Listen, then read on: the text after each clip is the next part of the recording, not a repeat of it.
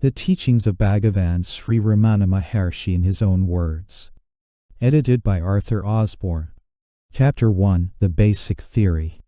Readers of a philosophical turn of mind may find it strange to see the first chapter of this work entitled The Basic Theory. It may appear to them that the whole work should be devoted to theory. In fact, however, the Maharshi, like every spiritual master, was concerned rather with the practical work of training aspirants than with expounding theory. The theory had importance, but only as a basis for practice. Disciple, Buddha is said to have ignored questions about God. Bhagavan, yes, and because of this he has been called an agnostic. In fact, Buddha was concerned with guiding the seeker to realize bliss here and now, rather than with academic discussions about God and so forth. Disciple is the study of science, psychology, physiology, etc., helpful for attaining yoga liberation or for intuitive understanding of the unity of reality. Bhagavan, very little. Some theoretical knowledge is needed for yoga and may be found in books, but practical application is what is needed. Personal example and instruction are the most helpful aids. As for intuitive understanding, a person may laboriously convince himself of the truth to be grasped by intuition, of its function and nature, but the actual intuition is more like feeling and requires practical and personal contact. Mere book learning is not of any great use. After realization, all intellectual loads are useless burdens and are to be thrown overboard. Preoccupation with theory, doctrine, and philosophy can actually be harmful, insofar as it distracts a man from the really important work of spiritual effort, by offering an easier alternative which is merely mental, and which therefore cannot change his nature. What use is the learning of those who do not seek to wipe out the letters of destiny from their brow by inquiring, "Whence is the birth of us who know the letters?" They have sunk to the level of a gramophone. What else are they, O Arunachala? It is those who are not learned that are saved rather than those whose ego has not yet subsided in spite of their learning. The unlearned are saved from the relentless grip of the devil of self-infatuation. They are saved from the malady of a myriad whirling thoughts and words. They are saved from running after wealth. It is from more than one evil that they are saved. Similarly, he had no use for theoretical discussions. It is due to illusion born of ignorance that men fail to recognize that which is always and for everybody the inherent reality dwelling in its natural heart center and to abide in it, and that instead they argue that it exists or does not exist, that it has form or has not form, or is non-dual or is dual. Can anything appear apart from that which is eternal and perfect? This kind of dispute is endless. Do not engage in it. Instead, turn your mind inward and put an end to all this. There is no finality in disputations. Ultimately, even the scriptures are useless. The scriptures serve to indicate the existence of the higher power or self and to point the way to it. That is their essential purpose. Apart from that, they are useless. However, they are voluminous in order to be adapted to the level of development of every seeker. As a man rises in the scale, he finds the stages already attained to be only stepping stones to higher stages, until finally the goal is reached. When that happens, the goal alone remains and everything else, including the scriptures, become useless. Sometimes, it is true, he expounded philosophy in all its intricacies, but only as a concession to weakness, to those addicted to much thinking, as he put it in Self-Inquiry. I had thought of quoting such an explanation here, but found that it contained a passage. The intricate maze of philosophy of the various schools is said to clarify matters and to reveal the truth, but in fact it creates confusion where none need exist. To understand anything, there must be the self. The self is obvious, so why not remain as the self? What need to explain the non-self? And of himself he adds, I was indeed fortunate that I never took to it, in other words, philosophy. Had I taken to it, I would probably be nowhere. But my inherent tendencies led me directly to inquire, who am I? How fortunate! The world, real or illusion. Nevertheless, some theoretical teaching is necessary as the basis for the practical work of spiritual training. With the Maharshi, this took the form of non-duality, in complete accordance with the teachings of the great sage Shankara. The agreement does not, however, mean that Bhagavan was, as a philosopher would put it, influenced by Shankara, merely that the recognized Shankara's teaching as a true exposition of what he had realized and knew by direct knowledge.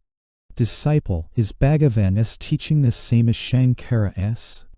Bhagavan's teaching is an expression of his own experience and realization. Others find that it tallies with Sri Shankara's. Disciple, when the Upanishads say that all is Brahman, how can we agree with Shankara that this world is illusory? Bhagavan, Shankara also said that this world is Brahman or the self. What he objected to is us imagining that the self is limited by the names and forms that constitute the world. He only said that the world has no reality apart from Brahman.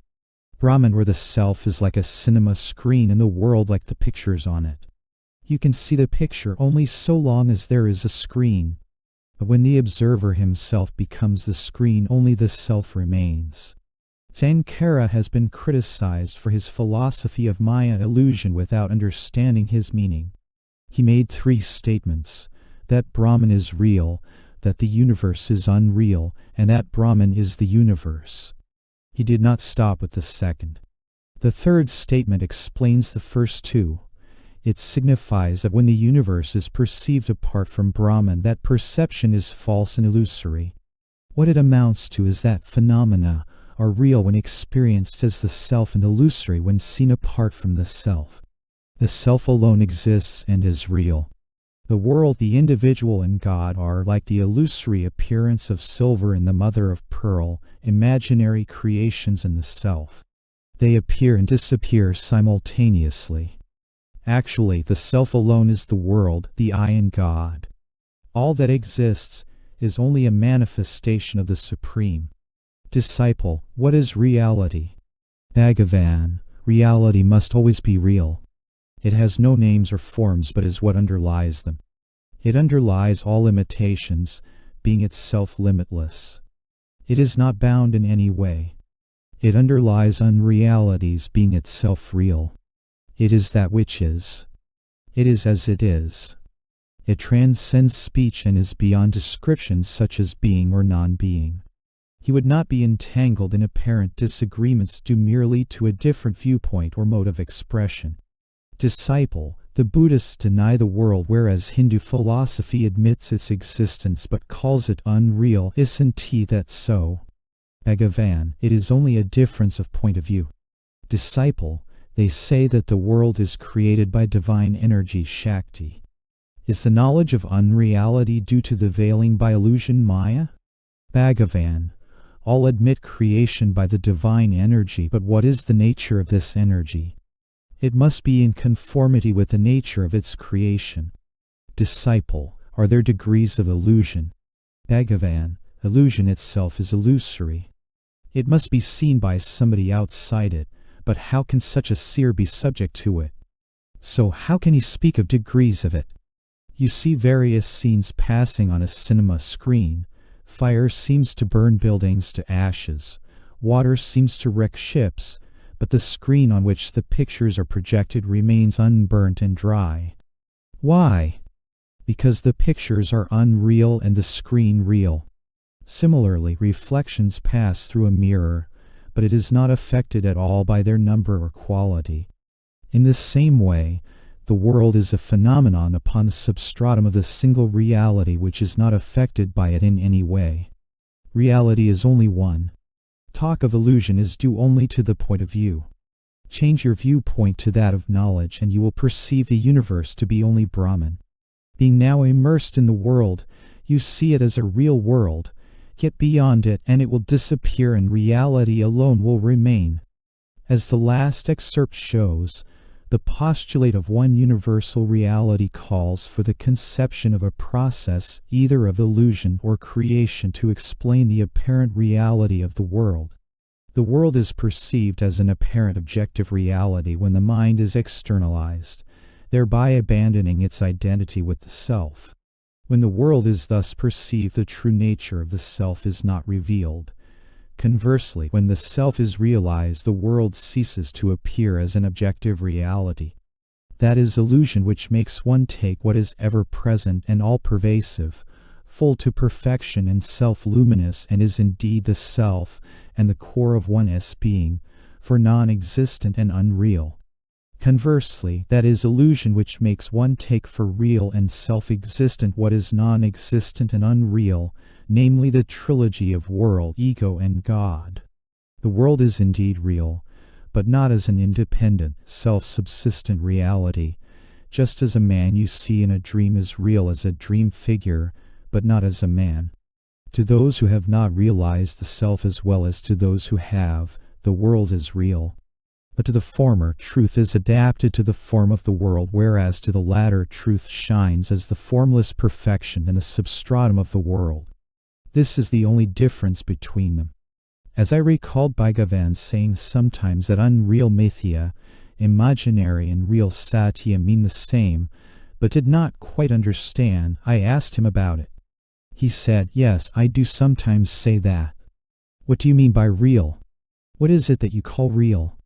I answered, "According to Vedanta, only that which is permanent and unchanging can be called real. That is the meaning of reality." Then Bhagavan said, "The names and forms which constitute the world continually change and perish and are therefore called unreal. It is unreal imaginary to limit the self to these names and forms, and real to regard all as the self." The non-dualist says that the world is unreal, but he also says all this is Brahman. So it is clear that what he condemns is regarding the world as objectively real in itself, not regarding it as Brahman. He who sees the self alone in the world also.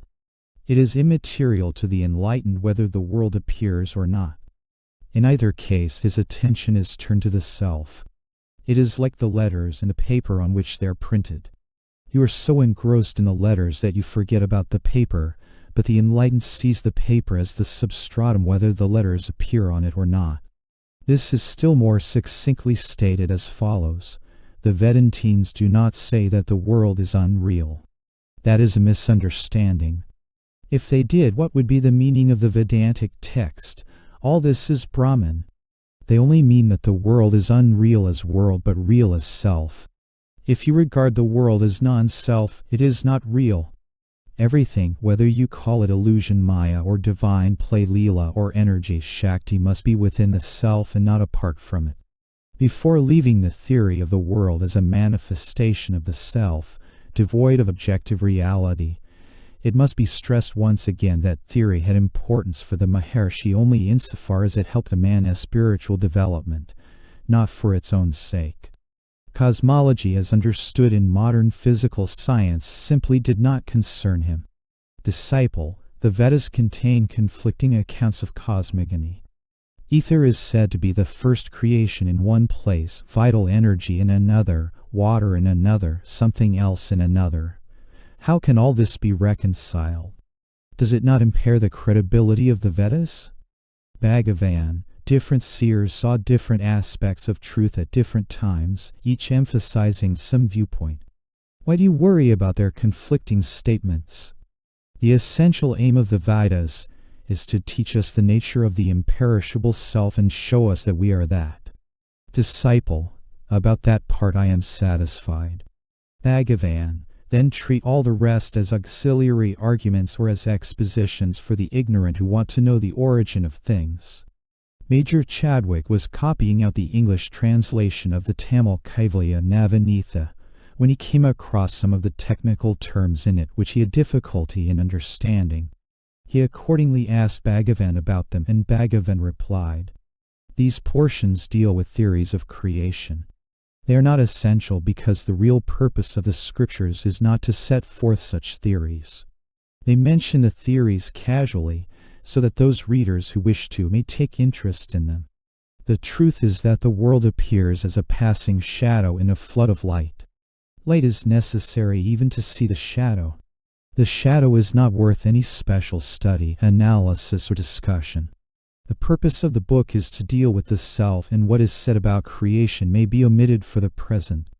Later, Sri Bhagavan continued, Vedanta says that the cosmos springs into view simultaneously with him who sees it, and there is no detailed process of creation.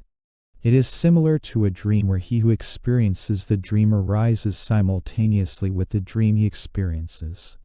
However, some people cling so fast to objective knowledge that they are not satisfied when told this. They want to know how sudden creation can be possible and argue that an effect must be preceded by a cause. In fact, they desire an explanation of the world that they see about them. Therefore, the scriptures try to satisfy their curiosity by such theories. This method of dealing with the subject is called the theory of gradual creation, but the true spiritual seeker can be satisfied with instantaneous creation. The nature of man. We come now to the very essence of theory, the nature of man himself. For whatever a man may think of the reality of the world or of God, he knows that he himself exists. And it is in order to understand, and at the same time to perfect himself, that he studies and seeks guidance.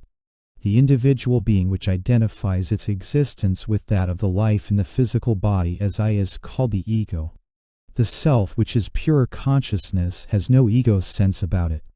Neither can the physical body, which is inert in itself, have this ego sense. Between the two, that is, between the self or pure consciousness and the inert physical body, there arises mysteriously the ego sense or I notion, the hybrid which is neither of them, and this flourishes as an individual being. This ego or individual being is at the root of all that is futile and undesirable in life. Therefore, it is to be destroyed by any possible means. Then that which ever is alone remains resplendent. This is liberation or enlightenment or self-realization. Disciple, Bhagavan often says, the world is not outside you, or everything depends on you, or what is there outside you? I find all this puzzling. The world existed before I was born, and will continue to exist after my death, as it has survived the death of so many who once lived as I do now. Bhagavan, did I ever say that the world exists because of you? I have only put to you the question, what exists apart from yourself? You ought to understand that by the self neither the physical body nor the subtle body is meant. What you are told is that if you once know the self within which all ideas exist, not excluding the idea of yourself, of others like you, and of the world, you can realize the truth that there is a reality, a supreme truth which is the self of all the world you now see, the self of all the selves, the one real, the supreme, the eternal self, as distinct from the ego or individual being which is impermanent. You must not mistake the ego or the bodily idea for the self. Disciple, then Bhagavan means that the self is God. And in his next reply, Bhagavan, as was his way, turned the discussion from theory to practice. Although the present chapter is, on the whole, devoted to theory, it seems appropriate to continue the dialogue so as to show how the theory was put to practical use. Bhagavan, you see the difficulty. Self-inquiry, who am I, is a different technique from the meditation, I am Seva or I am he. I rather emphasize self-knowledge, for you are first concerned with yourself before you proceed to know the world or its Lord. The I am he or I am Brahman meditation is more or less mental, but the quest for the self of which I speak is a direct method and is superior to it. For the moment you get into the quest for the self and begin to go deeper, the real self is waiting there to receive you, and then whatever is to be done is done by something else, and you as an individual have no hand in it. In this process all doubts and discussions are automatically given up, just as one who sleeps forgets all his cares for the time being. The further discussion illustrates the freedom of argument that Bhagavan allowed to those who were not convinced by a reply. Disciple, what certainty is there that something awaits there to receive me? Bhagavan, when a person is sufficiently mature he becomes convinced naturally. Disciple, how is this maturity to be attained? Bhagavan, various ways are prescribed. But whatever previous development there may be, earnest self-inquiry hastens it.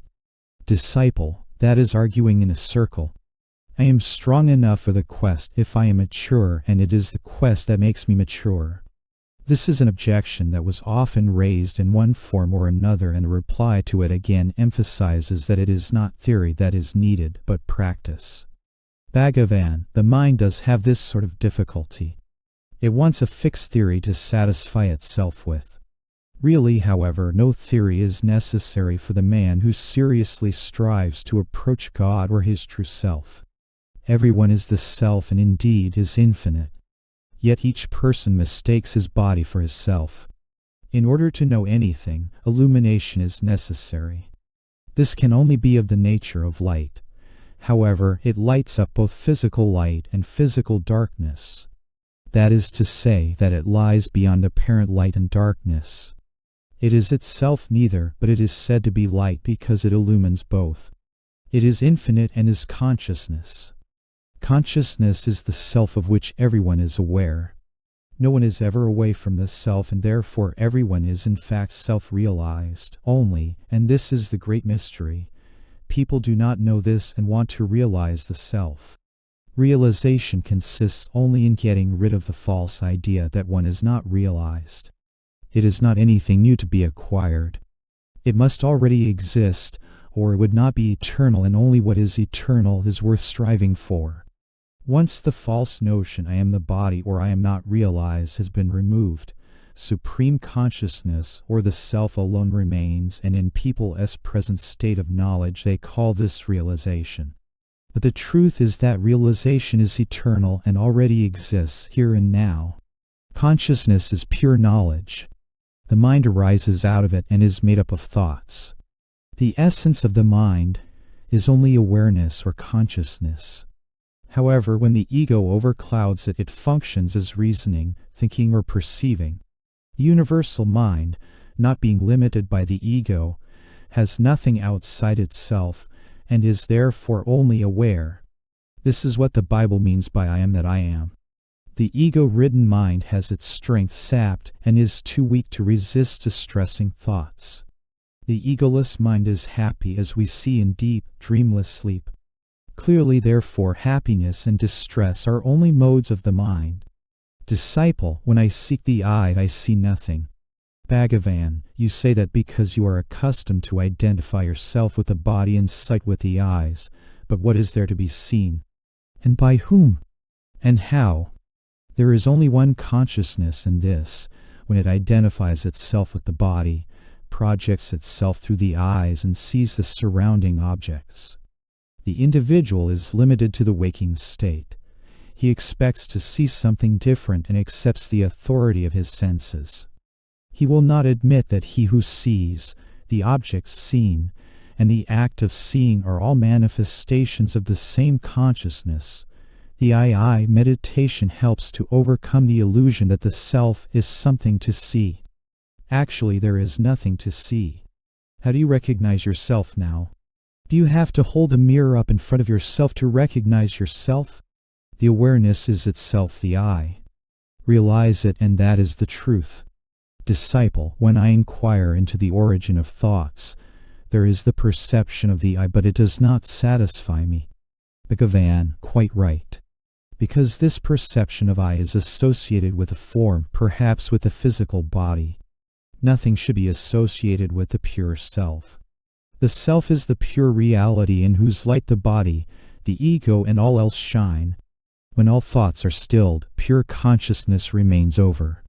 Disciple, how did the ego arise? Here is a question that gives rise to endless philosophizing, but Bhagavan, holding rigorously to the truth of non-duality, refused to admit its existence. Bhagavan, there is no ego. If there were, you would have to admit of two selves in you. Therefore, there is no ignorance. If you inquire into the self, ignorance, which is already non-existent, will be found not to exist, and you will say that it has fled. Sometimes it seemed to the listener that absence of thought must mean a mere blank, and therefore Bhagavan specifically guarded against this. Absence of thought does not mean a blank. There must be someone to be aware of that blank. Knowledge and ignorance pertain only to the mind and are in duality, but the self is beyond them both. It is pure light. There is no need for one self to see another. There are no two selves. What is not the self is mere non-self and cannot see the self. The self has no sight or hearing. It lies beyond them, all alone as pure consciousness. Bhagavan often cited man as continued existence during deep, dreamless sleep as a proof that he exists independent of the ego and the body's sense. He also referred to the state of deep sleep as a body-free and ego-free state. Disciple, I don't know whether the self is different from the ego. Bhagavan, in what state were you in deep sleep? Disciple, I don't know. Bhagavan, who doesn't know? The waking self. But you don't deny that you existed while in deep sleep. Disciple, I was and am, but I don't know who was in deep sleep. Bhagavan, exactly. The waking man says that he did not know anything in the state of deep sleep. Now he sees objects and knows that he exists, but in deep sleep there were no objects and no spectator. And yet the same person who is speaking now existed in deep sleep also. What is the difference between the two states? There are objects in the play of the senses now, while in deep sleep there were not. A new entity, the ego, has arisen. It acts through the senses, sees objects, confuses itself with the body, and claims to be the self. In reality, what was in deep sleep continues to be now also. The self is changeless. It is the ego which has come between. That which rises and sets is the ego. That which remains changeless is the self. Such examples sometimes gave rise to the mistaken idea that the state of realization or abundance in the self which Bhagavan prescribed was a state of nescience like physical sleep, and therefore he guarded against this idea also. Bhagavan, waking, dream, and sleep are mere phases of the mind, not of the self. The self is the witness of these three states. Your true nature exists in sleep. Disciple, but we are advised not to fall asleep during meditation. Bhagavan, it is stupor which you must guard against. That sleep which alternates with waking is not the true sleep. That waking which alternates with sleep is not the true waking. Are you awake now? No. What you have to do is to wake up to your true state. You should neither fall into false sleep nor remain falsely awake. Bhagavan, though present even in sleep, the self is not then perceived. It cannot be known in sleep straightaway. It must first be realized in the waking state, for it is our true nature underlying all the three states. Effort must be made in the waking state and the self realized here and now. It will then be understood to be the continuous self uninterrupted by the alteration of waking, dream, and deep sleep. In fact, one name for the true state of realized being is the fourth state, existing eternally beyond the three states of waking, dream, and deep sleep. It is compared with the state of deep sleep since, like this, it is formless and non-dual. However, as the above quotation shows, it is far from being the same. In the fourth state, the ego merges in consciousness, as in sleep it does in unconsciousness. Death and rebirth. In nothing did Bhagavan show more clearly that theory has to be adapted to the understanding of the seeker than in the question of death and rebirth. But those who were capable of grasping pure, non-dual theory, he explained merely that the question does not arise, for if the ego has no real existence now, it has none after death either. Disciple, do a person's actions in this life affect him in future births? Bhagavan, are you born now? Why do you think of future births? The truth is that there is neither birth nor death. Let him who is born think of death and palliatives for it. Disciple, is the Hindu doctrine of reincarnation right? Bhagavan, no definite answer is possible. Even the present incarnation is denied, for instance in the Bhagavad Gita. Disciple, isn't our personality beginningless? Bhagavan, find out first whether it exists at all, and after you have solved that problem, ask the question.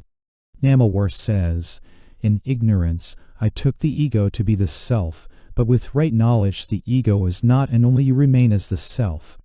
Both the non-dualists and the dualists agree on the necessity for self-realization. Attain that first and then raise other questions.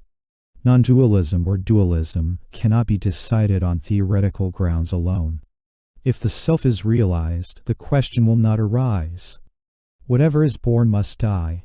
Whatever is acquired must be lost. But were you born? You are eternally existent. The self can never be lost. Bhagavan indeed discouraged preoccupation with such questions, since they merely distract one from the real task of realizing the self here and now. Disciple, they say that we have the choice of enjoying merit or demerit after our death, that it depends on our choice which comes. Is that so? Bhagavan, why raise questions of what happens after death? Why ask whether you were born, whether you are reaping the fruits of your past karma, and so on? You will not raise such questions in a little while when you fall asleep. Why? Are you a different person now from the one you are when asleep? No, you are not. Find out why such questions do not occur to you when you are asleep. On occasion, however, Bhagavan did admit of a lower, contingent point of view for those who could not hold to the doctrine of pure non-dualism. In the Bhagavad Gita, Sri Krishna first says to Arjuna in chapter 2 that no one was born, and then in chapter IV, there have been numerous incarnations, both of you and me. I know them, but you do not. Which of these two statements is true? The teaching varies according to the understanding of the listener. When Arjuna said that he would not fight against his relatives and elders in order to kill them and gain the kingdom, Sri Krishna said, "Not that these, you or I, were not before, are not now, nor will be hereafter. None was born, none has died, nor will it be so hereafter." He further developed this theme, saying that he had given instructions to the sun and through him to Ikshvaku. And Arjuna queried how that could be, since he had been born only a few years back, while they lived ages ago. Then Sri Krishna saw his point of view and said, "Yes, there have been many incarnations of me and you. I know them all, but you do not." Such statements appear contradictory, but they are true according to the viewpoint of the questioner. Christ also said, "Before Abraham was, I am." Just as in dreams, you wake up after several new experiences, so after death another body is found.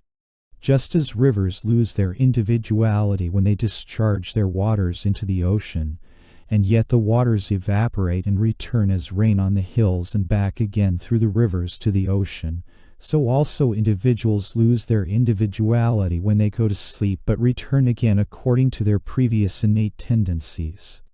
Similarly, in death also being is not lost. Disciple, how can that be?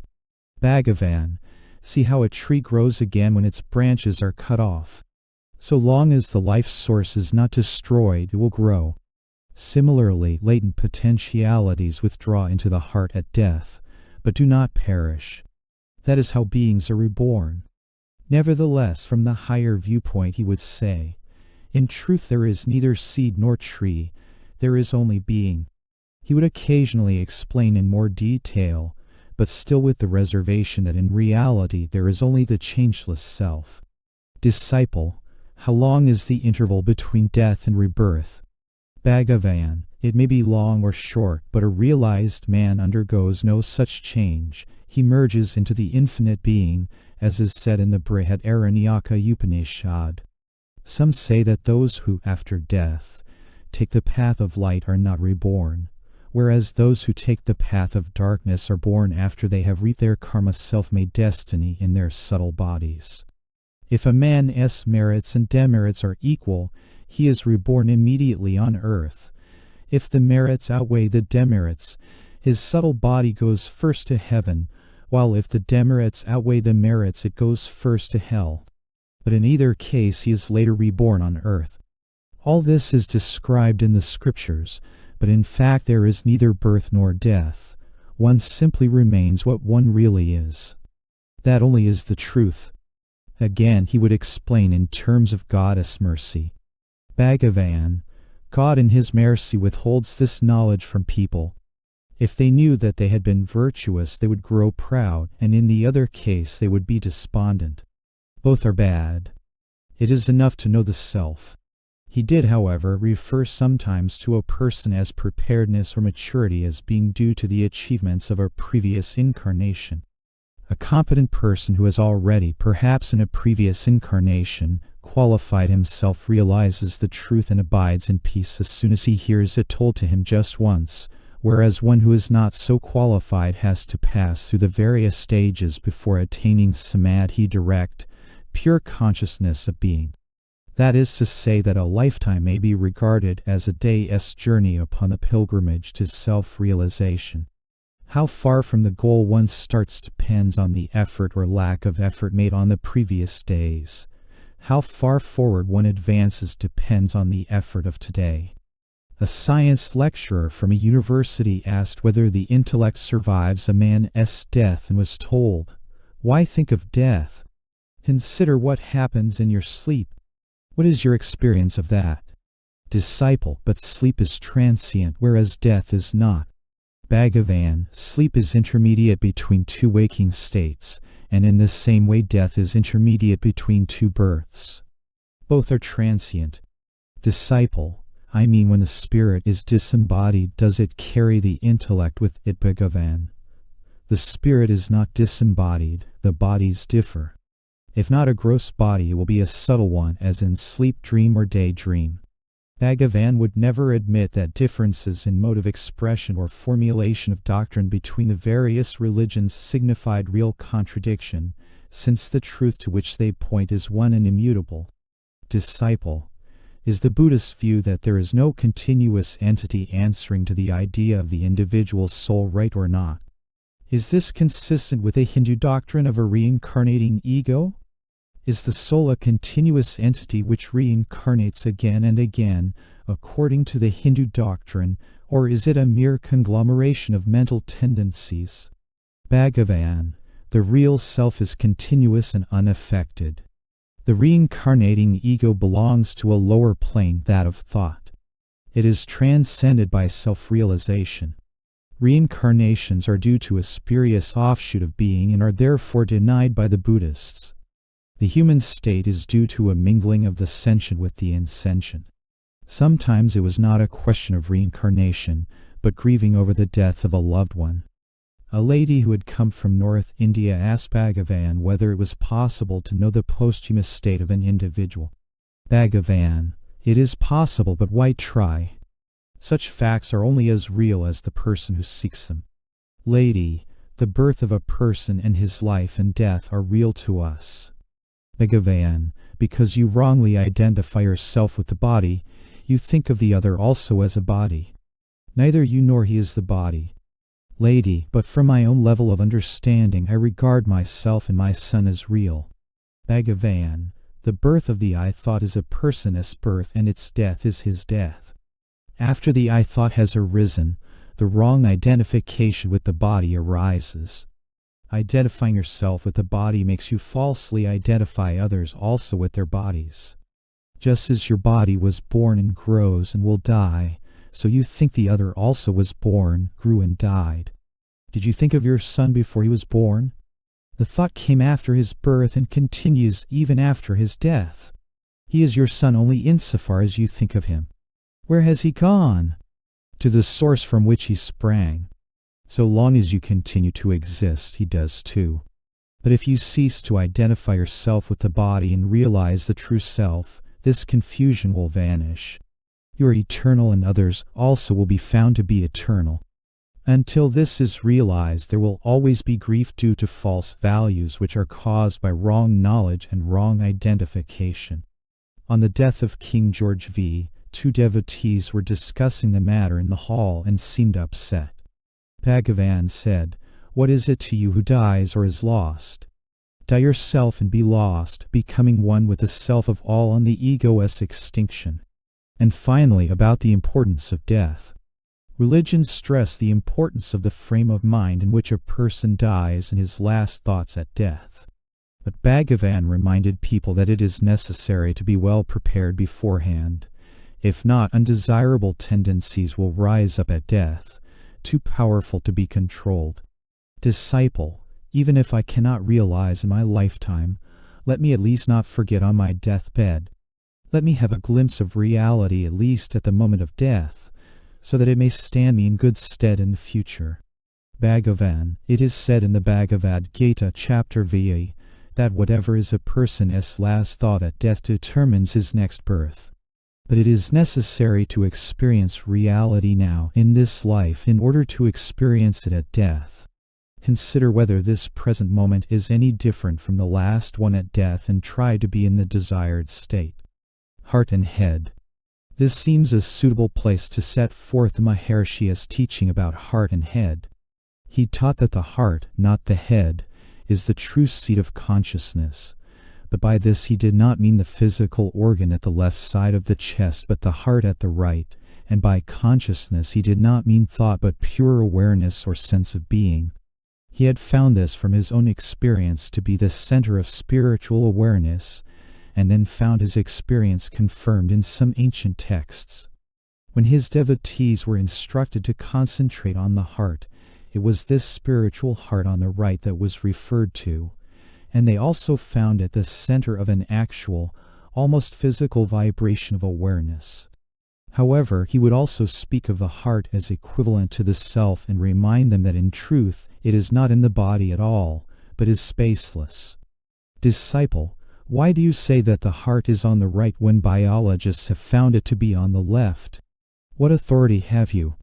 No one denies that the physical organ is on the left, but the heart of which I speak is on the right. That is my experience and I require no authority for it. Still you can find confirmation of it in a Malayali book on Ayurveda and in the Sita Upanishad. Saying this, Bhagavan showed the quotation from the latter and quoted the text from the former. Sometimes when asked, he referred also to the biblical text from Ecclesiastes. The wise man's heart is at the right hand, and a fool's heart is at the left. Disciple, why do we have a place such as the heart to concentrate on for meditation? Bhagavan, because you seek true consciousness. Where can you find it? Can you attain it outside yourself? You have to find it internally. Therefore you are directed inward. The heart is the seat of consciousness or consciousness itself. I ask you to observe where the eye arises in your body, but it is not really quite correct to say that the eye arises from and merges in the chest at the right side. The heart is another name for reality, and this is neither inside nor outside the body. There can be no in or out for it since it alone is. I do not mean by heart any physiological organ or any plexus or nerves or anything like that. But so long as a man identifies himself with the body or thinks he is in the body, he is advised to see where in the body the I thought arises and merges again.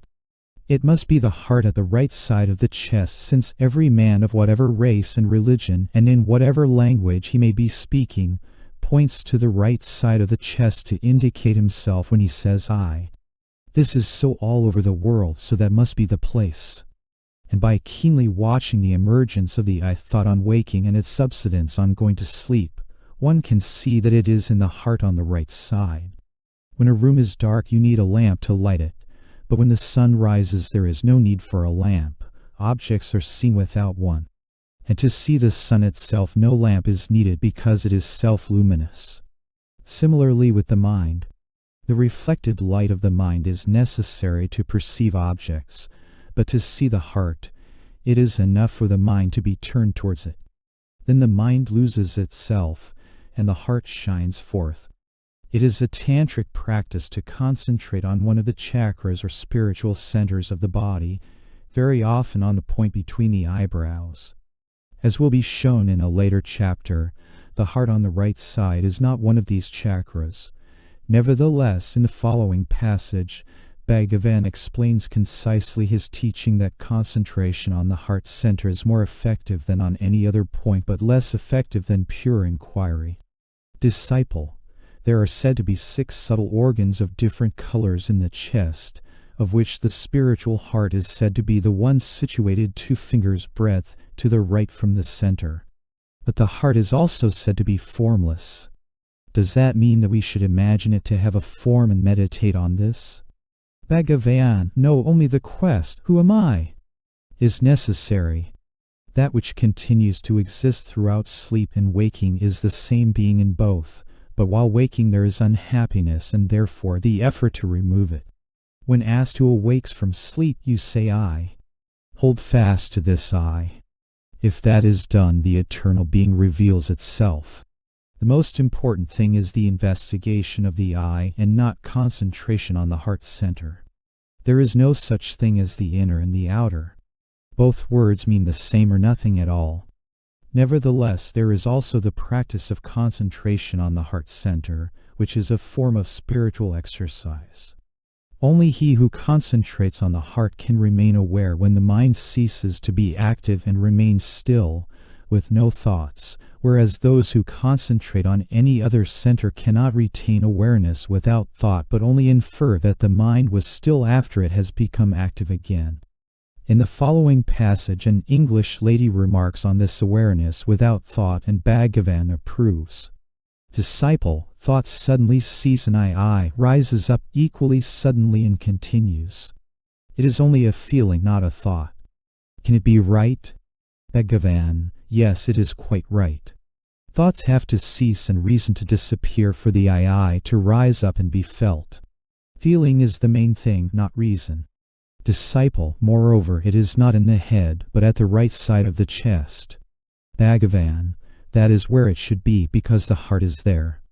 Disciple, when I look outwards it disappears. What should I do? Bhagavan, hold fast to it.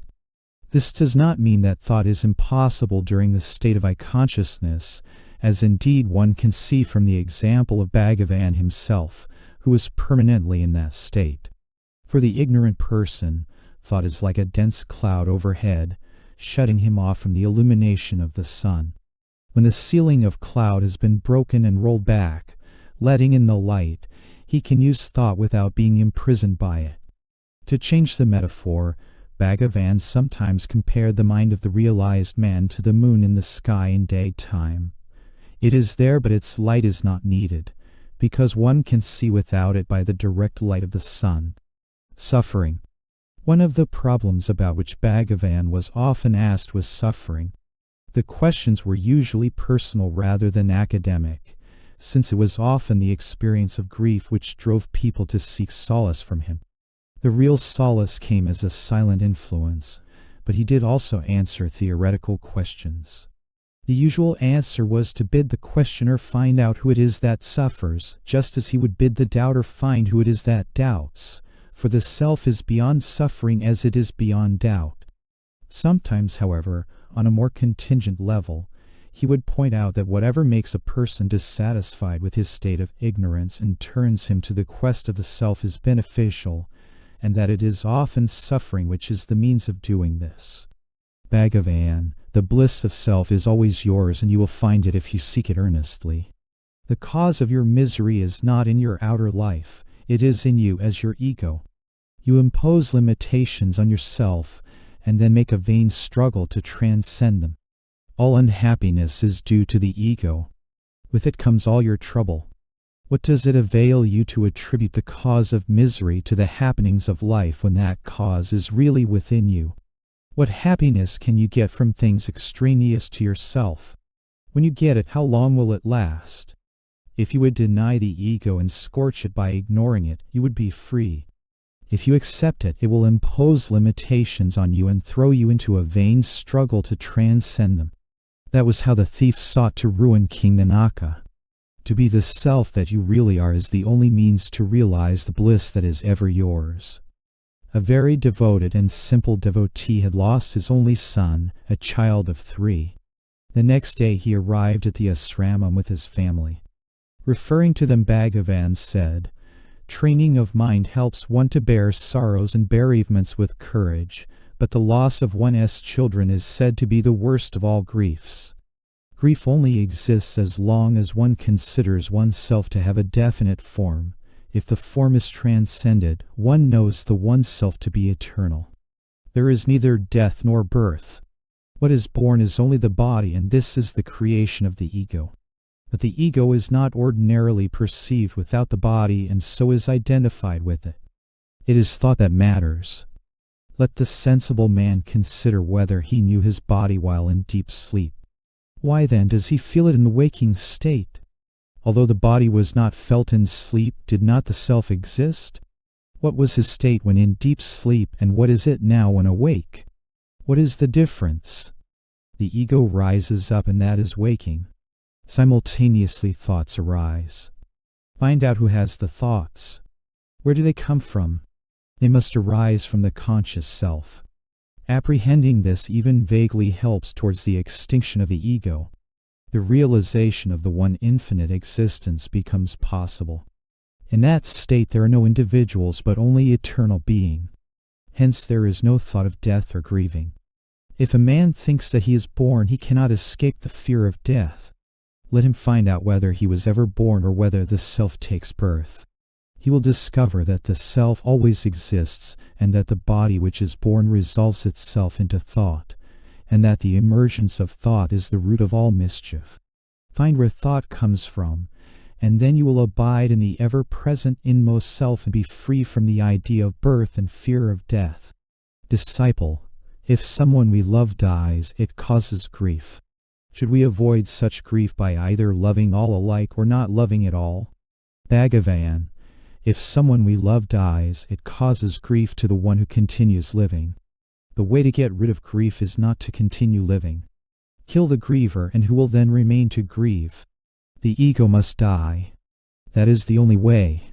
The two alternatives you suggest amount to the same. When all are realized to be the one self, who is there to love or hate? Sometimes, however, the questions were impersonal, referring not to some private tragedy but to the evil and suffering in the world. In such cases they were usually by visitors who did not understand the doctrine of non-duality or follow the path of self-inquiry. Visitor, widespread distress such as famine and pestilence spreads havoc through the world. What is the cause of this state of affairs? Bhagavan, to whom does all this appear? Visitor, that one do. I see misery all round. Bhagavan, you were not conscious of the world and its sufferings while asleep, but you are now that you are awake. Continue in the state in which you are not affected by such things. When you are not aware of the world, that is to say, when you remain as the self in the state of sleep, its sufferings do not affect you. Therefore turn inwards and seek the self, and there will be an end both of the world and of its miseries. Visitor, but that is selfishness. Bhagavan, the world is not external to you.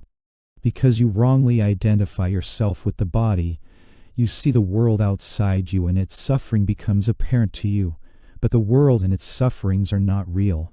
Seek the reality and get rid of this unreal feeling. This the visitor was unwilling to do, but instead referred again to suffering and to those who strive vainly to remove it. Visitor, there are great men and public workers who cannot solve the problem of suffering in the world. Bhagavan, that is because they are based on the ego. If they remained in the self, it would be different. Still, presuming the absolute reality of the objective world, the visitor now asked in an indirect way how it would be different, demanding that those who abide in the self should accept the unreal as real. Visitor, why don't Mahatmas help? For the moment, Bhagavan answers on the visitor's own level. Bhagavan, how do you know that they don't? Public speeches, outer activity and material help are all outweighed by the silence of the Mahatmas. They accomplish more than others. Now the visitor comes to the practical point, outer activity instead of inner quest, and Bhagavan rejects that viewpoint no less categorically. Visitor, what can we do to ameliorate the condition of the world? Bhagavan, if you remain free from pain, there will be no pain anywhere. Trouble now is due to your seeing the world outside yourself and thinking there is pain in it. But both the world and the pain are within you. If you turn inwards, there will be no pain. Visitor, God is perfect. Why did he create the world imperfect? A work partakes of the nature of its author, but in this case it is not so. Bhagavan, are you something separate from God that you should ask this question? So long as you consider yourself the body, you see the world as external to you. It is to you that the imperfection appears. God is perfection and his work is also perfection, but you see it as imperfect because of your wrong identification with the body or the ego. Visitor, why did the self manifest as this miserable world? Bhagavan, in order that you might seek it. Your eyes cannot see themselves, but if you hold a mirror in front of them they see themselves. Creation is the mirror. See yourself first, and then see the whole world as the self. Visitor, then what it amounts to is that I should always turn inwards. Bhagavan, yes. Visitor, shouldn't I see the world at all? Bhagavan, you are not told to shut your eyes to the world, but only to see yourself first and then see the whole world as the self. If you consider yourself as the body, the world appears to be external. If you are the self, the world appears as Brahman manifested. The trouble is that it is extremely difficult to regard the body or the objective world as unreal. Bhagavan admitted that in the following dialogue. Disciple, I have a toothache. Is that only a thought? Bhagavan, yes. Disciple, then why can't I think that there is no toothache and so cure myself? Bhagavan, one does not feel the toothache when one is absorbed in other thoughts or when asleep. Disciple, but still it remains. Bhagavan, so strong is man's conviction of the reality of the world that it is not easily shaken off. The world is no more real than the individual who sees it. Then a humorous exchange which illustrates the difficulty of the concept. Disciple, at present there is a Sino-Japanese war going on. If it is only in the imagination, can or will Sri Bhagavan imagine it not to be going on and so put an end to it? Bhagavan, laughing, the Bhagavan of the questioner whom the questioner sees as an external being is as much a thought of his as the Sino-Japanese war. Finally, a quotation which shows how Bhagavan sometimes answered on a more contingent plane, pointing out that it is suffering that makes a man discontented with the life of the ego and spurs him on to seek self-realization. Disciple, but why should there be suffering now? Bhagavan, if there were no suffering, how could the desire to be happy arise? If that desire did not arise, how could the quest of the self arise?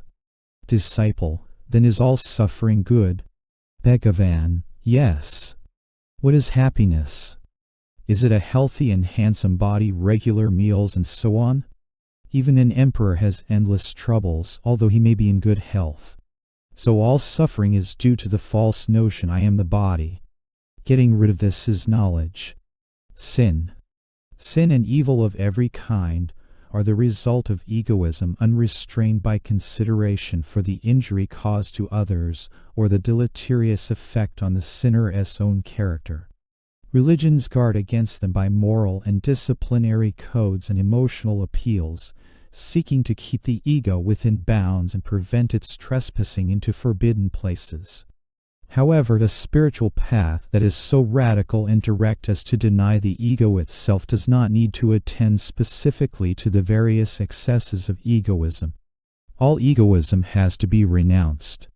Therefore, non-duality turns the attack of the ego itself, not on its specific manifestations. However sinful a person may be, if he would stop wailing inconsolably, "Alas, I am a sinner, how shall I attain liberation?" and casting away even the thought that he is a sinner, if he would zealously carry on meditation on the self, he would most assuredly get reformed. Similarly, a discipline which aims at transcending thought completely, in realization of the super-rational self, does not need to inveigh specifically against evil thoughts. All thoughts are distractions. An European lady asked whether good thoughts were not helpful in seeking realization at any rate in the early stages, like the lower rungs of the ladder, and was told, yes, insofar as they keep off bad thoughts, but they themselves must disappear before the state of realization.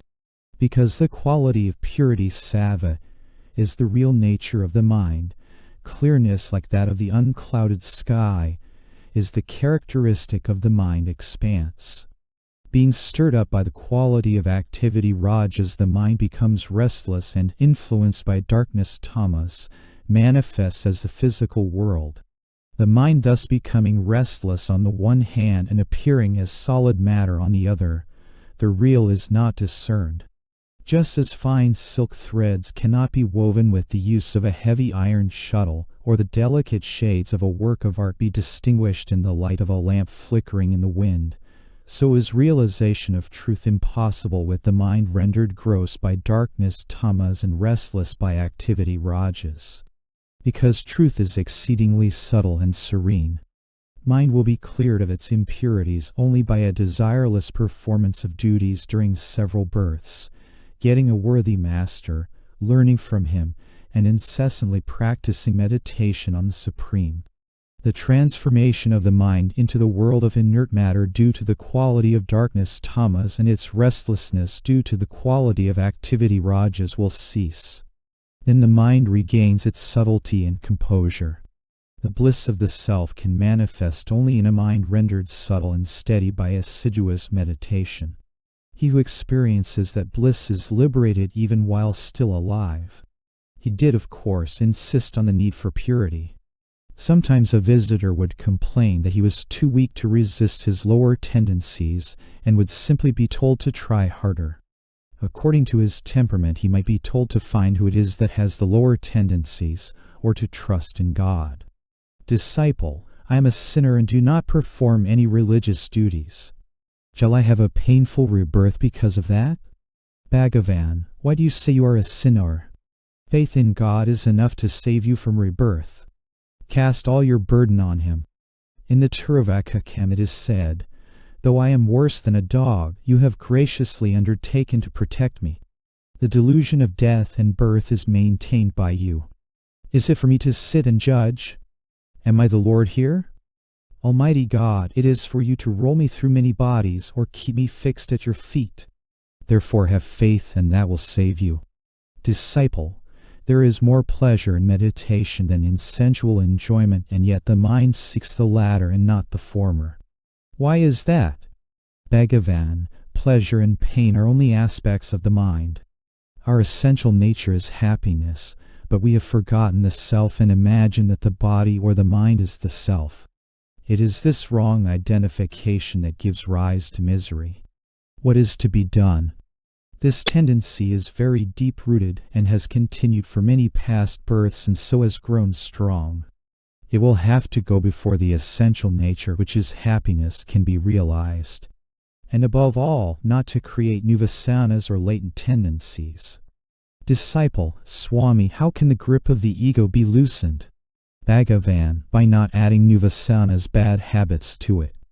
If the objective reality of the world be an illusion, then the evil in it is also an illusion, and the remedy is to turn inwards to the reality of the self. An American visitor, the secretary of Swami Yogananda, asked why there are good and evil in the world and was told, they are relative terms. There must be a subject to know the good and evil. That subject is the ego. It ends in the self. Or you can say that the source of the ego is God. This definition is probably more definite and understandable for you. God. Superficially, it might seem that the Maharshi's statements about God were inconsistent, since he would sometimes enjoin complete faith and submission to God and sometimes speak of God as unreal, but actually there was no inconsistency. It must always be remembered that the purpose of his exposition was not to propound a philosophy, but to give practical guidance on the spiritual path. Someone who could conceive of the non-dual self could understand that it was his own self, and the self of God, and of the world also, whereas one who clung to the apparent reality of his ego could understand the self only as the God who had created him. According to their needs, he explained. In this, as in other matters, he pointed out the uselessness of discussion. Following either path was useful, theorizing about them was not. All religions postulate the three fundamentals, the world, the soul, and God, but it is the one reality that manifests itself as these three. One can say, the three are really three only so long as the ego lasts. Therefore to inhere in one's own being, when the ego is dead, is the perfect state. The world is real, no, it is mere illusory appearance. The world is conscious, no, the world is happiness, no. What use is it to argue thus? That state is agreeable to all wherein, having given up the objective outlook, one knows one's self and loses all notions either of unity or duality, of oneself and the ego. If one has formed oneself, the world and God will also appear to have form. But if one is formless, who is to see these forms and how? Without the eye can any object be seen? The seeing self is the eye, and that eye is the eye of infinity. Brahman is not to be seen or known. It is beyond the threefold relationship of seer, sight and seen, or knower, knowledge and known. The reality remains ever as it is. The existence of ignorance or the world is due to our illusion. Neither knowledge nor ignorance is real. What lies beyond them, as beyond all other pairs of opposites, is the reality. It is neither light nor darkness, but beyond both, though we sometimes speak of it as light and of ignorance as its shadow. When there was genuine search for understanding, Bhagavan would explain in some details, always leading the seeker back to the doctrine of the oneself.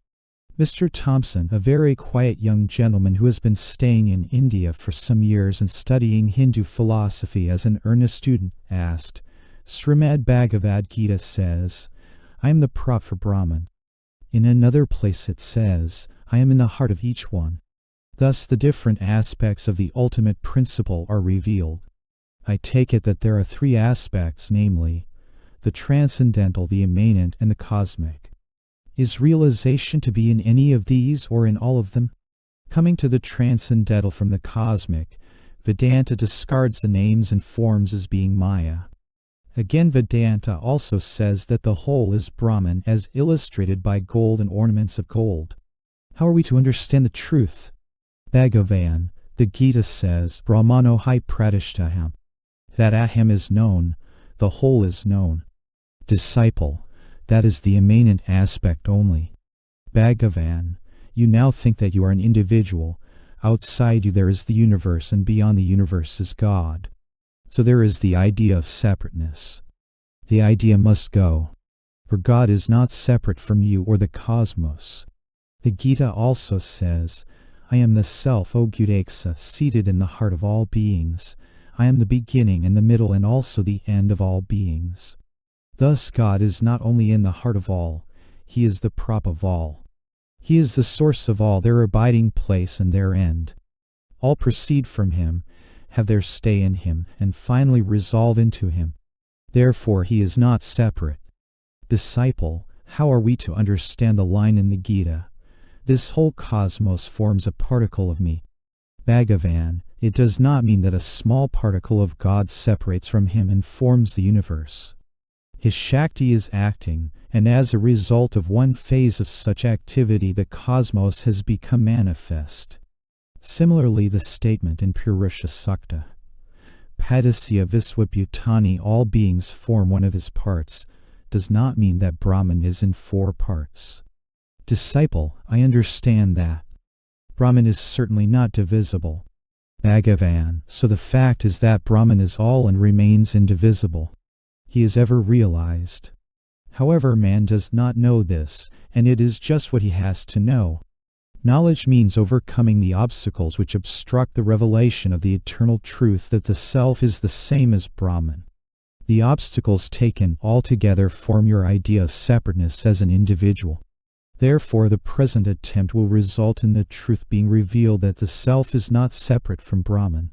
Christians, except for the greatest mystics, cling to the idea of a permanently real and separate ego. Sri Bhagavan had a discussion on this point with the Jesuit father, but it remained inconclusive, Bhagavan trying to turn the father's mind inwards to self-inquiry and the father demanding a theoretical exposition instead. Dr. Emil Gauthier, professor of philosophy at the Sacred Heart College, Shenbaganer, Kodaikanal, asked, Can you kindly give me a summary of your teachings? Bhagavan, they are found in the booklets, particularly in Who Am I? Disciple, I shall read them. But may I have the central point of your teaching from your own lips? Bhagavan, The central point is just the thing. Disciple, it is not clear to me what you mean by that. Bhagavan, that you should find the center. Disciple, I come from God. Isn't God distinct from me? Bhagavan, who asks this question? God does not. You do. So find who you are, and then you may find out whether God is distinct from you. Disciple, but God is perfect and I am imperfect. How can I ever know him fully? Bhagavan, God does not say so. It is you who ask the question. After finding out who you are, you may know what God is.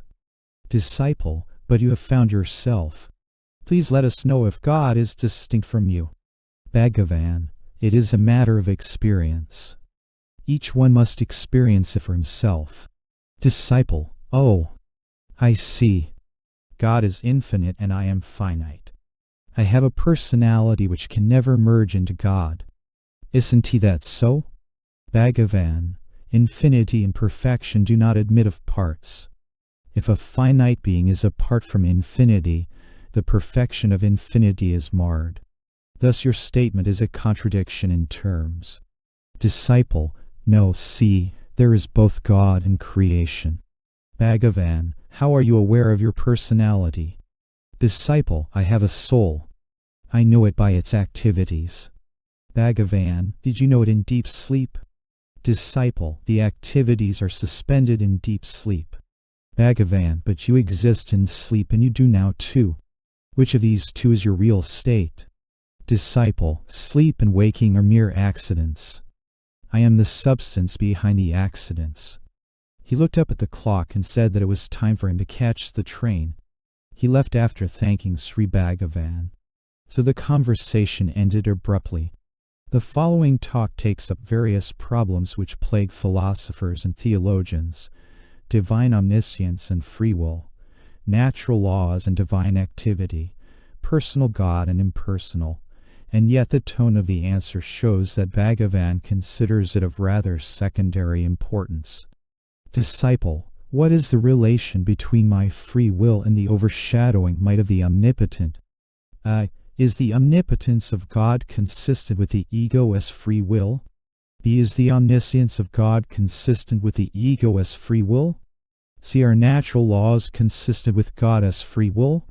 Bhagavan, yes. Free will is the present appearing to a limited faculty of sight and will.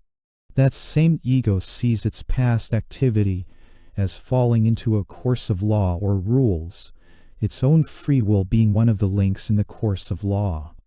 The omnipotence and omniscience of God are then seen by the ego to have acted through the appearance of his own free will. So he comes to the conclusion that ego must go by appearances. Natural laws are manifestations of God's will, and they have been laid down. The following dialogue is characteristic as showing refusal to discuss theory and insistence on the need for practice. Disciple, is God personal? Bhagavan, yes, he is always the first person, the I ever standing before you. Because you give precedence to worldly things, God appears to have receded to the background. If you give up all else and seek him alone, he will remain as the I, the self. Disciple, the final state of realization is said, according to Advaita, to be absolute union with the divine, and according to Visishtadvaita, a qualified union, while Dvaita maintains that there is no union at all. Which of these should be considered the correct view? Bhagavan, why speculate about what will happen at some time in the future? All are agreed that the I exists. To whichever school of thought he may belong, let the earnest seeker first find out what the I is. Then, it will be time enough to know what the final state will be, whether the I will get merged in the Supreme Being or stand apart from him. Let us not forestall the conclusion, but keep an open mind. Disciple, but will not some understanding of the final state be a helpful guide even to the aspirant? Bhagavan, no purpose is served by trying to decide now what the final state of realization will be. It has no intrinsic value. Disciple, why not? Bhagavan, because you proceed on a wrong principle.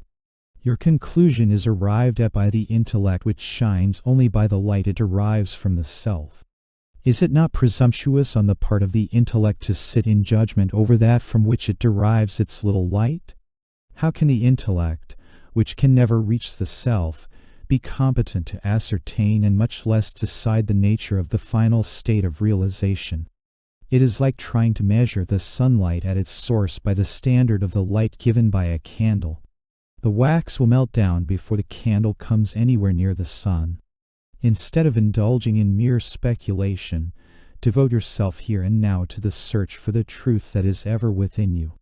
Sometimes questions were also asked about the multiple gods of Hinduism. In this connection, it should be explained that Hindus, like Christians or Muslims, worship the one God. Some of the questions about God recorded above were put by Hindus.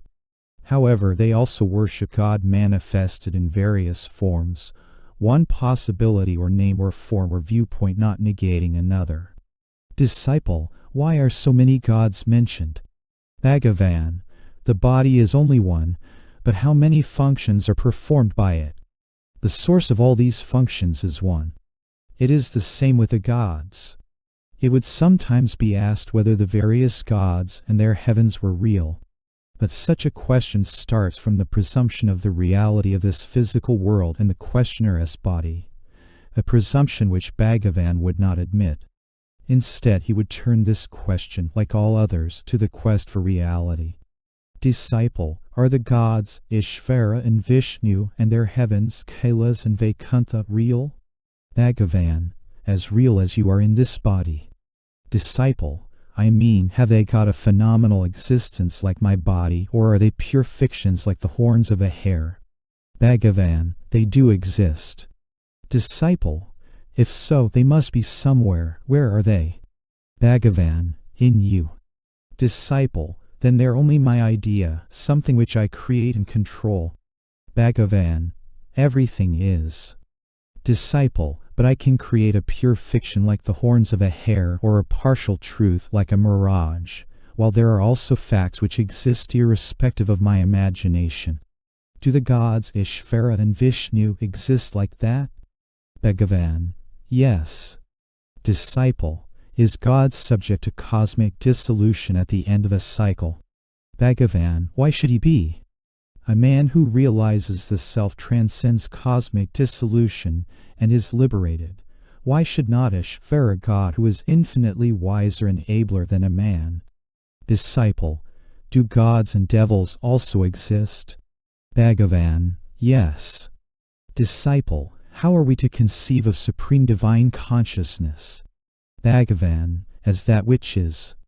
Particularly interesting are the questions asked by a Muslim professor about the hymns which Bhagavan wrote to God in the form of Arunachala. Disciple, I have been reading the 5 hymns. I find that the hymns are addressed by you to Arunachala. But you are a non-dualist, so how can you address God as a separate being? Bhagavan, the devotee God and the hymns are all the self. Disciple, but you are addressing God. You are specifying this Arunachala hill as God. Bhagavan, you can identify the self with the body, so why shouldn't he, the devotees, identify the self with Arunachala disciple? If Arunachala is the self, why should it be specifically picked out among so many other hills? God is everywhere.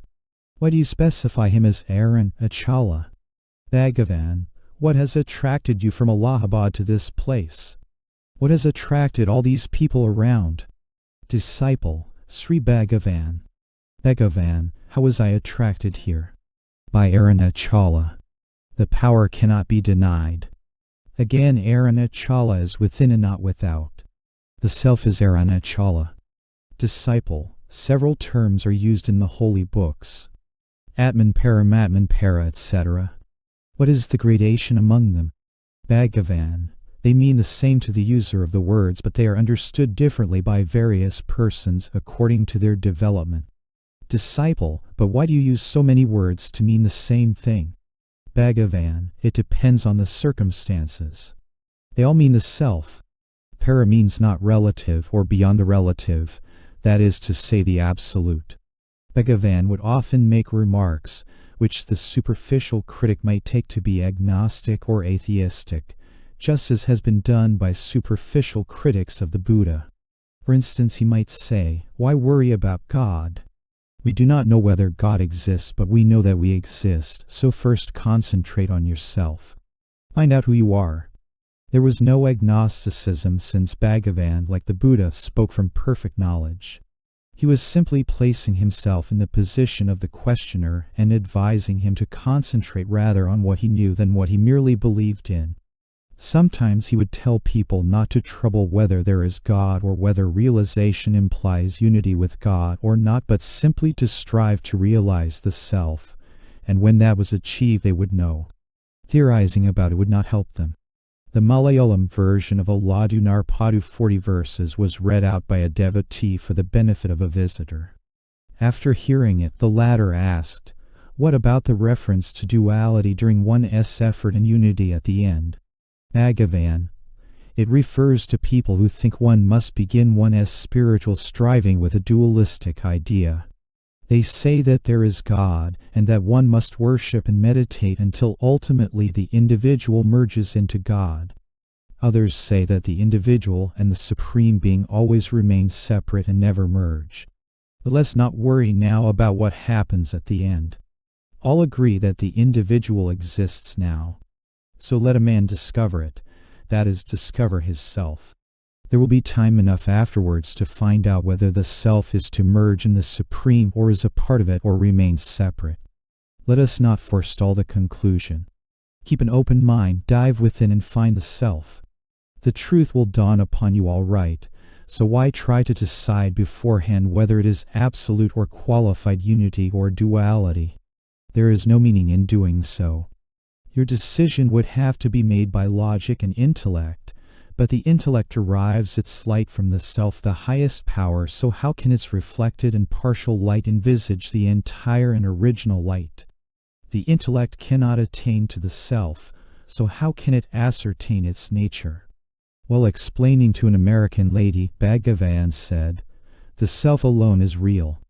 All else is unreal. The mind and intellect have no existence apart from you. The Bible says, 'Be still and know that I am God.' Stillness is the only thing needed to realize that I am is God." Later he added, "The whole Vedanta is contained in the two biblical statements, 'I am that I am,' and 'Be still and know that I am God.'" For one who found self-inquiry too difficult, he would recommend worship and submission. Disciple: what should one think of when meditating? Bhagavan: what is meditation? It is the suspension of thoughts. You are perturbed by thoughts which rush one after another. Hold on to one thought so that others are expelled. Continuous practice gives the necessary strength of mind to engage in meditation. Meditation differs according to the degree of advancement of the seeker. If one is fit for it, one can hold directly to the thinker, and the thinker will automatically sink into his source, which is pure consciousness. If one cannot directly hold on to the thinker, one must meditate on God, and in due course the same individual will have become sufficiently pure to hold on to the thinker and sink into the absolute being. In case the path of worship was chosen, he demanded absolute surrender. Disciple: God is described as manifest and unmanifest. As the former, he is said to include the world as a part of his being. If that is so, we, as part of the world, should find it easy to know him in his manifested form. Bhagavan: know yourself before you seek to know the nature of God and the world. Disciple: does knowing myself imply knowing God? Bhagavan: yes, God is within you. Disciple: then what stands in the way of my knowing myself or God? Bhagavan: your wandering mind and perverted ways. Disciple: I am a weak creature. But why does not the superior power of the Lord within remove the obstacles? Bhagavan: yes, he will if you have the aspiration. Disciple: why should he not create the aspiration in me? Bhagavan: then surrender yourself. Disciple: if I surrender myself, is no prayer to God necessary? Bhagavan: surrender itself is a mighty prayer. Disciple: but is it not necessary to understand his nature before one surrenders oneself?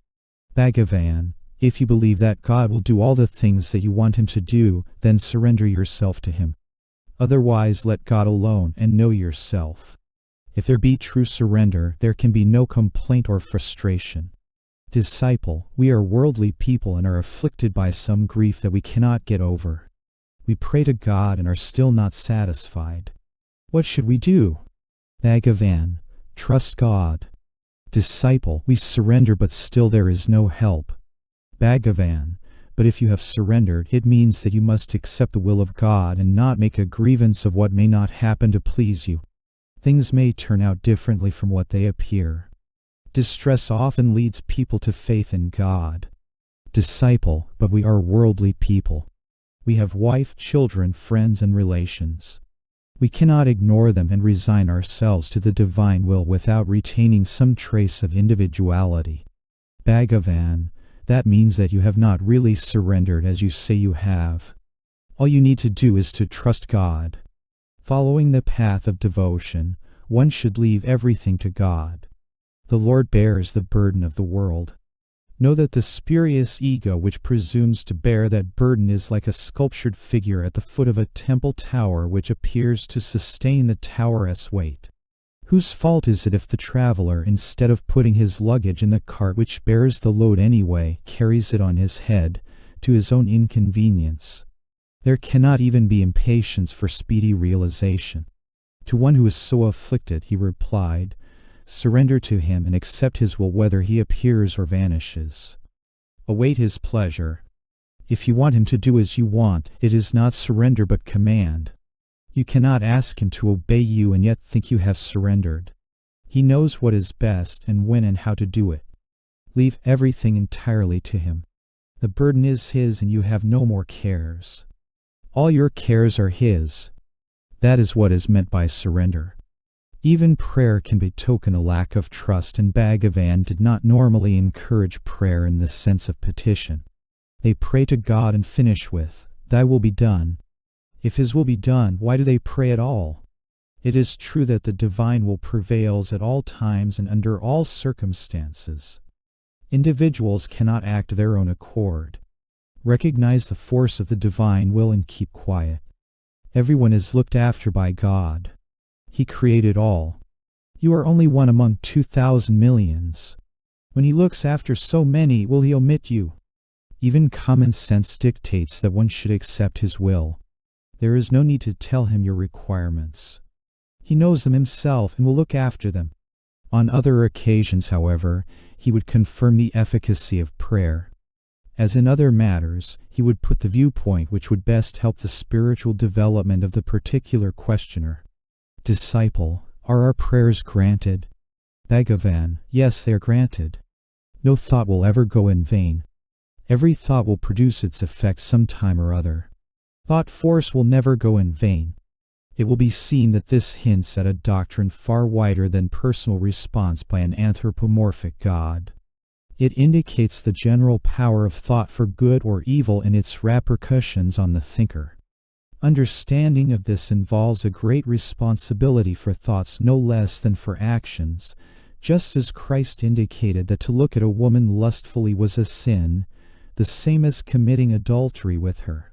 The following passage shows how far this teaching was from any humanized conception of a God. Not from any desire, resolve, or effort on the part of the rising sun, but merely due to the presence of his rays. The lens emits heat, the lotus blossoms, water evaporates, and people attend to their various duties in life. In the proximity of the magnet the needle moves. Similarly, the soul or jiva subjected to the threefold activity of creation, preservation, and destruction, which takes place merely due to the unique presence of the Supreme Lord, performs acts in accordance with its karma, and subsides to rest after such activity. But the Lord himself has no resolve, no act or event touches even the fringe of his being. This state of immaculate aloofness can be likened to that of the sun, which is untouched by the activities of life, or to that of the all-pervasive ether, which is not affected by the interaction of the complex qualities of the other four elements. Religions. It should be clear from what we said in previous section that Bhagavan's teaching was not opposed to any religion. If philosophers or theologians wished to argue whether the human soul was permanently and essentially separate from the divine being, he would refuse to join issue with them but try to turn them to spiritual effort instead, as for instance in his talk with the Jesuit priest on page. When they attained realization they would know, and theoretical knowledge without realization would not help them anyway. Strictly speaking, Bhagavan was not exclusively a Hindu or subject to Hindu ritual, since Hinduism recognizes that one who is established in constant, conscious identity with the self is above all religions. He is the mountain peak towards which the various paths converge. Bhagavan had many followers who were not Hindus, Christians, Muslims, Parsis and others, and none was ever recommended to change his religion. A religion involves two modes of activity, what might be called the horizontal and the vertical.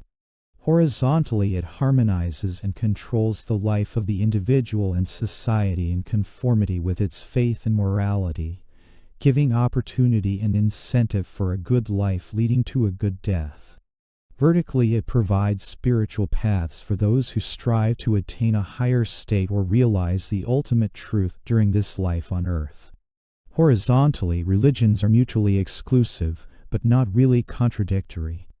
Bhagavan was concerned rather with the vertical mode, the paths to realization, and therefore his teaching clashed with no religion.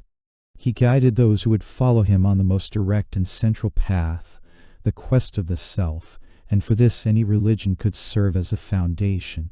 He approved of every religion, and if some devotees came to him who followed no formal religion, he did not insist they should do so. When asked about the different religious practices, he would stress their deeper meaning, and about different religions their basic unity.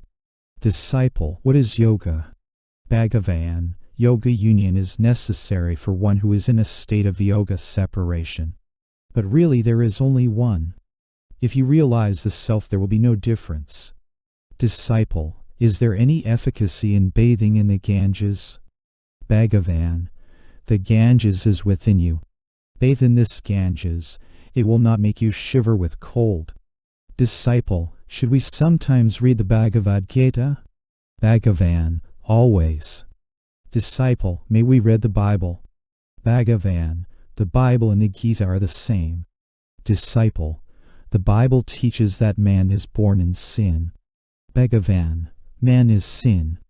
There is no feeling of being man is deep sleep. The body thought brings out the idea of sin. The birth of thought itself is sin. Disciple, the Bible says that the human soul may be lost. Bhagavan, the I thought is the ego and that is lost. The real I is I am that I am. The doctrine of the Trinity was explained. God the Father is equivalent to Ishwara, God the Son to the Guru, and God the Holy Ghost to the Atman.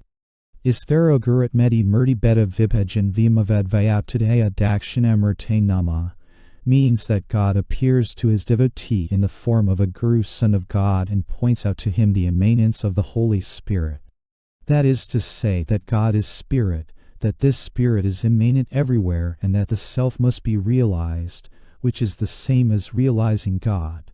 He protested against being satisfied with formal heavens, whether Hindu or any other, because so long as there is form there remains seer, sight and seen, and not the one self. Disciple, there is a short account of the spiritual experiences of St. Teresa in the March number of Prabhupada Bharata. She was devoted to a figure of the Madonna which became animated to her sight, and she was in bliss. Is this the same as Saktapada? Bhagavan, the animated figure indicates the depth of meditation Dhyanabala. Saktapada prepares the mind for introversion. There is a process of concentration of the mind on one's own shadow which in due course becomes animated and answers questions put to it. That is due to strength of mind or depth of meditation. Whatever is external is also transitory. Such phenomena may produce joy for the time being, but abiding peace shanti does not result. That is got only by the removal of avidya ignorance. Disciple, can we see God in concrete form? Bhagavan, yes. God is seen in the mind. A concrete form may be seen, but still it is only in the devotee's mind. The form and appearance in which God manifests are determined by the mind of the devotee, but that is not the ultimate experience. There is a sense of duality in it. It is like a dream or vision. After God is perceived, self-inquiry begins, and that leads to realization of the self. Self-inquiry is the ultimate route. Sometimes his answers were cryptic and epigrammatical. The same universal truth is to be found in them. Their rather prickly form may reflect the aggressive manner of the questioner. Question: what is the best of all religions? What is Bhagavan's method? Bhagavan: all methods and religions are the same. Question: but different methods are taught for attaining liberation. Bhagavan: why should you be liberated? Why not remain as you are now? Question: I want to get rid of pain. To be rid of pain is said to be liberation. Bhagavan: that is what all religions teach. Question: but what is the method? Bhagavan: go back the way you came. Question: where did I come from? Bhagavan: that is just what you have to find out. Did these questions arise when you were asleep? And yet you existed then. Were you not the same person? Question: yes, I existed in sleep. So did the mind. But the senses had merged so that I could not speak. Bhagavan: are you the individual? Are you the mind? Did the mind announce itself to you when you were asleep? Question: no. But the authorities say that the individuality is different from God. Bhagavan: never mind about God. Speak for yourself. Question: what about myself? Who am I? Bhagavan: that is just what you have to find out. Then you will know everything. If you do not, it will be time enough to ask then. Question: when I wake, I see the world and I am not changed at all. Bhagavan: but you do not know this when asleep, and yet you exist in both states. Who has changed now? Is it your nature to change or to remain unchanging? Question: what is the proof? Bhagavan: does one require proof of one's own being? Only remain aware of yourself and all else will be known. Question: why then do the dualists and non-dualists quarrel among themselves? Bhagavan: if each would attend to his own business of seeking realization, there would be no quarrel. Spiritual experience may be differently expressed because some form must be given to the formless in order to express them at all, but essentially they are the same. Disciple: is the experience of the highest state the same to all, or is there any difference? Bhagavan: the highest state is the same and the experience is the same. Disciple: but I find some difference in the interpretation given of the highest truth. Bhagavan: the interpretations are made with the mind. The minds are different, so the interpretations also differ. Disciple: I mean to say that the seers express themselves differently. Bhagavan: their modes of expression may differ according to the nature of the seekers for whose guidance they are intended. Disciple: one speaks in terms of Christianity, another of Islam, a third of Buddhism, etc. Is that due to their upbringing? Bhagavan: whatever may be their upbringing, their experience is the same. Only the modes of expression differ according to circumstances. So also with different paths or schools within a religion. Disciple: different teachers have set up different schools and proclaimed different truths and so confused people.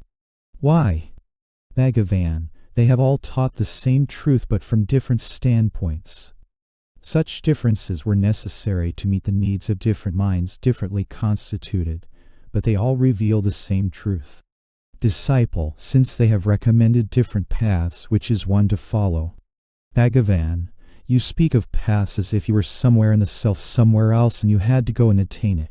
But in fact the self is here and now and you are it always.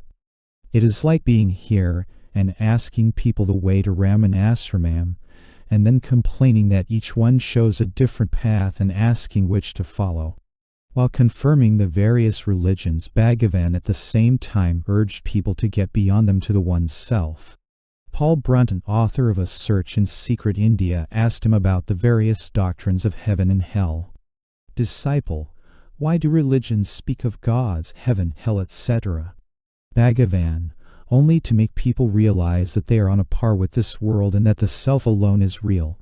The religions are according to the viewpoint of the seeker. Take the Bhagavad Gita for instance. When Arjuna said that he would not fight against his own relations and elders in order to kill them and gain the kingdom, Sri Krishna said, "Not that these, you or I were not before, are not now, nor will be hereafter. None was born, none has died, nor will it be so hereafter," and so on. Later, as he developed the theme and declared that he had given the same instruction to the sun, through him to Ikshvaku, etc., Arjuna raised the doubt, how can that be? You were born a few years ago. They lived ages ago. Then Sri Krishna, understanding Arjuna's standpoint, said, "Yes, there have been many incarnations of myself and yourself. I know them all, but you do not." Such statements appear contradictory, but still both are right according to the point of view of the questioner.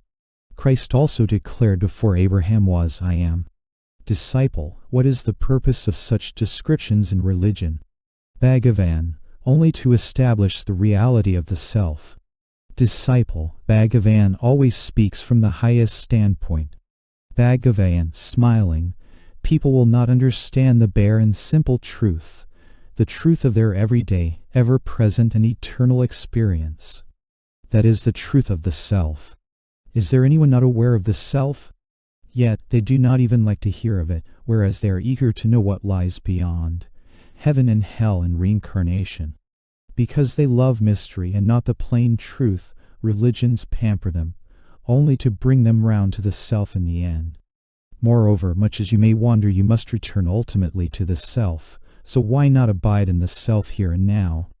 A passage was quoted above in which the questioner was recommended to read the Gita or the Bible constantly, and yet on other occasions people were reminded that their scriptures also have to be superseded.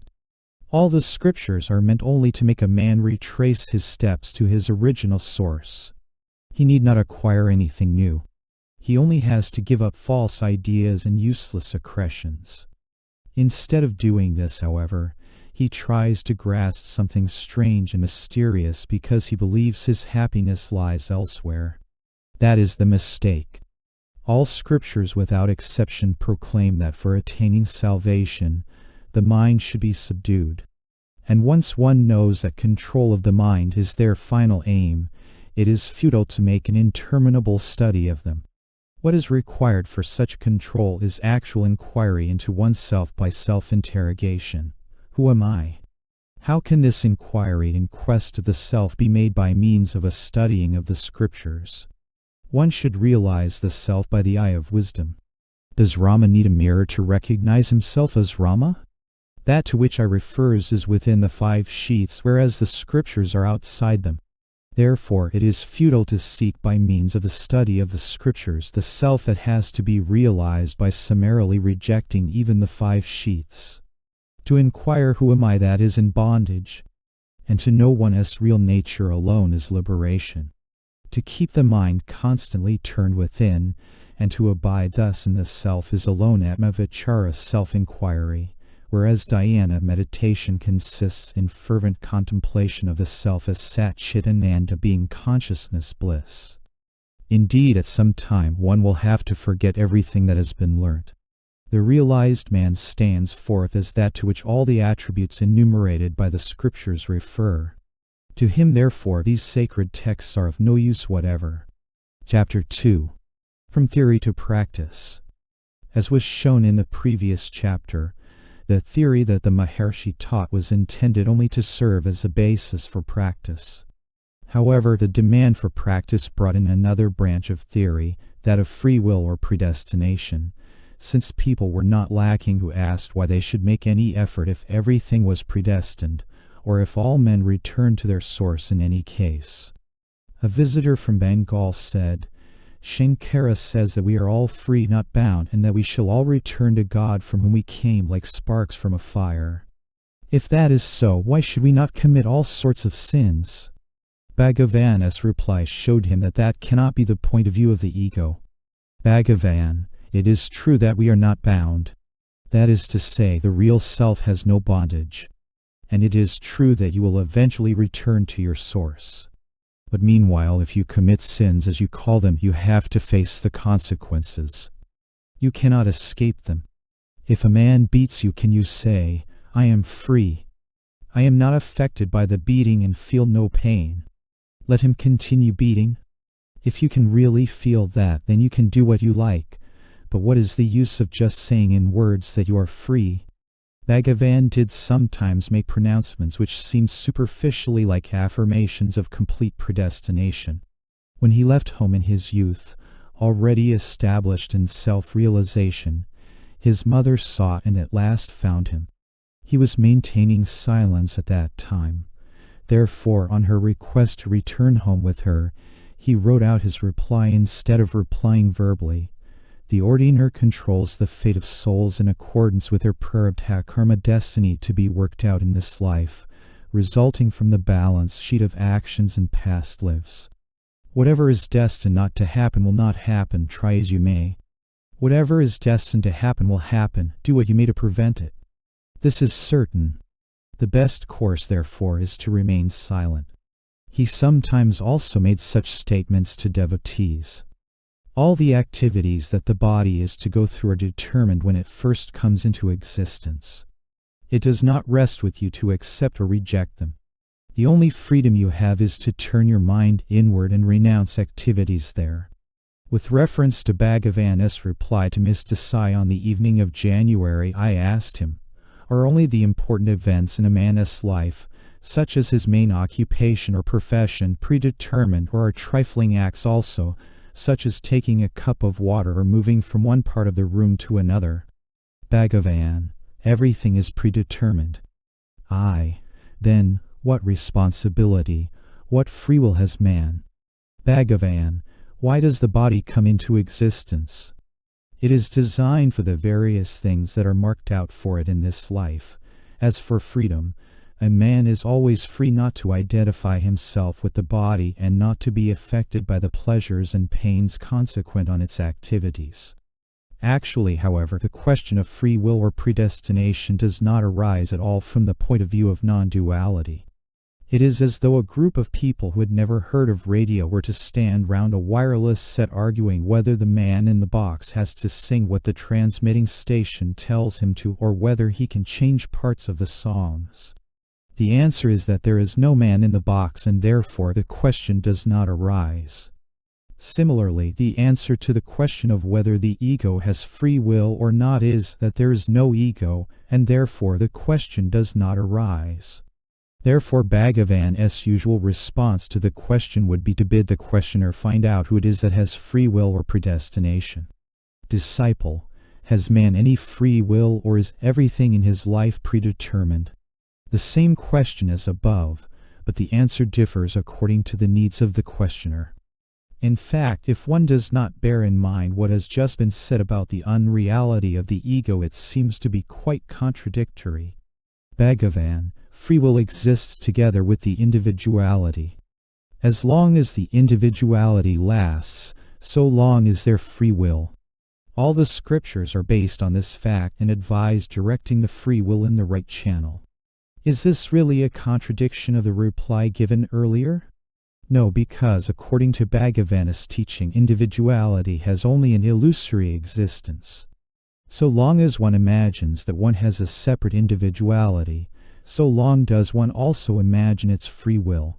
The two exist together inevitably. The problem of predestination and free will has always plagued philosophers and theologians, and will always continue to do so, because it is insoluble on the plane of duality, that is, on the supposition of one being who is the creator and a lot of other, separate beings who are created. If they have free will, then he is not omnipotent and omniscient. He does not know what will happen because it depends on what they decide, and he cannot control all happenings because they have the power to change them. On the other hand, if he is omniscient and omnipotent, he has foreknowledge of all that will happen and controls everything, and therefore they can have no power of decision, that is to say no free will. But on the level of Advaita or non-duality, the problem fades out and ceases to exist. In truth, the ego has no free will because there is no ego, but on the level of apparent reality, the ego consists of free will. It is the illusion of free will that creates the illusion of the ego. That is what Bhagavan meant by saying that as long as the individuality lasts, so long is there free will. The next sentence in his answer turns the questioner away from theory to practice. Find out who it is who has free will or predestination and abide in that state. Then both are transcended. That is the only purpose in discussing these questions. To whom do such questions present themselves? Discover that and be at peace. The only path of karma action, bhakti devotion, yoga and jnana knowledge is to inquire who it is who has the karma, vibhakti lack of devotion, vyoga separation, and jnana ignorance.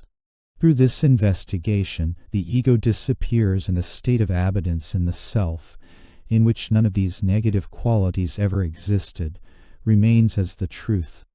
As long as a man is the doer, he also reaps the fruits of his deeds. But as soon as he realizes the self through inquiry as to who the doer is, his sense of being the doer falls away, and the triple karma destiny is ended. This is the state of eternal liberation. Bhagavan said, "We are all really Satchit Ananda, being knowledge bliss, but we imagine that we are bound by destiny and have all this suffering." I asked him why we imagine this, why this state of ignorance ajnana comes over us. Bhagavan said, "Ask yourself to whom this ignorance has come, and you will discover that it never came to you and that you always have been Satchit Ananda. One goes through all sorts of austerities to become what one already is. All effort is simply to get rid of the mistaken impression that one is limited and bound by the woes of samsara, this life. Disciple, is there predestination? And if what is destined to happen will happen, is there any use in prayer or effort, or should we just remain idle?" This is a concise form of the question which Bhagavan was so often asked, and the reply is typical in that it does not expound theory but prescribes what to do. Bhagavan: there are only two ways in which to conquer destiny or be independent of it. One is to inquire who undergoes this destiny and discover that only the ego is bound by it and not the self, and that the ego is non-existent. The other way is to kill the ego by completely surrendering to the Lord, by realizing one's helplessness and saying all the time, "Not I, but Thou, O my Lord," and giving up all sense of I and mine and leaving it to the Lord to do what He likes with you. Surrender can never be regarded as complete so long as the devotee wants this or that from the Lord. True surrender is love of God for the sake of love, and for nothing else, not even for the sake of salvation. In other words, complete effacement of the ego is necessary to conquer destiny, whether you achieve this effacement through self-inquiry or through bhakti marga. This mode of reply is common to spiritual teachers. I remember once reading the life of a Sufi saint, Abu Said, by Professor Nicholson, in which the learned author concluded that he seems to have taught predestination in theory but free will in practice. Puzzling as it may be for the philosopher, this is the attitude of all spiritual teachers, just as Christ affirmed that not even a sparrow can fall without the will of God, and that the very hairs on one's head are numbered, just as the Quran affirms that all knowledge and power are with God, and that He leads aright whom He will and leads astray whom He will, and yet both Christ and the Quran exhort men to right effort and condemn sin. Bhagavan was quite categorical that effort is necessary. In actual life everyone realizes this, whatever theoretical view he may hold. A man makes the physical effort of putting the food in his mouth and eating. He does not say, "What is the use of eating if I am predestined to die of starvation?" He makes the mental effort of earning the money to buy food to eat. Why should he then apply a different logic when it comes to spiritual effort? A young man from Colombo, Ceylon, said to Bhagavan, "Krishnamurti teaches the method of effortless and choiceless awareness as distinct from that of deliberate concentration. Would Sri Bhagavan be pleased to explain how best to practice meditation and what form the object of meditation should take? Bhagavan: effortless and choiceless awareness is our real nature. If we can attain that state and abide in it, that is all right. But one cannot reach it without effort, the effort of deliberate meditation. All the age-old Vasana's inherent tendencies turn the mind outwards to external objects. All such thoughts have to be given up and the mind turned inwards, and that for most people requires effort. Of course, every teacher and every book tells the aspirant to keep quiet, but it is not easy to do so. That is why all this effort is necessary. Even if we find somebody who has achieved this supreme state of stillness, you may take it that the necessary effort had already been made in a previous life. So effortless and choiceless awareness is attained only after deliberate meditation. That meditation can take whatever form most appeals to you. See what helps you to keep out all other thoughts and adopt that for your meditation. In this connection, Bhagavan quoted some verses from the great Tamil poet and saint Thayumanavar, the gist of which is as follows: "Bliss will ensue if you keep still, but however much you tell your mind this truth, it will not keep still. It is the mind that tells the mind to be still in order for it to attain bliss, but it will not do it. Though all the scriptures have said it, and though we hear it daily from the great ones and even from our Guru, we are never quiet but stray into the world of Maya illusion and sense objects. That is why conscious, deliberate effort is needed to attain that effortless state of stillness. Indeed, until the supreme, effortless state is attained, it is impossible for a man not to make effort.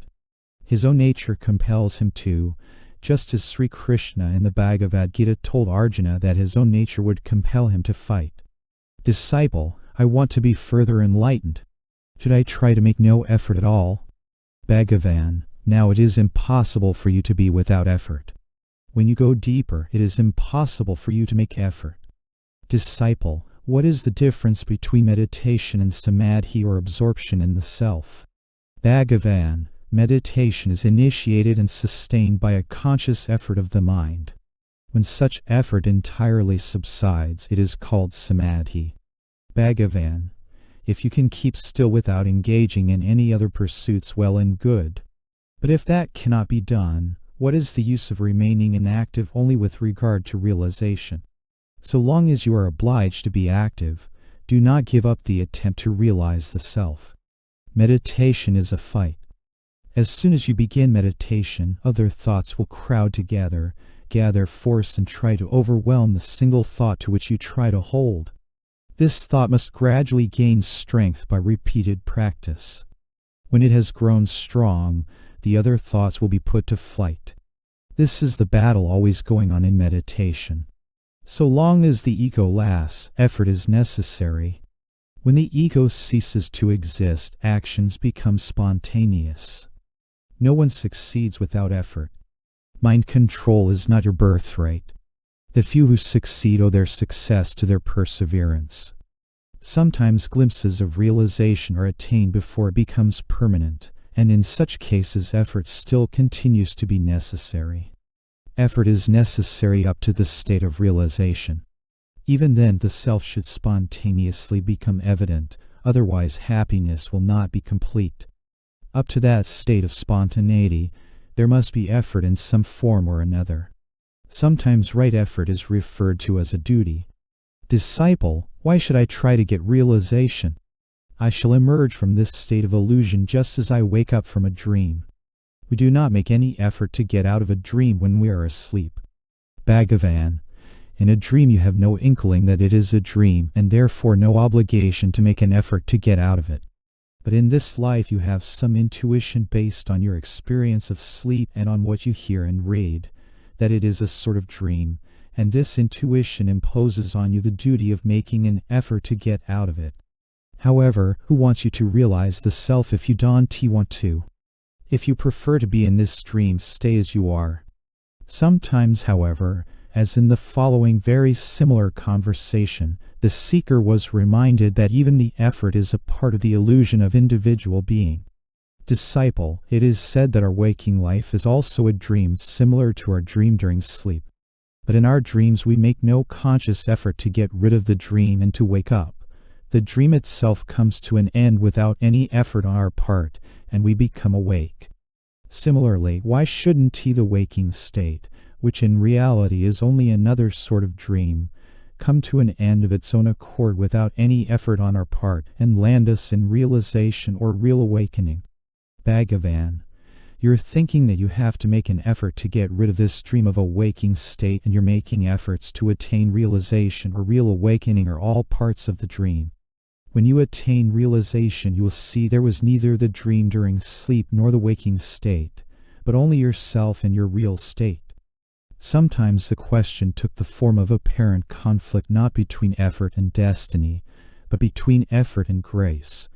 For there were those who asked what use effort was if realization was dependent on the grace of God or Guru. In one form or another this doubt tends to arise in any religion, as in the Christian dispute whether salvation is due to grace or good works. Really, as the following quotations show, there is no conflict between the two. Visitor, it is said that only those who are chosen for self-realization obtain it.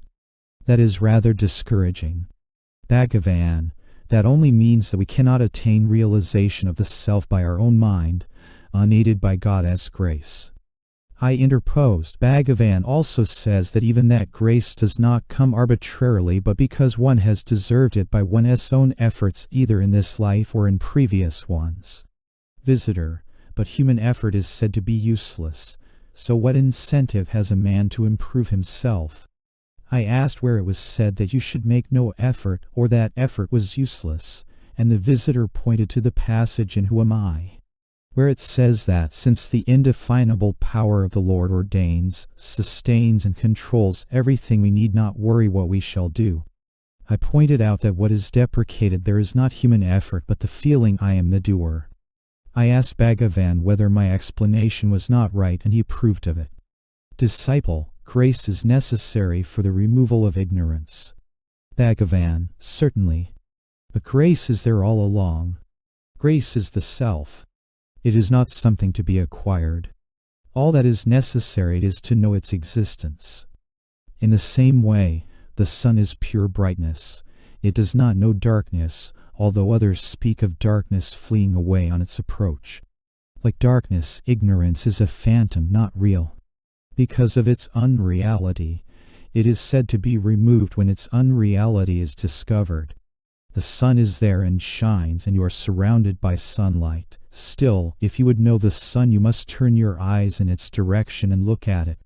Similarly, grace is only to be found by effort, although it is here and now. Disciple, by the desire to surrender, increasing grace is experienced, I hope. Bhagavan, surrender once and for all and be done with the desire. So long as the sense of being the doer remains, desire does also. Therefore, the ego remains. But once this goes, the self shines forth in its purity. The sense of being the doer is the bondage, not the actions themselves. Be still and know that I am God. Here, stillness is total surrender without a vestige of individuality. Stillness will prevail and there will be no agitation of the mind. Agitation of mind is the cause of desire, of the sense of being the doer, of personality. If that is stopped, there is quiet. In this sense, knowing means being. It is not relative knowledge involving the triads of knower, knowledge, and known. Disciple, but one may not be quite sure of God as grace. Bhagavan, if the unright mind does not feel God as grace, it does not mean that this is absent, for that would imply that God is at times not gracious, that is to say, ceases to be God. Disciple, is that the same as the saying of Christ, according to thy faith be it done unto thee? Bhagavan, quite so. Disciple, the Upanishads say, I am told that he alone knows the Atman whom the Atman chooses.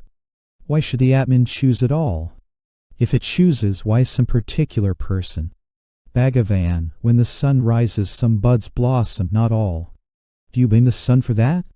Nor can the bud blossom of itself. It requires the sunlight to enable it to do so. Disciple, may we not say that the help of the Atman is needed because it is the Atman that drew over itself the veil of Maya? Bhagavan, you may say so. Disciple, if the Atman has drawn the veil over itself, should it not itself remove the veil? Bhagavan, it will. But who complains of being veiled? Ask yourself that. Disciple, why should I? Let the Atman itself remove the veil. Bhagavan, if the Atman complains about the veil, then the Atman will remove it. Disciple, if the Supreme Being is omnipresent as he is said to be, his realization ought to be an easy thing. The scriptures, however, declare that without his grace the Lord cannot even be worshipped, much less realized. So then, how can the individual by his own effort realize the Self or the Supreme Being, except through his grace?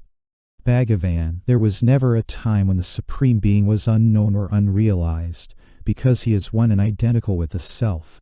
His grace or anugraha is the same as the conscious immediacy of his divine presence, prasanada, in other words, enlightenment or revelation. One's ignorance of this self-revealing immediacy of divine grace is no proof to the contrary. If the owl does not see the sun that illumines the whole world, is that the fault of the sun? Is it not due to the defectiveness of the bird's sight? Similarly, if the ignorant man is unaware of the ever-luminous Atman or Self, can that be attributed to the nature of the Atman itself? Is it not the result of his own ignorance? The Supreme Lord is eternal grace.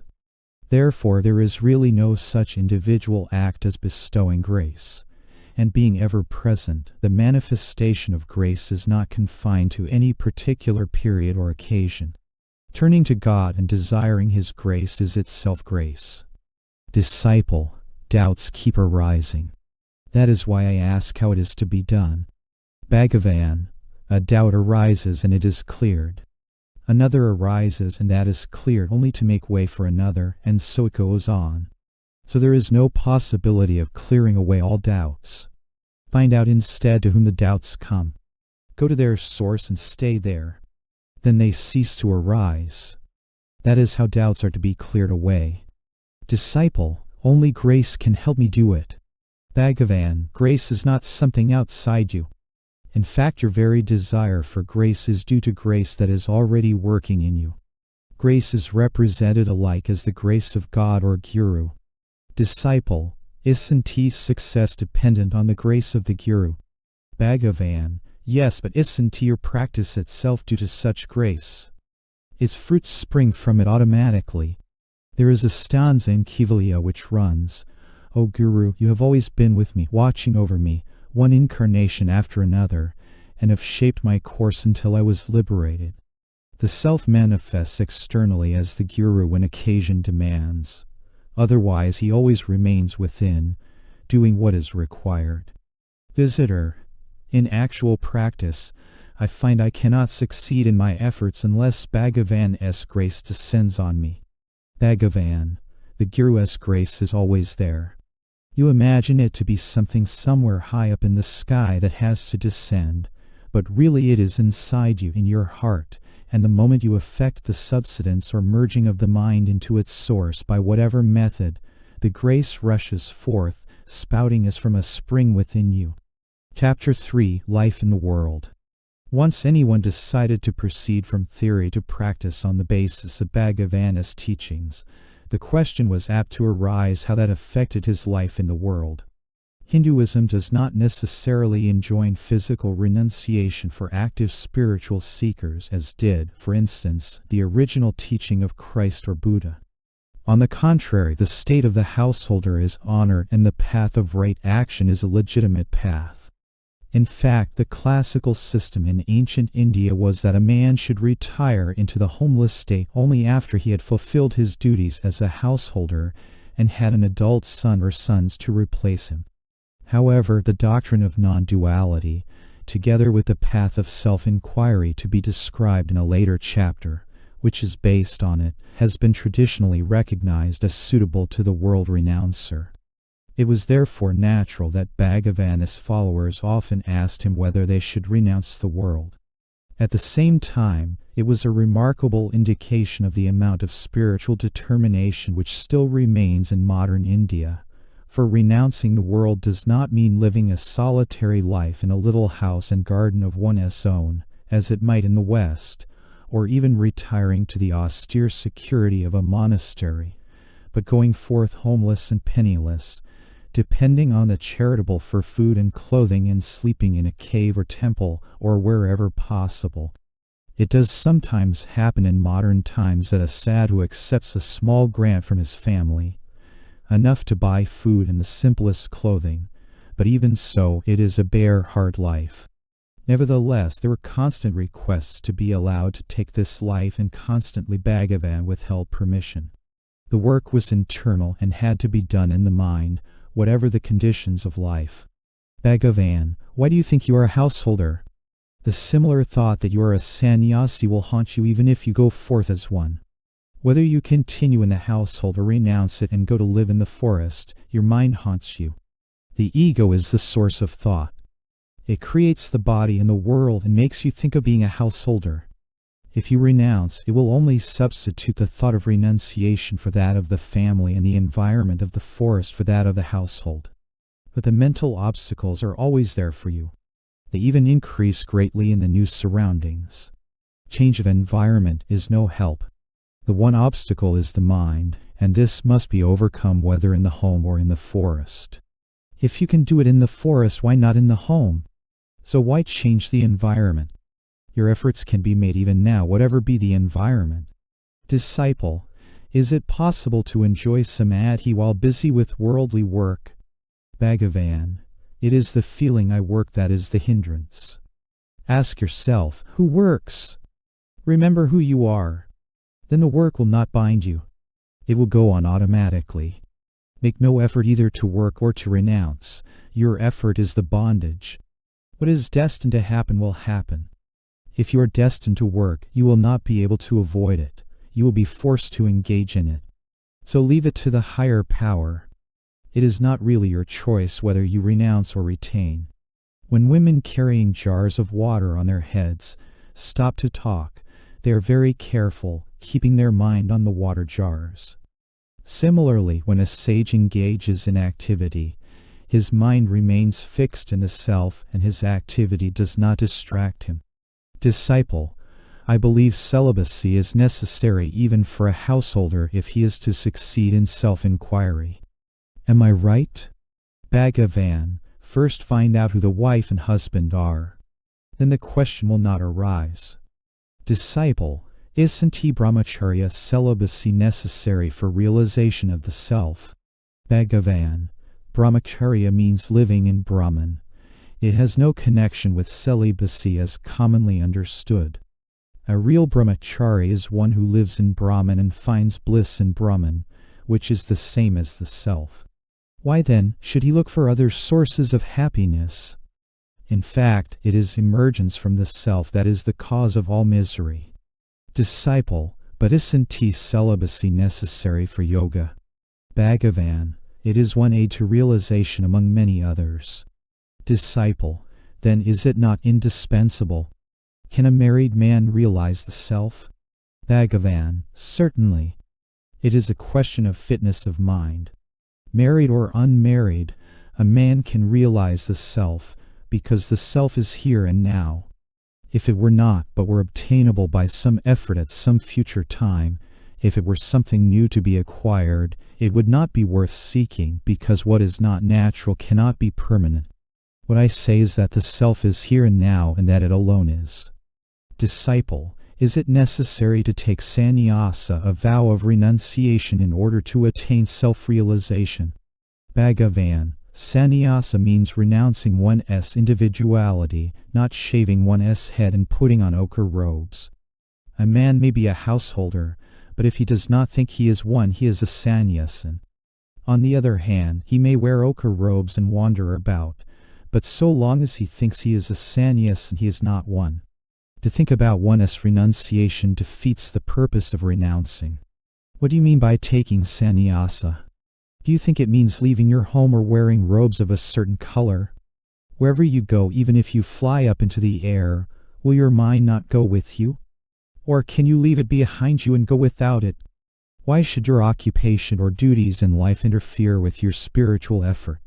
For instance, there is a difference between your activities at home and in the office. In your office activities, you are detached, and so long as you do your duty, you do not care what happens or whether it results in gain or loss to the employer. Your duties at home, on the other hand, are performed with attachment, and you are all the time anxious whether they will bring advantage to you and your family. But it is possible to perform all the activities of life with detachment and regard only the self as real. It is wrong to suppose that if one is fixed in the self, one's duties in life will not be properly performed. It is like an actor. He dresses and acts and even feels the part he is playing, but he knows really that he is not that character but someone else in real life. In the same way, why should the body consciousness or the feeling "I am the body" disturb you, once you know for certain that you are not the body but the self? Nothing that the body does should shake you from abidance in the self. Such abidance will never interfere with the proper and effective discharge of whatever duties the body has, any more than an actor's being aware of his real status in life interferes with his acting a part on the stage. Disciple, it has been definitely stated that so long as there is the least trace of the "I am the doer" idea, there can be no realization. But is it possible for a householder who earnestly desires liberation to fulfill his duties without this idea? Bhagavan, there is no principle that actions can be performed only on the basis of the "I am the doer" idea, and therefore there is no reason to ask whether they can be performed and the duties discharged without that idea. To take a common example, an accountant working all day in his office and scrupulously attending to his duties might seem to the spectator to be shouldering all the financial responsibilities of the institution. But knowing that he is not personally affected by the intake or outgoings, he remains unattached and free from the "I am the doer" feeling in doing his work, while at the same time he does it perfectly well. In the same way, it is quite possible for the wise householder who earnestly seeks liberation to discharge his duties in life, which, after all, are his destiny, without any attachment, regarding himself merely as an instrument for the purpose.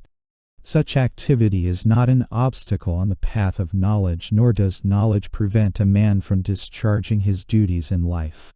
Knowledge and activity are never mutually antagonistic, and the realization of one does not impede performance of the other, nor performance of one the realization of the other.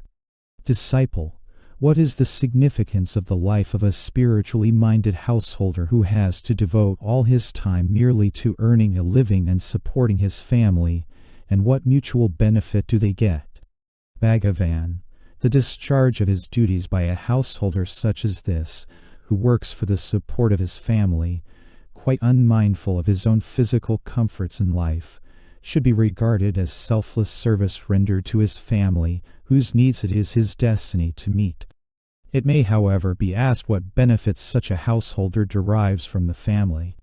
The answer is that there is no benefit for him from the family as such, since he has made the discharge of his duties to them a means of spiritual training, and since he finally obtains perfect contentment by realizing the supreme bliss of liberation, which is the ultimate goal of every path and the supreme reward.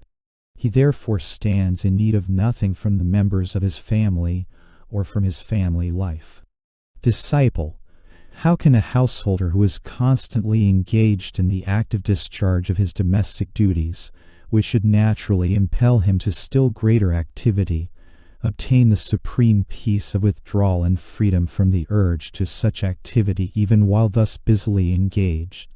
Bhagavan, it is only to the spectator that the enlightened householder seems to be occupied with his domestic duties, for even though apparently engaged in domestic duties, he is not really engaged in any activity at all. His outer activity does not prevent him from realizing the perfect peace of withdrawal, and he is free from the restless urge to activity even in the midst of his activities. Visitor, should I retire from business and take to reading books on Vedanta? Bhagavan, if objects have an independent existence, that is, if they exist somewhere apart from you, then it may be possible for you to retire from them. But they do not. They owe their existence to you, to your thought, so where can you retire from them? As for reading books on Vedanta, you can go on reading any number, but they can only tell you to realize the self within you. The self cannot be found in books. You have to find it for yourself in yourself.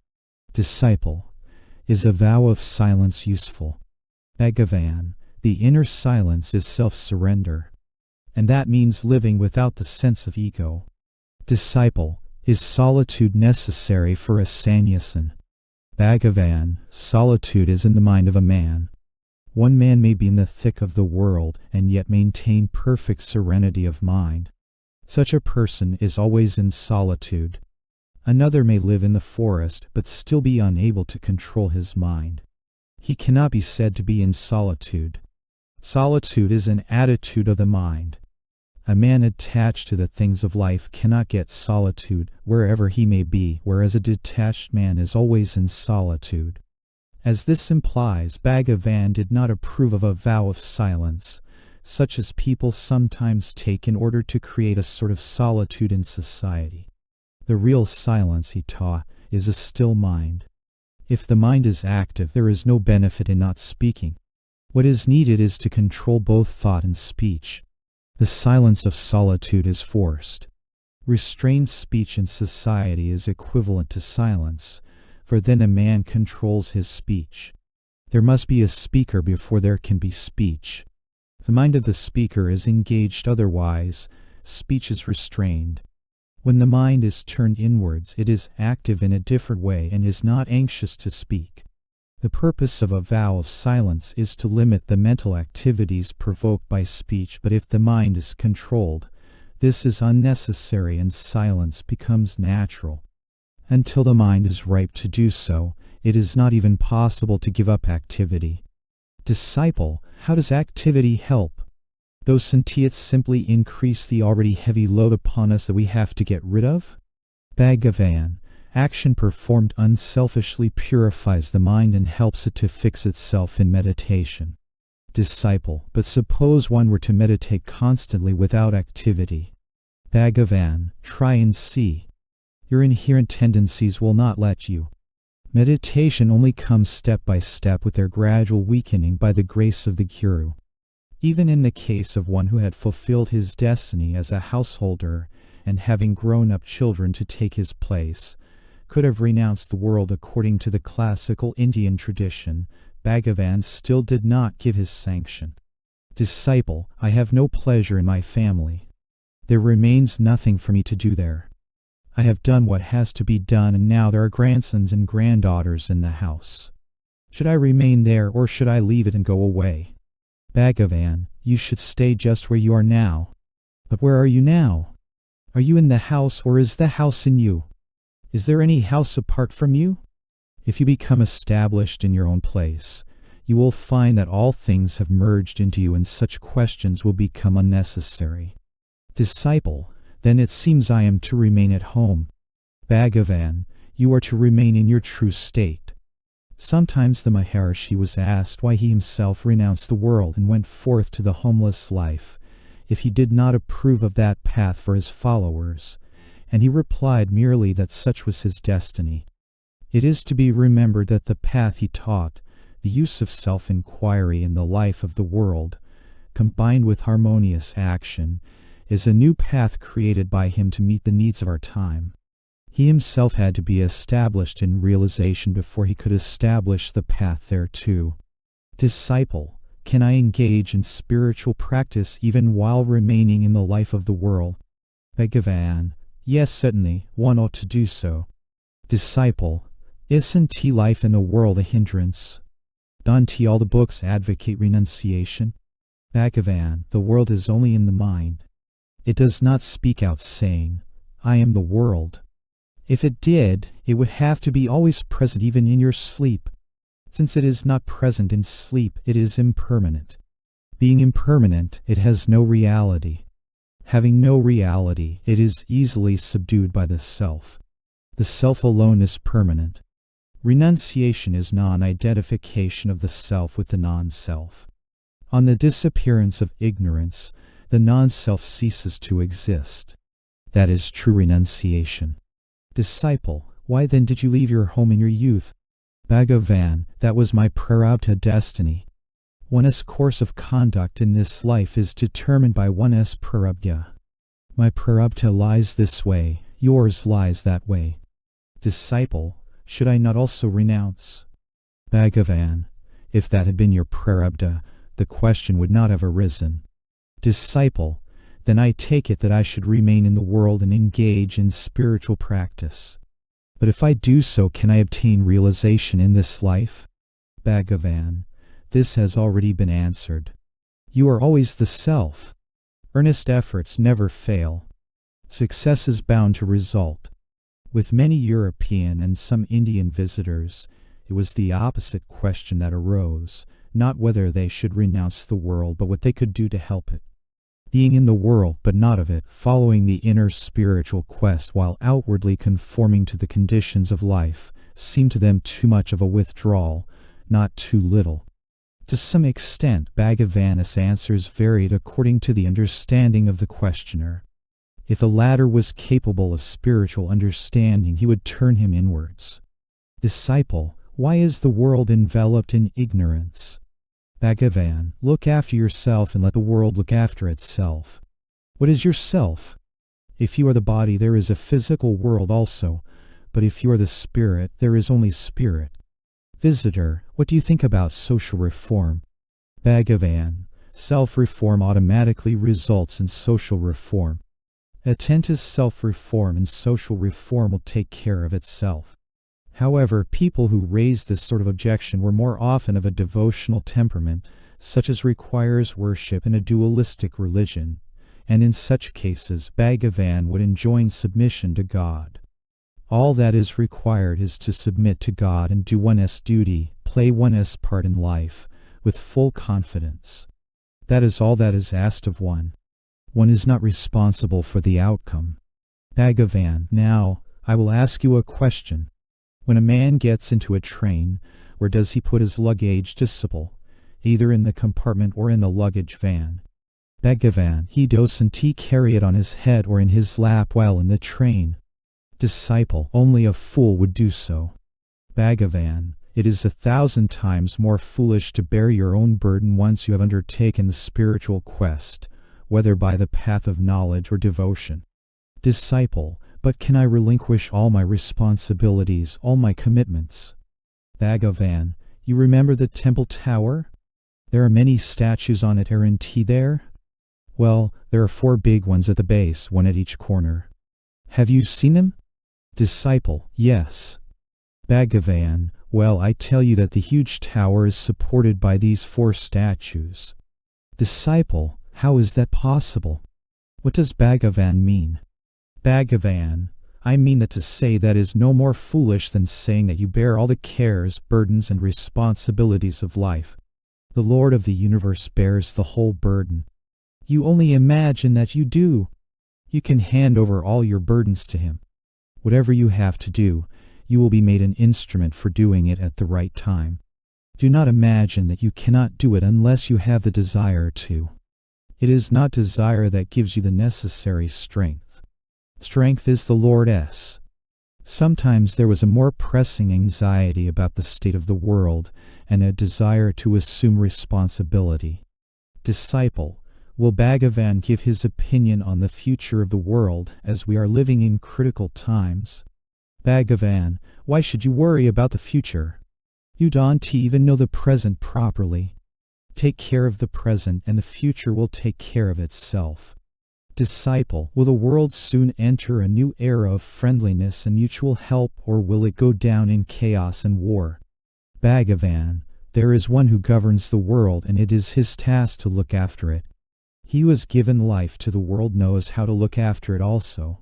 He bears the burden of this world, not you. Disciple, yet if one looks round with unprejudiced eyes, it is hard to see where this benevolent care comes in. Bhagavan, as you are, so is the world. Without understanding yourself, what is the use of trying to understand the world? This is a question that seekers after truth need not worry about. People waste their energy over all such questions. First, find out the truth behind yourself. Then you will be in a better position to understand the truth behind the world of which you are a part. Another visitor asked Bhagavan for a benedictory foreword to a book he had written, called The Destiny of the Freedom or something of that sort.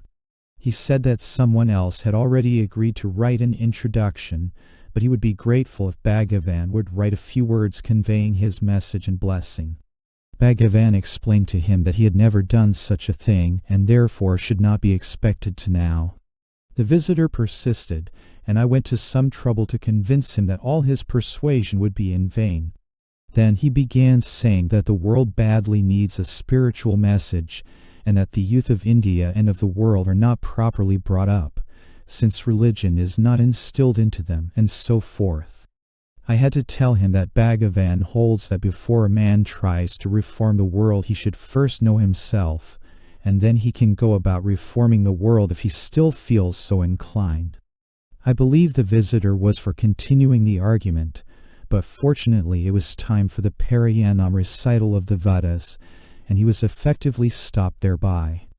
Disciple, should I try to help the suffering world? Bhagavan, the power that created you created the world as well. If God created the world, it is his business to look after it, not yours. Nevertheless, this does not mean that Bhagavan's teaching condoned coldness or callousness to human suffering. Those who were in distress had to be helped, only they had to be helped in a spirit of humanity. What was forbidden was only the self-importance inherent in trying to act the part of providence. This is made very clear in the following passage, Disciple, but we see pain in the world. A man is hungry. It is a physical reality. It is very real to him. Are we to call it a dream and remain unmoved by his suffering? Bhagavan, from the point of view of jhana or reality, the suffering you speak of is certainly a dream, as is the world of which that suffering is an infinitesimal part. In a dream you have when you are asleep, you yourself feel hunger and see others also suffering from hunger. You feed yourself and, moved by pity, feed the others who are hungry. So long as the dream lasted, all this suffering was quite as real as the suffering you see in the world is to you now. It was only when you woke up that you discovered it to be unreal. You might have eaten heartily before going to sleep, but you still dreamt that you had been working hard in the hot sun all day and were tired and hungry. Then you woke up and found that your stomach was full and that you had not stirred from your bed. But all this is not to say that while you are in the dream you can act as if the suffering you feel in it is not real. The hunger in the dream has to be appeased by dream food. The fellow beings you find hungry in the dream have to be provided with dream food. You can never mix the two states, the dream and the waking state.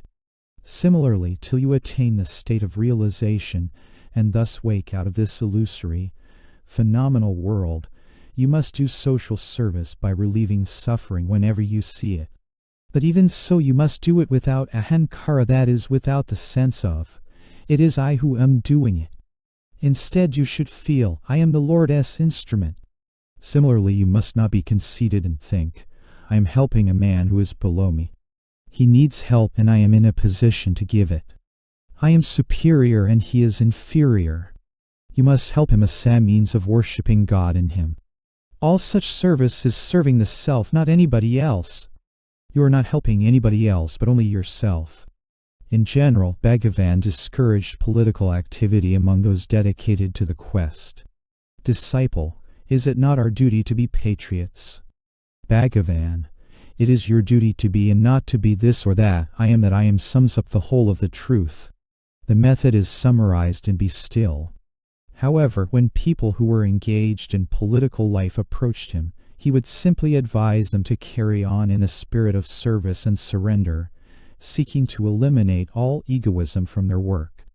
Disciple, is the desire for Swaraj independence right? Bhagavan, such desire no doubt begins with self-interest. Yet practical work for the goal gradually widens the outlook so that the individual becomes merged in the country. Such merging of the individuality is desirable, and the karma in question is nishkama, unselfish. Disciple, If self-government for India is granted after a long struggle and terrible sacrifice, is one not justified in being pleased with the result and elated by it? Bhagavan, in the course of one's work one must have surrendered oneself to the higher power whose might must be kept in mind and never lost sight of. How then can one be elated? One should not even care for the result of one's action. Then alone the karma becomes unselfish. Gandhiji has surrendered himself to the divine and works accordingly with no self-interest. He does not concern himself with the results but accepts them as they turn up. That must be the attitude of national workers. Question: will the work be crowned with success? Bhagavan, this question arises because the questioner has not surrendered himself. Question: should we then not think of and work for the welfare of the country? Bhagavan, first take care of yourself and the rest will naturally follow. Question: I am not speaking individually but for the country. Bhagavan, first surrender and then see. Doubts arise because of the absence of surrender. Acquire strength by surrender, and then your surrounding will be found to have improved to the degree of strength acquired by you. Persons whose temperament drew them to activity and who found it hard to understand that spiritually there are no others, queried whether there was not some egoism in seeking their own realization, not understanding that the very expression their own did not apply, and that not merely egoism, but the ego itself had to be renounced. Bhagavan himself was asked why he did not go about preaching to the people. Disciple, why doesn't Sri Bhagavan go about preaching the truth to the people at large? Bhagavan, how do you know that I don't? Does preaching consist in mounting a platform and haranguing the people around? Preaching is simple communication of knowledge and can be done in silence too. What do you think of a man listening to a harangue for an hour and going away without being impressed by it so as to change his life? Compare him with another who sits in a holy presence and leaves after some time with his outlook on life totally changed. Which is better, to preach loudly without effect or to sit silently sending forth intuitive force to act on others? Again, how does speech arise? First, there is abstract knowledge unmanifest. From this there arises the ego which gives rise to thoughts and words successively. So then, abstract knowledge down arrow ego down arrow thoughts down arrow words therefore are the great grandsons of the original source. If words can produce an effect, consider how much more powerful preaching through silence must be. Bhagavan answered those who doubted its utility that realization was the greatest help they could possibly render to others. Indeed, Bhagavan himself was the standing proof of this, as one saw from the numbers of people helped to the very depth of their being, lifted out of confusion and sorrow onto a firm path of peace and understanding by the silent influence of his grace. And yet at the same time he reminded them that from the point of view of knowledge, there are no others to help. Disciple, does my realization help others? Bhagavan, yes, certainly. It is the best possible help. But really there are no others to help, for a realized being sees only the self just as a goldsmith estimating the gold in various jewels sees only the gold. Separate forms and beings exist only as long as you identify yourself with the body. When you transcend the body, others disappear along with your body consciousness. Disciple, is it so with plants and trees also? Bhagavan, do they exist at all apart from the self? Find out. You think that you see them. The thought is projected from yourself. Find out where from it arises. Then thoughts will cease to rise and the self alone will remain. Disciple, I understand theoretically, but they are still there. Bhagavan, yes, it is like a cinema show. There is the light on the screen, and the shadows flitting across impress the audience as the acting of some story. Now suppose that in this film story an audience is also shown on the screen. The seer and the seen will then both be on the screen. Apply this to yourself. You are the screen, the self has created the ego has its accretions of thoughts which are displayed as the world, trees, plants, etc. About which you are asking. In reality, all these are nothing but the self. If you see the self, it will be found to be all, everywhere and always. Nothing but the self exists. The same was explained to Mr. Evans Wentz, the well-known writer about Tibet. Question: They say that there are many saints in Tibet who remain in solitude and are still very helpful to the world. How can that be? Bhagavan: It can be so. Realization of the self is the greatest help that can be rendered to humanity. Therefore saints are said to be helpful even though they remain in the forests. But it should not be forgotten that solitude is not to be found in forests only. It can be even in town in the thick of worldly occupation. Question: Isn't it necessary that saints should mix with people and be helpful to them? Bhagavan: The self alone is the reality. The world and the rest of it are not. The realized being does not see the world as different from himself. Question: Then does that mean that a man's realization leads to the uplift of mankind without their being aware of it? Bhagavan: Yes, the help is imperceptible, but it is still there.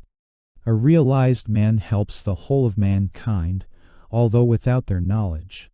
Question: Wouldn't he be better if he mixed with others? Bhagavan: There are no others to mix with.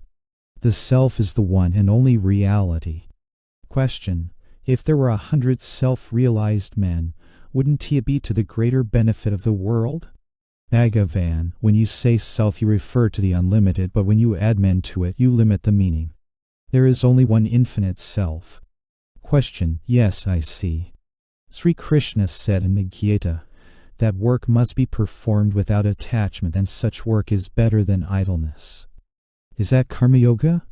Bhagavan: What is said is adapted to the temperament of the listener. Question: In Europe, people do not understand that a man can be helpful in solitude. They imagine that only men who work in the world can be useful. When will this confusion cease? Will the European mind continue wading in the morass, or will it realize the truth? Bhagavan: Never mind about Europe or America. Where are they but in the mind? Realize yourself, and then all is realized. If you see a number of men in a dream and then wake up and recall your dream, do you try to find out whether the persons of your dream creation are also awake? A self-realized being cannot help benefiting the world. His very existence is the highest good. Chapter 4: The Guru. It has always been taught that in order to attain realization, not only practice but also a guide is needed. In this, as in all things, Bhagavan gave the doctrine its deepest meaning. In fact, it became essentially the same as the Christian doctrine of the Christ in you, or the Buddhist doctrine of the Buddha mind, which is to be realized in oneself.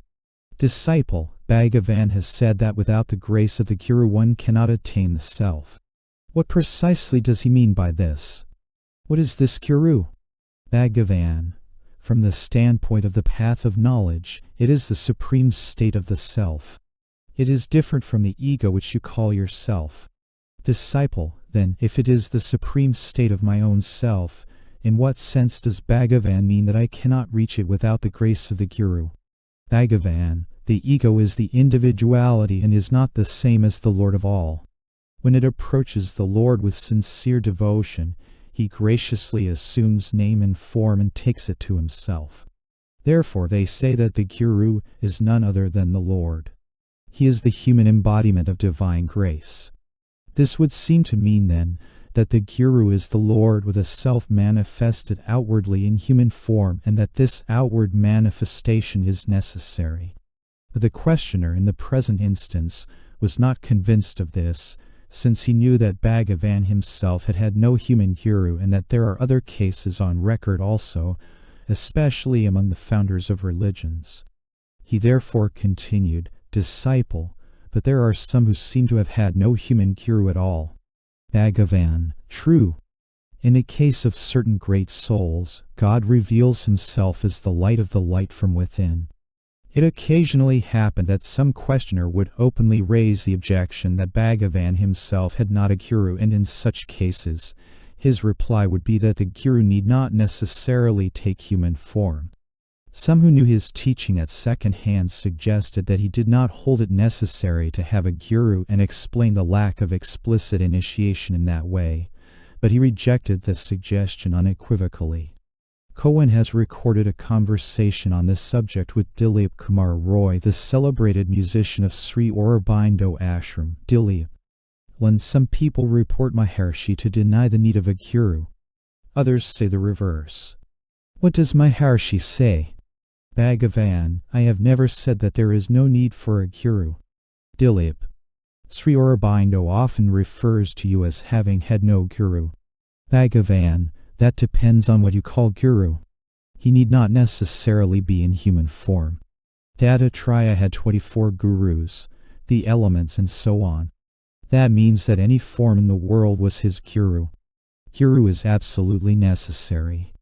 The Upanishads say that none but a guru can take a man out of the jungle of mental and sense perceptions, so there must be a guru. Dilip: when I mean a human guru, the Maharshi didn't he have one? Bhagavan: I might have had at some time or other. And didn't he sing hymns to Arunachala? What is a guru? Guru is God or the self. First a man prays to God to fulfill his desires, then a time comes when he does not pray for the fulfillment of a desire, but for God himself. So God appears to him in some form or other, human or non-human, to guide him as a guru in answer to his prayer. It was only when some visitor brought up the subject that Sri Bhagavan himself had not had a guru that he explained that the guru need not necessarily take on a human form, and it was understood that this referred to very rare cases. I shall return to this question later, but wish immediately to consider the implication of the saying that God, guru and self are the same. In the ordinary sense of the word, a guru is one who has been invested with the right to initiate disciples and prescribe a spiritual discipline for them, and in this sense, a proper investiture is necessary to validate his actions as a guru, just as proper ordination is necessary to validate the religious rites performed by a priest. A mass said by a duly ordained priest would be valid, whereas one said by a man of greater moral integrity and intellectual power who is not an ordained priest would not, and in exactly the same way, the genuineness of a guru and validity of his initiation and discipline is normally dependent rather on his legitimate investiture as the successor to a line of gurus than on his own inherent attainments. Bhagavan was little interested in this interpretation of the word guru, but he did accept it when asked. Disciple: can one derive any benefit from repeating incantations picked up casually without being initiated into them? Bhagavan: no. One must be initiated into them and authorized to use them. Bhagavan then illustrated this saying by the following story. A king once visited his minister at the latter's house. There he was told that the minister was busy with his incantations. The king accordingly waited for him, and when he was free to meet him, asked him what incantation it was. The minister told him that it was the Gayatri. The king then asked the minister to initiate him into the use of it, but the latter declared that he was unable to. Thereupon the king learnt it from someone else, and the next time he met the minister he repeated it to him, and asked him whether it was right. The minister replied that the incantation was right, but that it was not right for him to say it.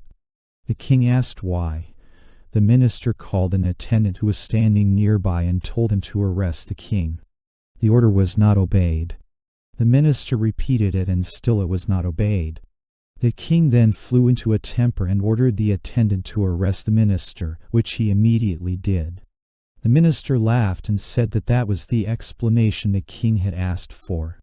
How? The king asked.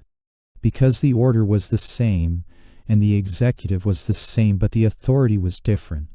When I pronounced the order there was no effect, but when you did it the effect was immediate.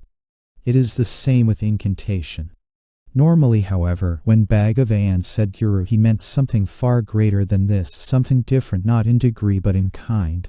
He meant Satguru, or Gurudaiva, and that too in its highest meaning as nothing less than one who has realized his identity with the self and abides therein constantly. Disciple: what are the distinctive characteristics of a guru by which one can recognize him? Bhagavan: The guru is one who at all times abides in the profound depths of the self. He never sees any difference between himself and others and is quite free from the idea that he is the enlightened or the liberated one, while those around him are in bondage or the darkness of ignorance. His self-possession can never be shaken under any circumstances, and he is never perturbed. Disciple, what is the essential nature of upadesa or spiritual instruction given by the guru? Bhagavan, the word upadesa literally means restoring an object to its proper place.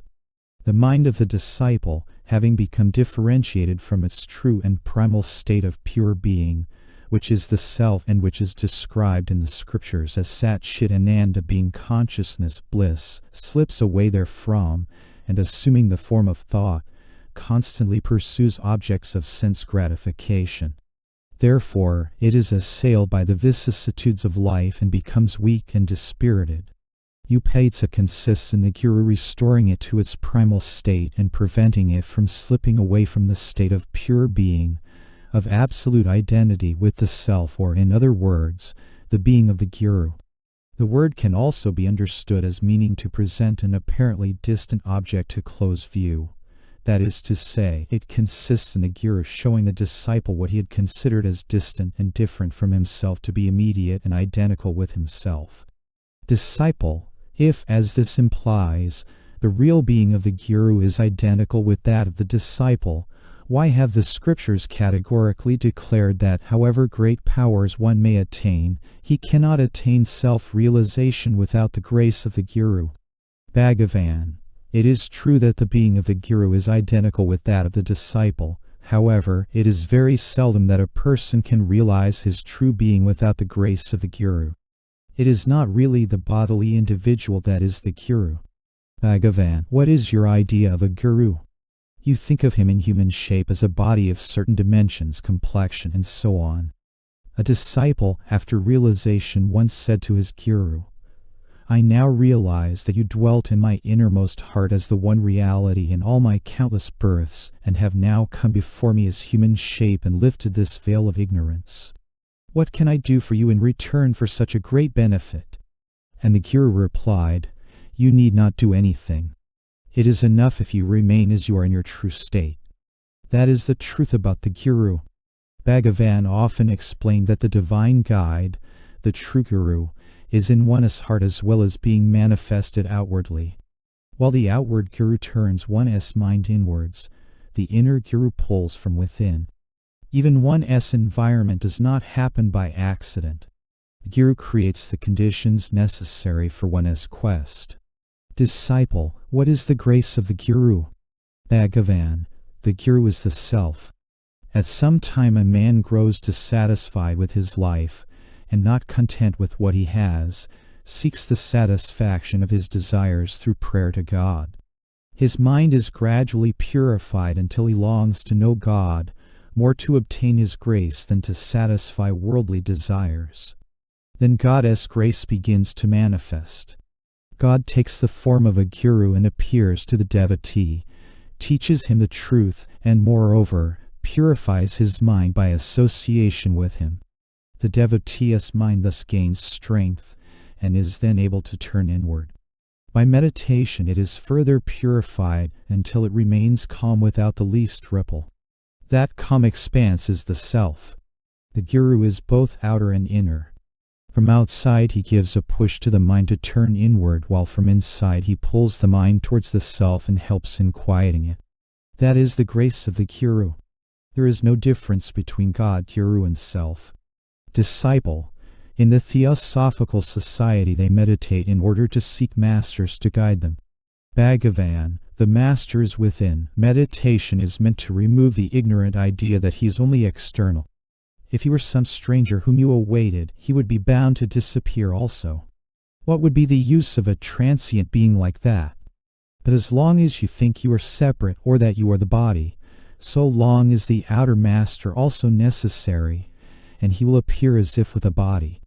When the wrong identification of yourself with the body ceases, the master will be found to be none other than the self. Disciple, will the guru help us to know the self through initiation, and so on? Bhagavan, does the Guru hold you by the hand and whisper in your ear? You may imagine him to be what you are yourself. Because you think you have a body, you think that he is also, and that he will do something tangible to you. His work lies within, in the spiritual realm. Disciple, how is the Guru found? Bhagavan, God, who is immanent in his grace, takes pity on the loving devotee and manifests himself according to the devotee's development. The devotee thinks that he is a man and expects a relationship as between two physical bodies. But the Guru, who is God, or the self-incarnate, works from within, helps the man to see his mistakes and guides him in the right path until he realizes the self within. Disciple, what should the devotee do then? Bhagavan, he has only to act according to the words of the Master and work inwardly. The Master is both within and without, so he creates conditions to drive you inward and at the same time prepares the interior to drag you to the center. Thus he gives a push from without and exerts a pull from within so that you may be fixed at the center. You think that the world can be conquered by your own efforts. When you are frustrated externally and are driven inwards, you feel, oh, there is a power higher than man. The ego is a very powerful elephant which cannot be brought under control by any creature less powerful than a lion, which in this instance is none other than the Guru, whose very looks make the elephant-like ego tremble and die. You will know in due course that your glory lies where you cease to exist. In order to gain that state, you should surrender yourself. Then the Master sees that you are in a fit state to receive guidance, and he guides you. What is the significance of saying that the Guru is the manifestation of God or self? Bhagavan spoke always from the point of view of non-duality, and from this point of view the disciple is also guided thus. The only difference is that the Guru has realized it, and the disciple has not. Bhagavan, so long as you seek self-realization, the Guru is necessary. Guru is the self. Take Guru to be the real self, and yourself to be the individual self. The disappearance of this sense of duality is the removal of ignorance. So long as duality persists in you, the Guru is necessary. Because you identify yourself with the body, you think the Guru too is the body. You are not the body, nor is the Guru. You are the self, and so is the Guru. This knowledge is gained by what you call self-realization. You mistake the body for the Guru. But the Guru himself does not make that mistake. He is the formless self. That is within you. He appears outwardly only to guide you. A curious paradox arises with the perfect Guru, the self-realized man in constant, conscious identity with the self.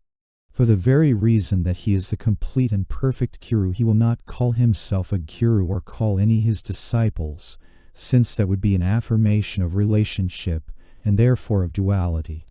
Though he instructs his disciples, yet he does not call himself their Guru, realizing as he does that Guru and disciple are mere conventions born of Maya, total illusion. And indeed Bhagavan initiated his disciples through silence, or in a dream when at a distance, or by look when they were in his bodily presence. But he did not call them his disciples or give the formal initiation that postulates duality. He watched over them constantly, prescribed a discipline for them verbally, or guided them to it by the power of his silent grace. But he did not call himself their Guru. Disciple, isn't he grace the gift of the Guru? Bhagavan, God, grace and Guru are all synonymous and are both eternal and immanent. Isn't he the self already within? Is it for the Guru to bestow it by his look? If a Guru thinks so, he does not deserve that name. The books say there are many kinds of initiation. They also say that the Guru performs various rites with fire, water, incantations and so on, and calls such fantastic performances initiation, as if the disciple became ripe only after such processes were gone through by the Guru. If the individual is sought, he is nowhere to be found. Such is the Guru. Such is Dakshinamurti. What did he do?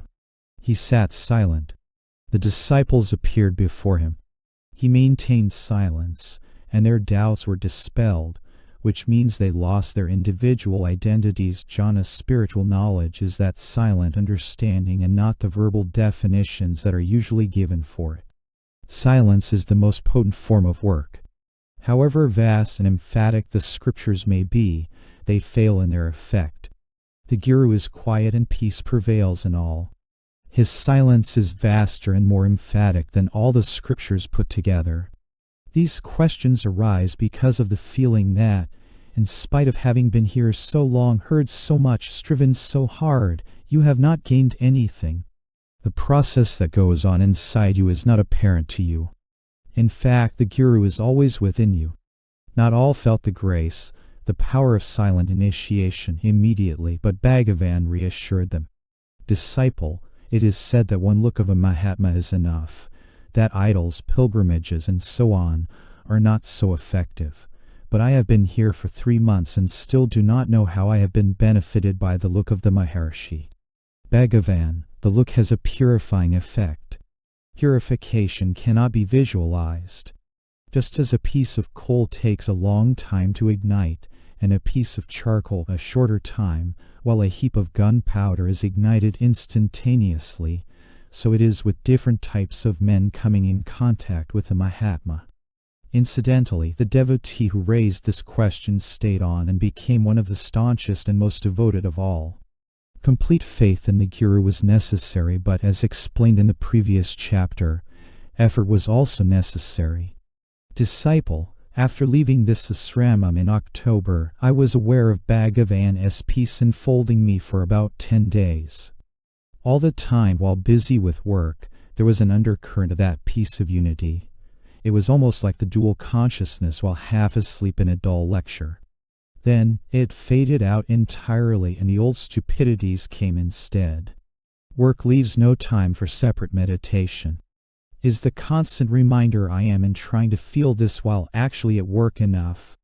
Bhagavan, it will become constant when the mind is strengthened.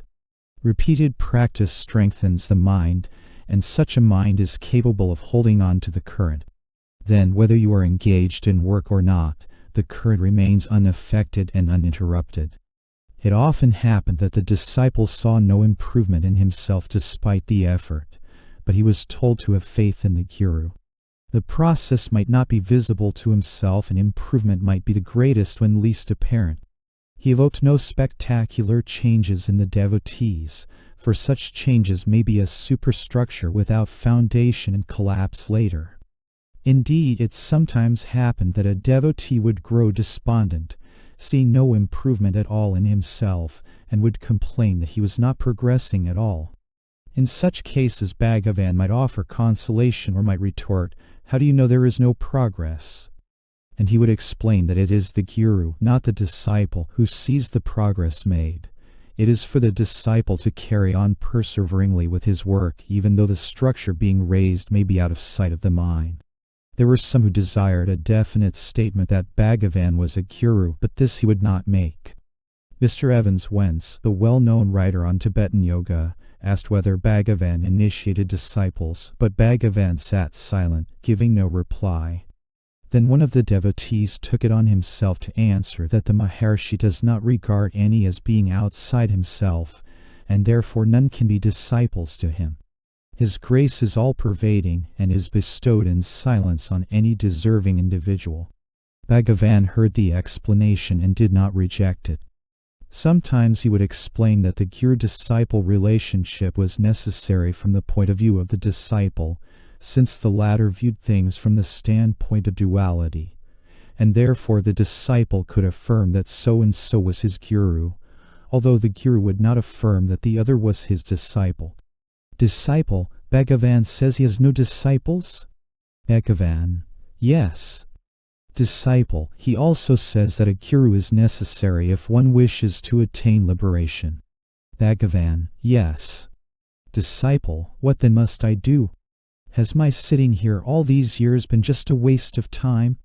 Must I go and look for some Guru in order to receive initiation, seeing that Bhagavan says he is not a Guru?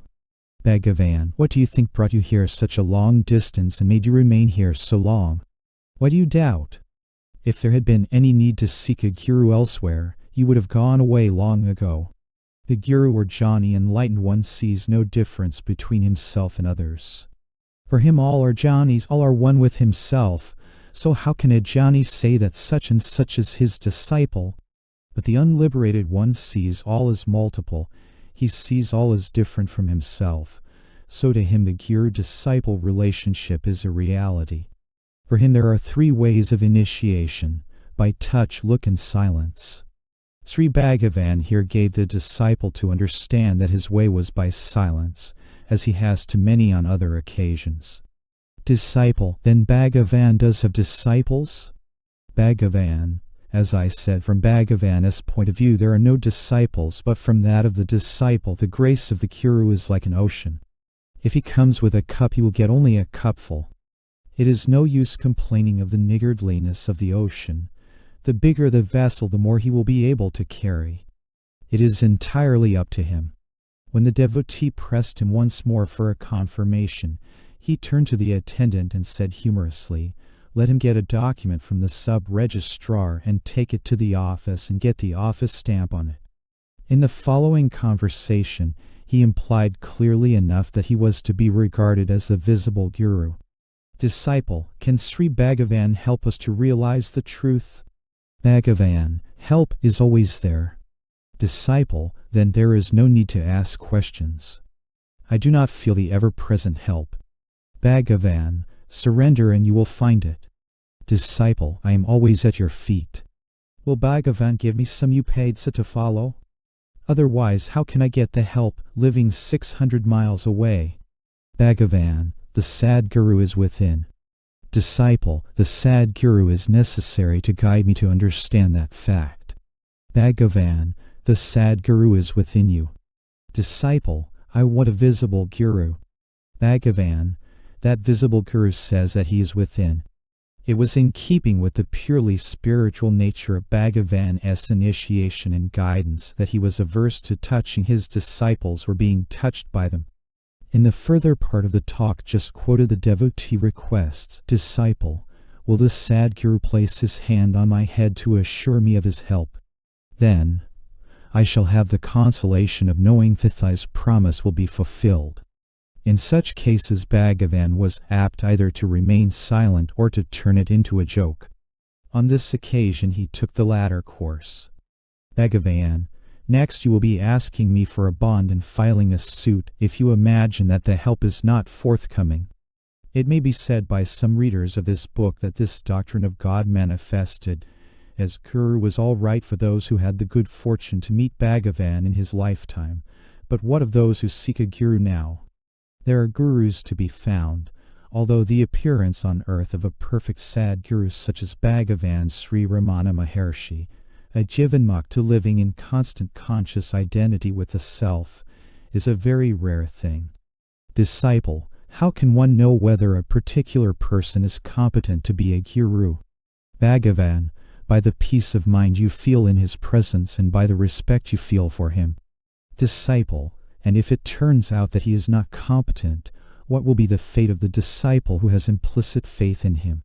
Bhagavan, the fate of each one will be according to his merit. But if the Guru has not attained the supreme state, can he be regarded as a manifestation of God or the self? In a way he can. The disciple himself is the self, although ignorant of his true identity.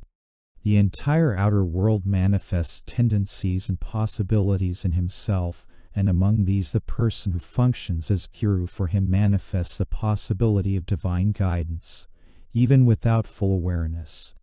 There is, however, another possibility also, and that is continued guidance by Bhagavan. It will be recalled that Bhagavan confirmed that the Guru need not necessarily take human form. He sometimes added that this happened only in rare cases. He himself had no human Guru. Just as with self-inquiry, he created a new path suitable to the conditions of the modern world, a path that can be followed without any outward forms, invisibly, while conforming to the outer conditions of modern life. So also he brought to men the possibility of silent, formless initiation, requiring no physical Guru. In his lifetime initiation was by look or silence. He often confirmed that the truest upadesa or spiritual instruction was by silence. The highest form of grace is silence. It is also the highest spiritual instruction. All other modes of instruction are derived from silence and are therefore secondary. Silence is the primary form. If the guru is silent, the seeker's mind gets purified by itself. The disciples of Bhagavan have found that the silent instruction continues as before. Others who have never met him in his lifetime have been drawn to him and begun to follow the guidance. If this seems strange to anyone, it means that he has not understood what Bhagavan was in his lifetime, that he identifies the guru with the body. It is sometimes asked how a Jivanmukta continues to guide disciples after death, when he is merged in the Absolute, the Self of all. But the Jivanmukta is already consciously one with the Absolute, the Self of all, while still embodied. If this is not incompatible with initiation and guidance while he wears a body, it is not afterwards. Death makes no difference to him, no change in his state. There is nothing more to be acquired, because he is that now. There is nothing to be lost, because he has already completely surrendered the ego. Banerjee asked Bhagavan what is the difference between Jivanmukti realization while in the body and Vidhamukti realization after death. Bhagavan, there is no difference. For those who ask, it is said, a jnani with a body is a Jivanmukta and he attains Vidhamukti when he sheds the body. But this difference exists only for the onlooker, not for the jnani. His state is the same before and after the body is dropped. We think of the jnani as a human form or as being in that form, but he knows that he is the self, the one reality which is both inside and out, and which is not bounded by any form or shape. There is a verse in the Bhagavata, here Bhagavan quoted the verse in Tamil which says, just as a man who is drunk is not conscious whether his upper cloth is on his body or has slipped away from it, the jnani is hardly conscious of his body, and it makes no difference to him whether the body remains or has dropped off. He did not encourage curiosity and seldom answered questions about the state of the jnani or the realized man, but when asked whether the jnani continues to perform a function after the death of the body, I have heard him reply briefly that in some cases he may. Also he himself confirmed what his disciples know now from experience, that the guru may continue to give guidance after the death of the body, when no longer in human form. Dr. Maisalawala, retired Chief Medical Officer of Bhopal, who has been here for over a month, and is in temporary charge of the Asramam hospital in the absence of Dr. Shiva Rao, put the following questions to Bhagavan and received the following answers. Disciple, Bhagavan says, the influence of the jnani steals into the devotee in silence. Bhagavan also says, contact with great men, exalted souls, is one efficacious means of realizing one as true being. Bhagavan, yes. What is the contradiction? Jnani, great man, exalted souls, does he differentiate between them? Thereupon, I said no. Bhagavan, contact with them is good. They will work through silence. By speaking, their power is reduced. Speech is always less powerful than silence. So silent contact is the best. Disciple, does the contact continue even after the dissolution of the physical body of the jnani or only so long as he is in flesh and blood? Bhagavan, the guru is not in the physical form. So contact will remain even after his physical form vanishes. He declared that one who has obtained the grace of the guru would never be abandoned. He who has earned the grace of the guru will undoubtedly be saved and never forsaken, just as the prey that has fallen into the tiger's jaw will never be allowed to escape. Remembering this, perhaps, some devotees complained, when the death of his body was imminent, that he was abandoning them and asked what they could do without his continued guidance. He answered briefly, you attach too much importance to the body. The implication was clear. The guru is the same whether he wears a body or not, and his devotees have since found it to be so.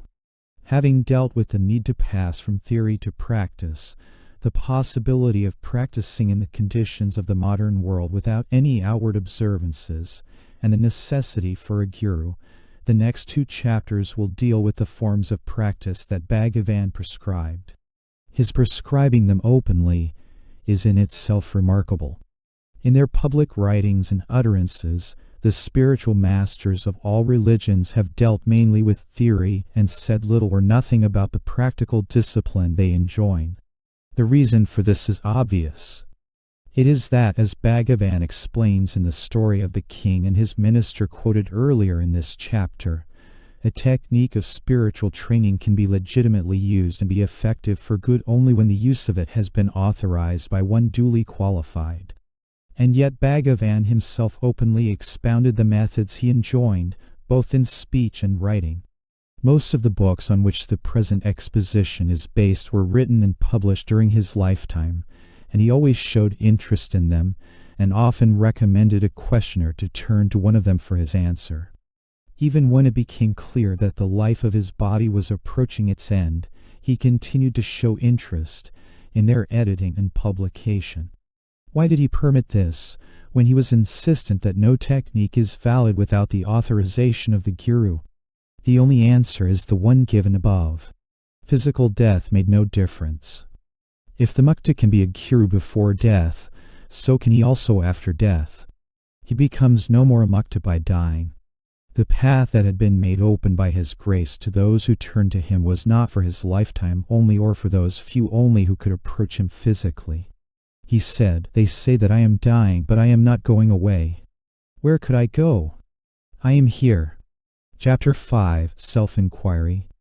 Although refraining, for the reason given in the previous chapter, from describing himself as a guru, Sri Bhagavan did in fact constantly act as such. When any visitor came with questions, he would turn the trend of them from theory to practice, and in explaining and enjoining methods of spiritual training he was as forthcoming as he was reluctant to expound mere theory. He often said that the true teaching was in silence, but this did not mean that verbal expositions also were not given. They indicated to the seeker in what way he should make an effort, while the silent influence on his heart helped him to do so. As will be shown in the next chapter, Sri Bhagavan authorized many different methods. However, he laid the greatest emphasis on self-inquiry and constantly recommended it, and therefore his method will be dealt with first. It is not a new method. Indeed, being the most direct method of all, it must be the most ancient. However, in ancient times it had been a path reserved for the heroic few who could strive in solitude, withdrawn from the world in constant meditation. In recent times, as might be expected, it had become increasingly rare. What Bhagavan did was to restore it in a new form combined with karma marga, the path of action, in such a way that it could be used in the conditions of the modern world. Since it requires no ritual or outer form, it is in fact the ideal method for the needs of our times. And yet it is not weakened or diluted by being adapted to the modern conditions of life, but remains central and direct. For the subsistence of the mind there is no other means more effective than self-inquiry. Even though the mind subsides by other means, that is only apparently so, it will rise again. This is the direct method. All other methods are practiced while retaining the ego, and therefore many doubts arise and the ultimate question still remains to be tackled in the end. But in this method the final question is the only one and is raised from the very beginning. Self-inquiry leads directly to self-realization by removing the obstacles which make you think that the self is not already realized. Meditation requires an object to meditate on, whereas in self-inquiry there is only the subject and no object. That is the difference between them. Disciple, why should self-inquiry alone be considered the direct path to realization? Bhagavan, because every kind of path except self-inquiry presupposes the retention of the mind as the instrument for following it, and cannot be followed without the mind. The ego may take different and more subtle forms at different stages of one's practice, but it is never destroyed. The attempt to destroy the ego or the mind by methods other than self-inquiry is like a thief turning policeman to catch the thief that is himself. Self-inquiry alone can reveal the truth that neither the ego nor the mind really exists and enable one to realize the pure, undifferentiated being of the self or the absolute. This statement that the mind is not used by the method of self-inquiry was not always understood, and therefore Bhagavan, when asked, explained that it means that the mind is not taken for granted as a real entity but its very existence is questioned, and that this is the easiest way to dispel the illusion of its existence. Bhagavan, to ask the mind to kill the mind is like making the thief the policeman. He will go with you and pretend to catch the thief, but nothing will be gained. So, you must turn inward and see where the mind rises from, and then it will cease to exist. In reference to this answer, Sri Thambai Thor, I of Jaffna, who has been living as a sadhu in Pelakathu for over a year, asked me whether asking the mind to turn inward and seek its source is not also employing the mind. I put this doubt before Bhagavan.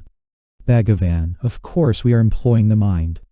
It is well known and admitted that only with the help of the mind can the mind be killed.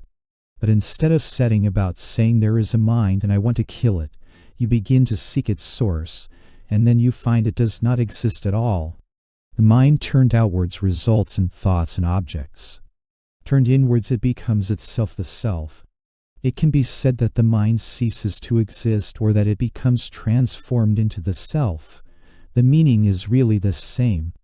It does not mean that a person becomes mindless, like a stone, but that the pure consciousness of the self is no longer confined within the narrow limits of an individualized mind, and that he no longer sees through a glass darkly, but with clarity and radiant vision.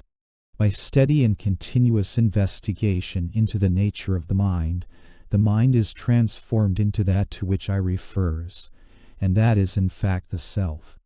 The mind has necessarily to depend for its existence on something gross. It never subsists by itself. It is the mind that is otherwise called the subtle body, ego, jiva or soul, that which arises in the physical body as I is the mind. If one inquires whence the I thought arises in the body in the first instance, it will be found that it is from the hridayam or the heart. That is the source and stay of the mind. Or again, even if one merely continuously repeats to oneself inwardly I, with the entire mind fixed thereon, that also leads to the same source. The first and foremost of all thoughts that arise in the mind is the primal I thought. It is only after the rise or origin of the I thought that innumerable other thoughts arise.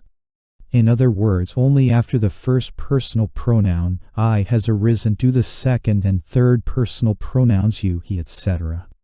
occur to the mind, and they cannot subsist without it. Since every other thought can occur only after the rise of the I thought, and since the mind is nothing but a bundle of thoughts, it is only through the inquiry, who am I, that the mind subsides.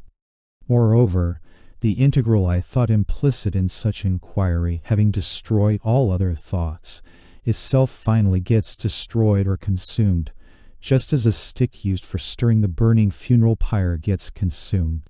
It must already be apparent from these indications that self-inquiry as taught by Bhagavan is something very different from the introversion of psychologists. In fact, it is not really a mental process at all.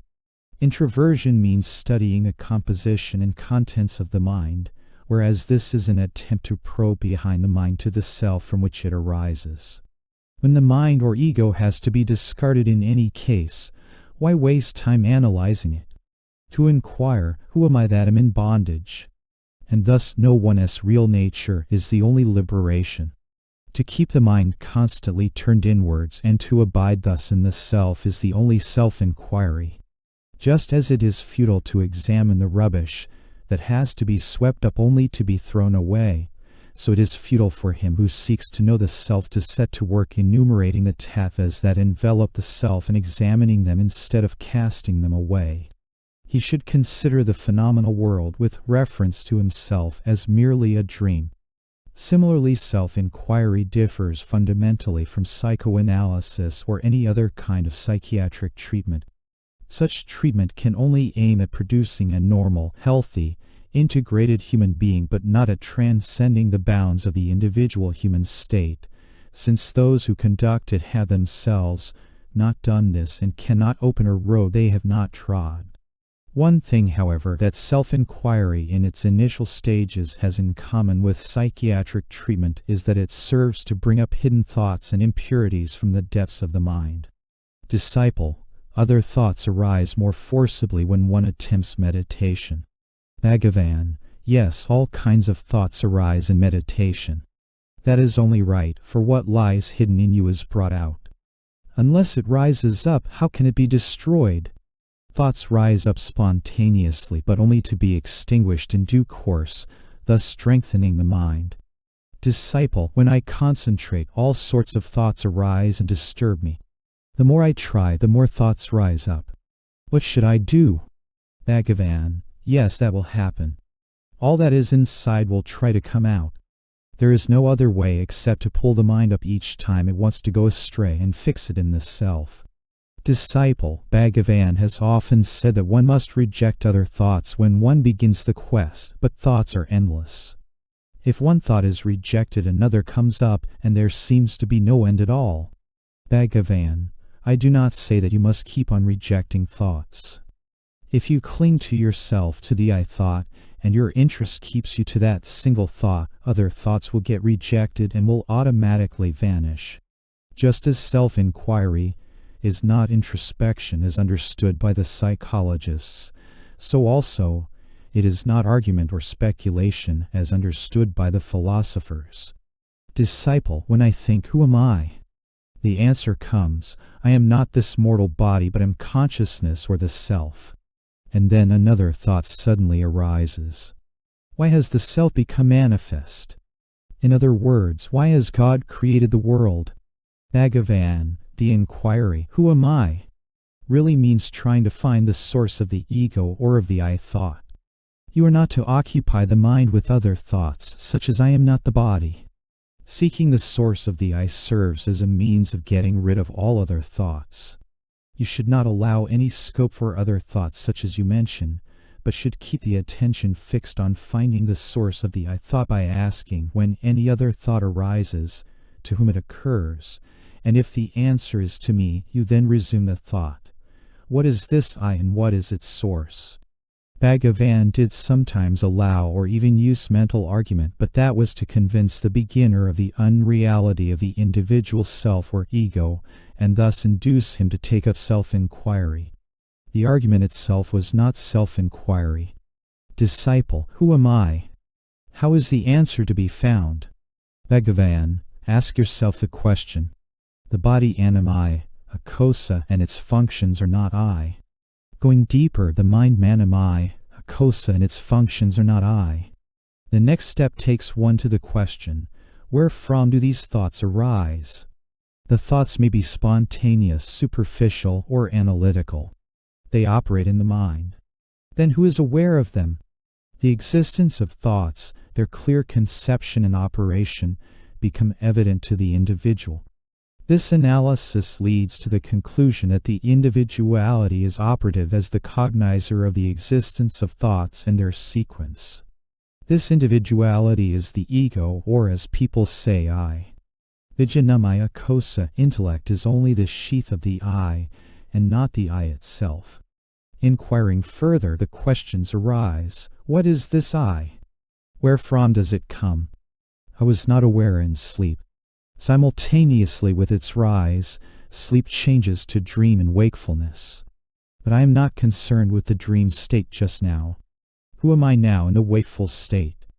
If I originated on waking from sleep, then the I was covered up with ignorance. Such an ignorant I cannot be what the scriptures refer to or the wise affirm. I am beyond even sleep. I must be here and now, and must be what I was all along in sleep and dream also, unaffected by the qualities of these states.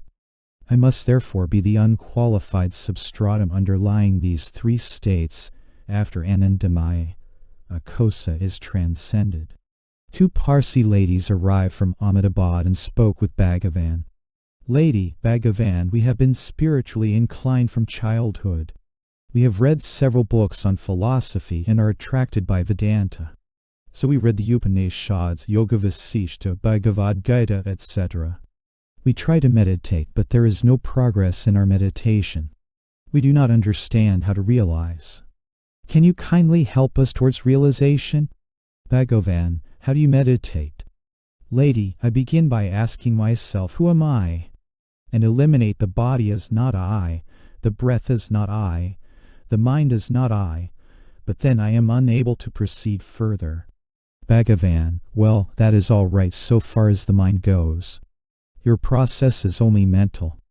Actually, all the scriptures mention this process only in order to guide the seeker to the truth. The truth cannot be directly indicated. That is why this mental process is used. You see, he who eliminates all the not I cannot eliminate the I. In order to be able to say I am not this or I am that, there must be the I to say it. This I is only the ego or the I thought. After the rising up of this I thought, all other thoughts arise. The I thought is therefore the root thought. If the root is pulled out, all the rest is uprooted at the same time. Therefore seek the root I, question yourself, who am I? Find out the source of the I. Then all these problems will vanish and the pure self alone will remain. Lady, but how am I to do it? Bhagavan, the I is always there, whether in deep sleep and dream or in the waking state. The one who sleeps is the same as the one who is now speaking. There is always the feeling of I. If it were not so, you would have to deny your existence. But you do not. You say I am. Find out who is. Lady, I still do not understand. You say the I is now the false I. How am I to eliminate this wrong I? Bhagavan, you need not eliminate any false I. How can I eliminate itself? All that you need do is to find out its origin and stay there. Your effort can extend only so far. Then the beyond will take care of itself. You are helpless there. No effort can reach it. Lady, if I am always, here and now, why do I not feel so? Bhagavan, who says that you do not? Does the real I or the false I? Ask yourself and you will find that it is the false I. The false I is the obstruction which has to be removed in order that the true I may cease to be hidden. The feeling I have nor realized is the obstruction to realization. In fact, it is already realized. There is nothing more to be realized. If there were, realization would be something new which did not yet exist, but was to come about in the future. But whatever is born will also die. If realization is not eternal, it is not worth having. Therefore, what we seek is not something that must begin to exist, but only that which is eternal but is veiled from us by obstructions. All that we need do is to remove the obstruction. What is eternal is not recognized as such owing to ignorance. Ignorance is the obstruction. Get rid of it and all will be well. This ignorance is identical with the I thought. Find its source and it will vanish. The I thought is like a spirit which, although not palpable, rises up simultaneously with the body, flourishes with it, and disappears with it. The body consciousness is the wrong I. Give it up. You can do so by seeking the source of I. The body does not say, I am. It is you who say, I am the body. Find out who this I is. Seek its source and it will vanish. Lady, then will there be bliss? Bhagavan, bliss is coeval with being consciousness. All the arguments relating to the eternal being apply to eternal bliss also. Your nature is bliss. Ignorance is now hiding the bliss, but you have only to remove the ignorance for the bliss to be freed. Lady, should we not find out the ultimate reality of the world as individual and God? Bhagavan, these are conceptions of the I. They arise only after the advent of the I thought. Did you think of them in deep sleep? Yet you existed in sleep, and the same you is speaking now. If they were real, would they not exist in your sleep also? They are dependent on the I thought. Again, does the world tell you, I am the world? Does the body say, I am the body? You say, This is the world, this is the body, and so on. So these are only your conceptions. Find out who you are, and that will be the end of all doubts. Lady, what becomes of the body after realization? Does it continue to exist or not? We see realized people performing actions like other people. Bhagavan, this question need not worry you now. You can ask it after realization if you feel like it. As for realized beings, let them take care of themselves. Why do you worry about them? In fact, after realization, neither the body nor anything else will appear different from the self.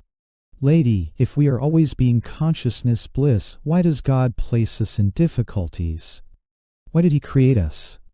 Bhagavan, does God come and tell you that He placed you in difficulties? It is you who say so. It is the false I again. If that disappears, there will be no one to say that God created this or that. That which is does not even say I am. For does any doubt arise that I am not? Only if a doubt arose whether one was a cow or a buffalo would one have to remind oneself that one is not an animal but a man. But this never happens. It is the same with one's own existence and realization. This last quotation brings us back from what self-inquiry is not to what it is. When the mind unceasingly investigates its own nature, it transpires that there is no such thing as the mind. This is the direct path for all. The mind is merely thoughts. Of all thoughts, the thought I is the root. Therefore, the mind is only the thought I. Whence does this thought I arise?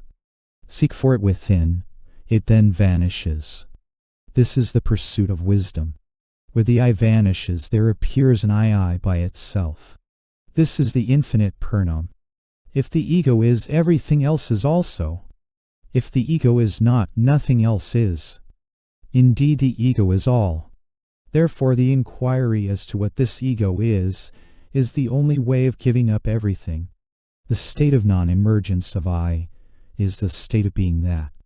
Without questing for that state of non-emergence of I and attaining it, how can one accomplish one's own extinction, from which the I does not revive?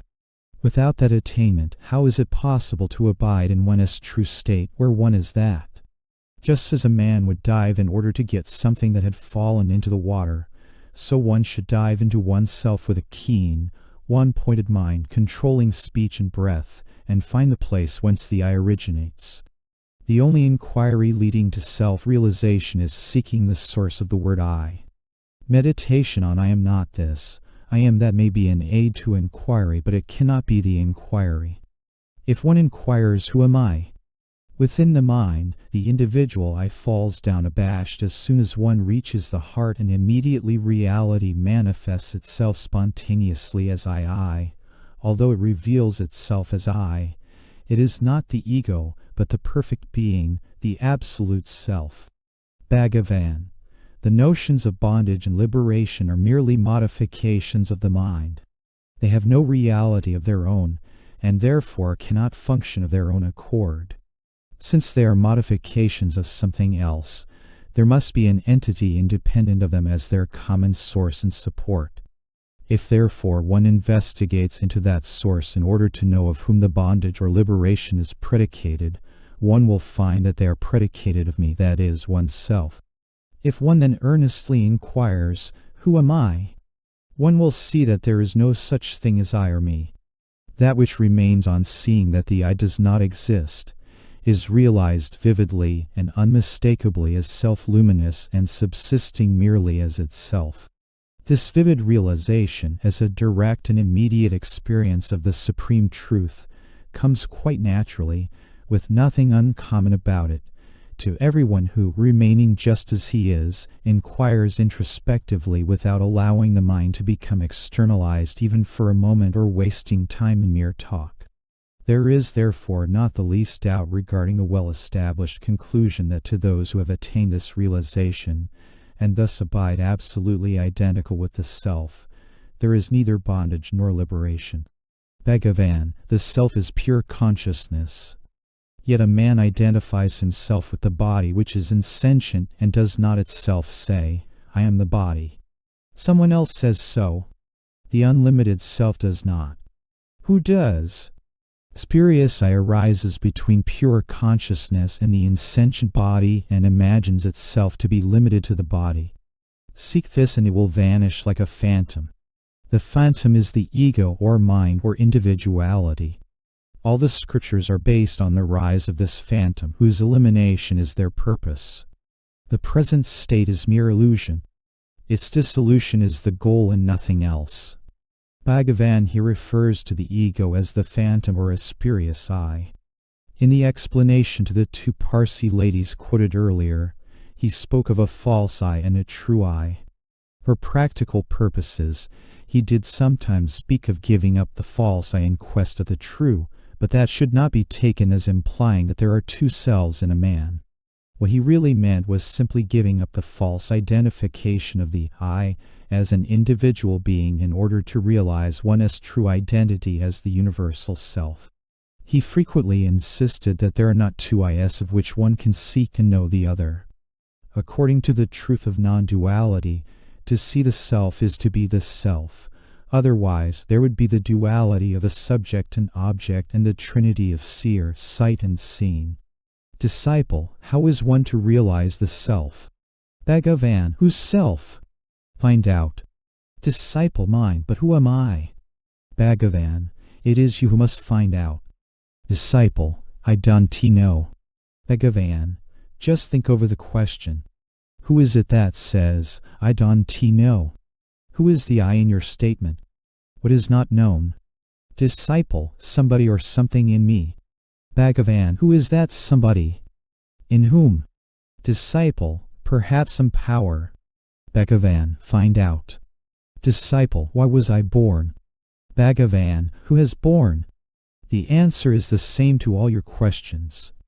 Disciple, who am I then? Bhagavan, smiling, have you come to examine me? You must say who you are. Disciple, however much I may try, I do not seem to catch the I. It is not even clearly discernible. Bhagavan, who is it that says that the I is not discernible? Are there two Is in you, that one is not discernible to the other? Instead of inquiring, who am I? Can I put the question to myself, who are you? So that my mind may be fixed on you whom I consider to be God in the form of the Guru. Perhaps I would come nearer to the goal of my quest by that inquiry than by asking myself, who am I? Bhagavan, whatever form your inquiry may take, you must finally come to the one I, the self.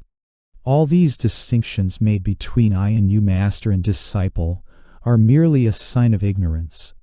The supreme I alone is. To think otherwise is to delude one's self. Therefore, since your aim is to transcend here and now these superficialities of physical existence through self-inquiry, where is the scope for making the distinctions of you and I which pertain only to the body? When you turn the mind inwards, seeking the source of thought, where is the you and where the I? You should seek and be the self that includes all. Disciple, but isn't it funny that the I should be searching for the I? Doesn't the inquiry, who am I, turn out in the end to be an empty formula? Or am I to put the question to myself endlessly, repeating it like some mantra? Bhagavan, self-inquiry is certainly not an empty formula. It is more than the repetition of any mantra. If the inquiry, who am I, were mere mental questioning, it would not be of much value.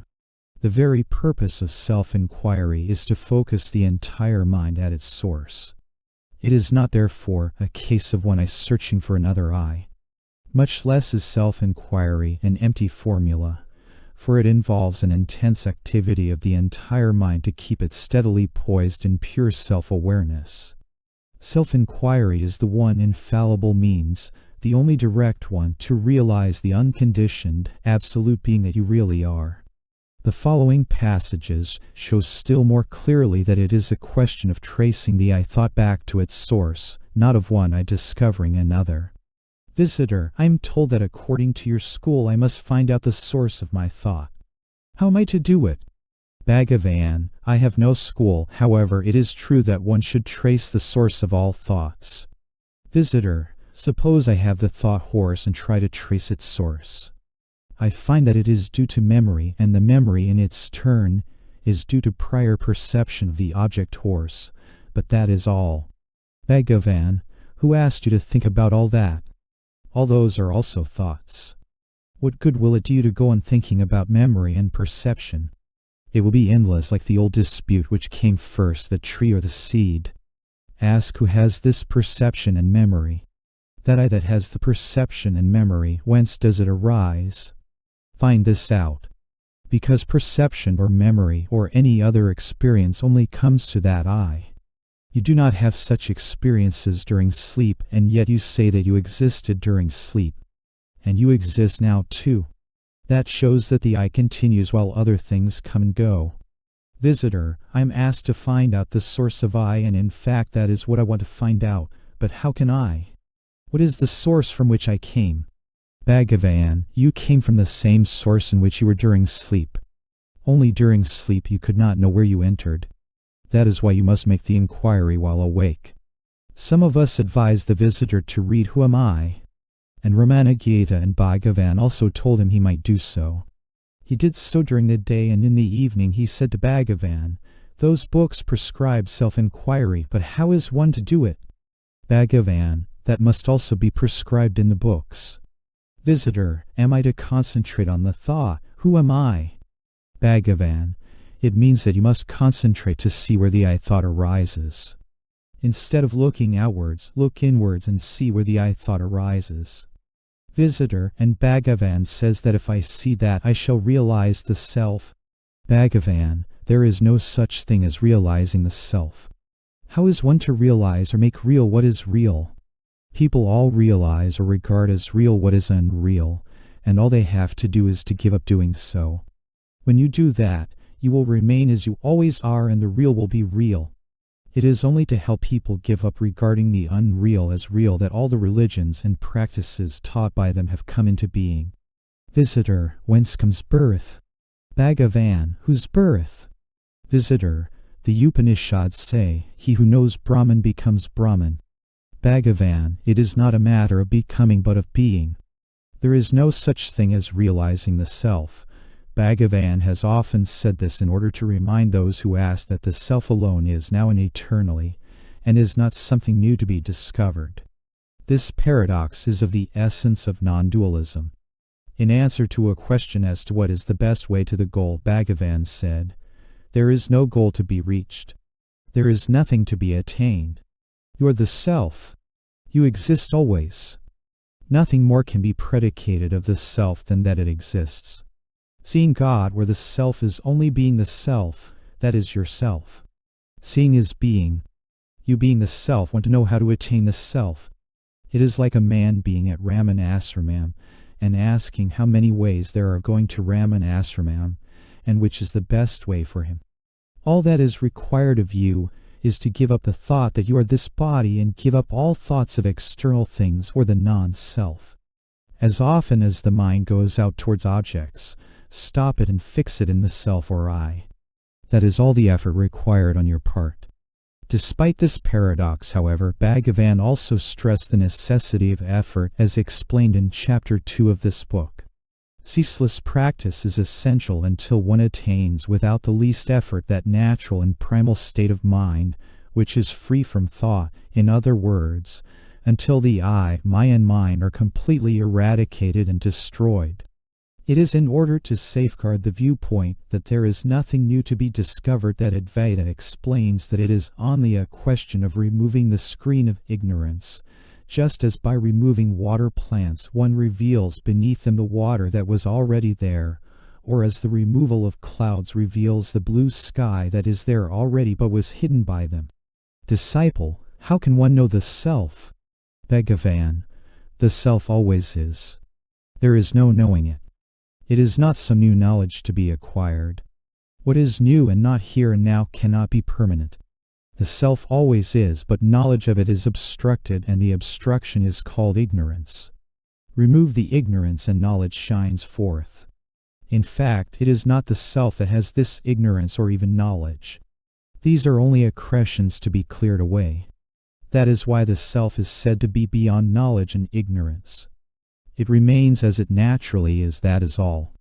This concentration on the self, of course, requires intense control of the mind, and many complained that it was not easy. In the evening, a visitor asked Bhagavan how to control the wandering mind. He began by saying that it was a question which particularly troubled him. Bhagavan replied, laughing, "That is nothing particular to you. That is what everybody asks, and what is dealt with by all the scriptures, such as the Gita. What other way is there except to draw the mind back every time it strays or turns outwards, as advised in the Gita? Of course it is not an easy thing to do. It will come only with practice." The visitor said that the mind strays after what it desires, and one must stay fixed on the object we set before it. When there was this sort of complaint, Bhagavan sometimes answered that self-inquiry does not set any object before the mind, but simply turns it in on itself, seeking its source. On this occasion, however, he answered from the point of view of desire or happiness. Everybody seeks only what brings him happiness.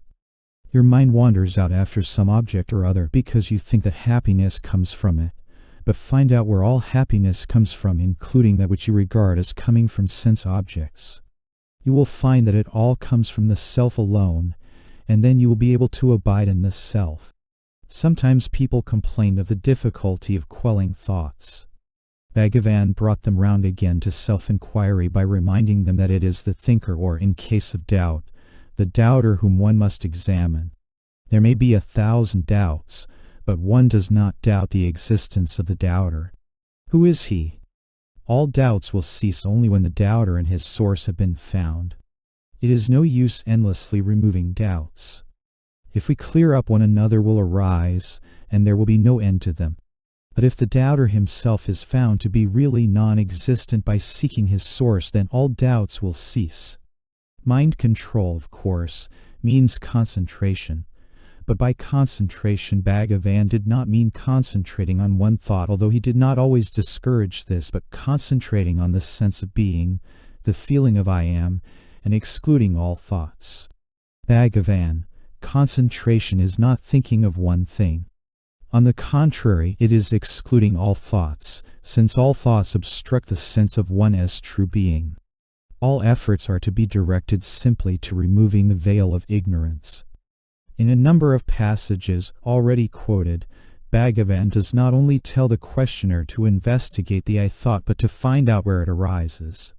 This connects self-inquiry with concentration on the heart at the right side referred to in Chapter 1, and shows still more clearly that it is not a mental process. Indeed, an actual liberation that can be felt physically arises in this center during self-inquiry. Concentrating the mind solely on the self will lead to happiness or bliss. Drawing in the thoughts, restraining them, and preventing them from straying outwards is called detachment, vairagya. Fixing them in the self is spiritual practice, sadhana.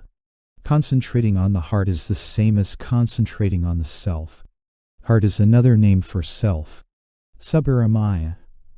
Is it stated in any book that for ultimate and final realization one must ultimately come to the heart, even after reaching the Sahasrara, the 1,000-petaled lotus, the center and the crown of the head, and that the heart is at the right side? Bhagavan, no. I have not come across this in any book, although in a Malayalam book on medicine I came across a stanza locating the heart on the right side, and I have translated it into Tamil in the supplement to the 40 verses. We know nothing about the other centers. We cannot be sure what we arrive at by concentrating on them and realizing them. But as the I arises from the heart, it must sink back and merge there for self-realization. Anyway, that has been my experience. Know that the pure and changeless self-awareness in the heart is the knowledge which, through destruction of the ego, bestows liberation. The body is inert like an earthen pot. Since it has no I consciousness, and since in deep sleep, when bodiless, we experience our natural being, the body cannot be the I. Who then is it that causes I-ness? Where is he? In the heart cave of those who thus inquire, and who know and abide as the self, Lord Arunachala Siva shines forth as himself as that I consciousness. Disciple, Bhagavan was saying that the heart is the center of the self. Bhagavan, yes, it is the one supreme center of the self. You need have no doubts about that. The real self is there in the heart behind the ego self. Disciple, will Bhagavan please tell me where in the body it is? Bhagavan, you cannot know it with your mind or picture it with your imagination, although I tell you that it is here pointing to the right side of the chest. The only direct way to realize it is to stop imagining and try to be yourself. Then you automatically feel that the center is there. It is the center spoken of in the scriptures as the heart cavity. Disciple, can I be sure that the ancients meant the center by the term heart? Bhagavan, yes you can, but you should try to have the experience rather than locate it. A man does not have to go and find where his eyes are in order to see. The heart is there, always open to you, if you care to enter it, always supporting your movements, although you may be unaware of it. It is perhaps more correct to say that the self is the heart. Really the self is the center and is everywhere aware of itself as the heart or self-awareness. Disciple, when Bhagavan says that the heart is the supreme center of the spirit or the self, does that imply that it is not one of the 6 yogic centers chakras? Bhagavan, the yogic centers, counting from the bottom upwards, are a series of centers in the nervous system. They represent various stages, each having its own kind of power or knowledge, leading to the Sahasrara, the 1,000-petaled lotus in the brain, where is seated the supreme Shakti power. But the self that supports the whole movement of the Shakti is not located there, but supports it from the heart center. Disciple, then it is different from the manifestation of Shakti? Bhagavan, really there is no manifestation of Shakti apart from the self. The self became all these Shaktis. When the yogi attains the highest state of spiritual awareness samad, it is the self in the heart that supports him in that state whether he is aware of it or not. But if his awareness is centered in the heart, he realizes that, whatever centers or states he may be in, he is always the same truth, the same heart, the one self, the spirit that is present throughout, eternal and immutable. The Tantra Sastra calls the heart Surya Mandala, or the solar orb, and the Sahasrara as Chandra Mandala, or lunar orb. This shows the relative importance of the two. Just as this concentration on the heart establishes a point of contact with yoga, so also Bhagavan sometimes pointed out the affinity with bhakti, the path of devotion, and said that the two paths lead to the same end. Perfect devotion means complete surrender of the ego to God or guru conceived of as other than oneself, while self-inquiry leads to dissolution of the ego. More will be said about Bhakti Marga in the next chapter, but the following explanation shows how the two paths converge. Disciple, if the I is an illusion, who is it that casts off the illusion? Bhagavan, the I casts off the illusion of the I and yet remains I. Such is the paradox of self-realization. The realized do not see any paradox in it.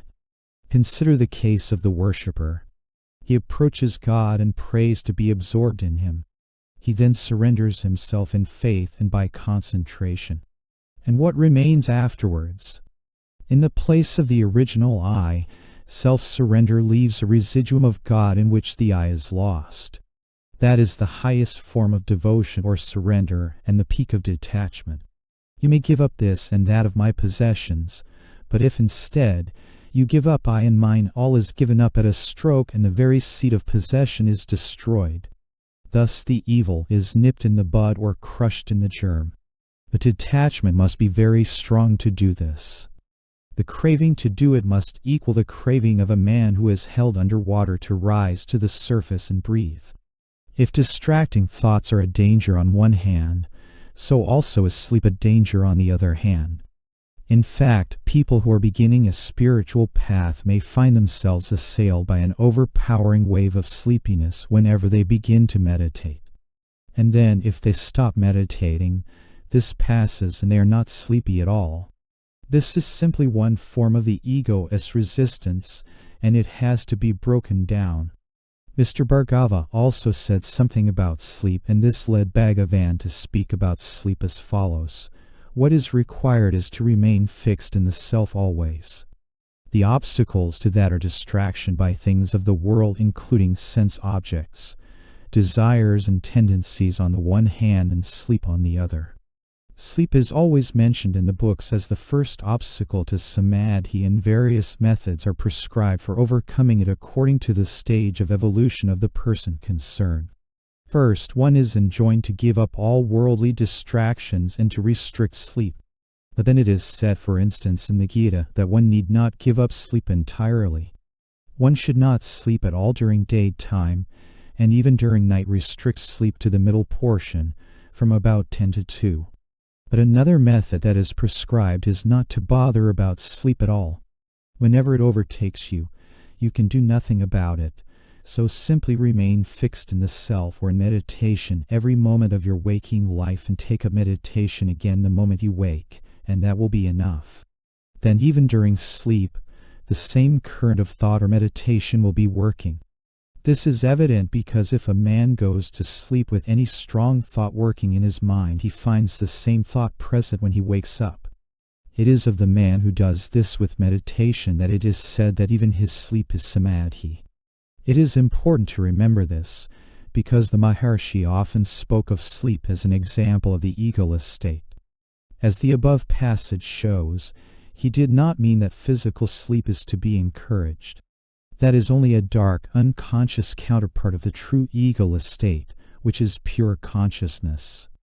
Another source of questions among those who continued further with meditation was that they sometimes came up against a blank or void or a feeling of fear, but they were told to carry on, holding firmly to that which experiences the void or fear.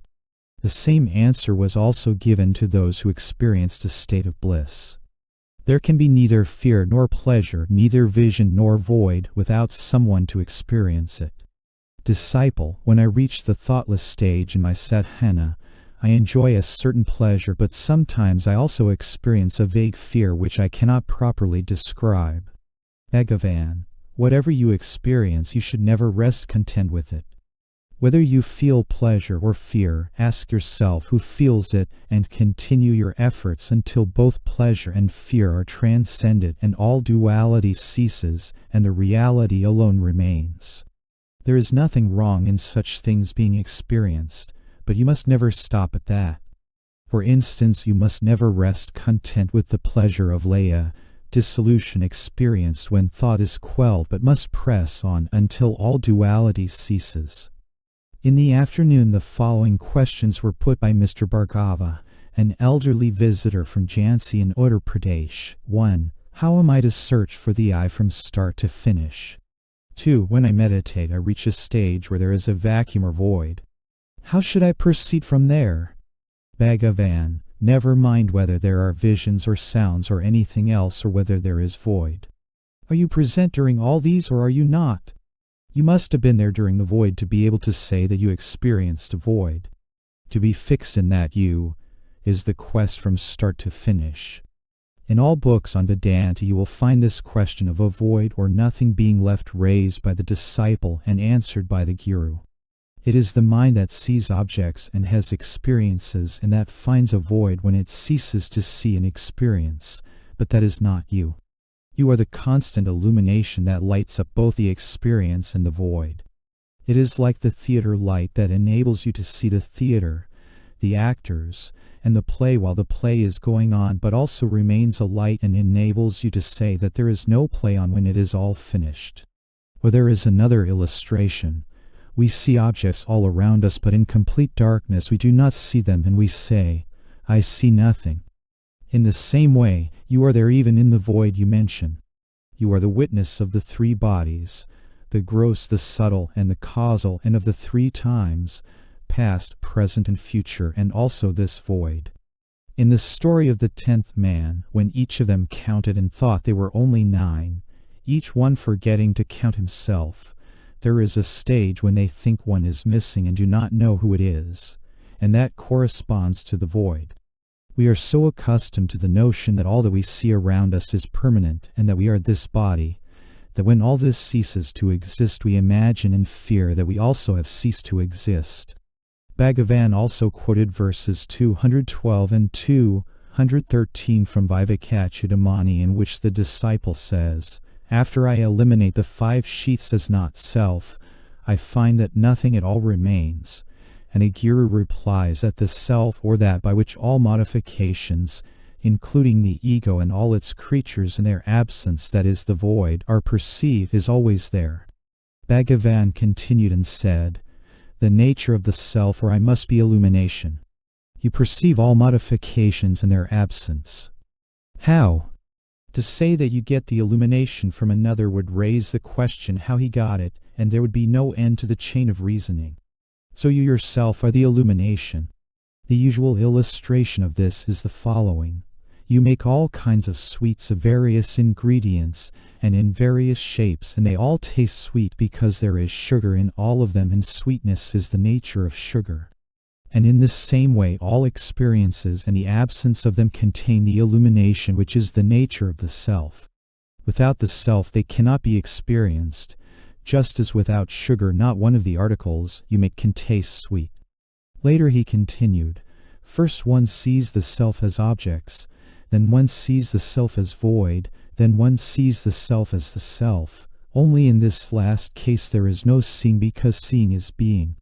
Before closing this chapter, it may be well to give a few more specific rules, or rather to indicate that they exist, but are not essential. It is usual to conduct what is called meditation during regular hours, morning and evening, sitting with a straight spine and closed eyes. I say what is called meditation because this word is commonly used for self-inquiry and concentration on the I am, or the heart, as described in this chapter. It is, of course, far from the mental reflection that commonly goes by that name. In India it is usual to sit cross-legged on the ground. However, all such rules of technique are less important in self-inquiry than with other less direct methods. Indeed, this is obvious from the fact that self-inquiry has gradually to be extended from set hours of meditation until it becomes the undercurrent of all thoughts and actions. Mr. Evans once asked a few questions. They related to yoga.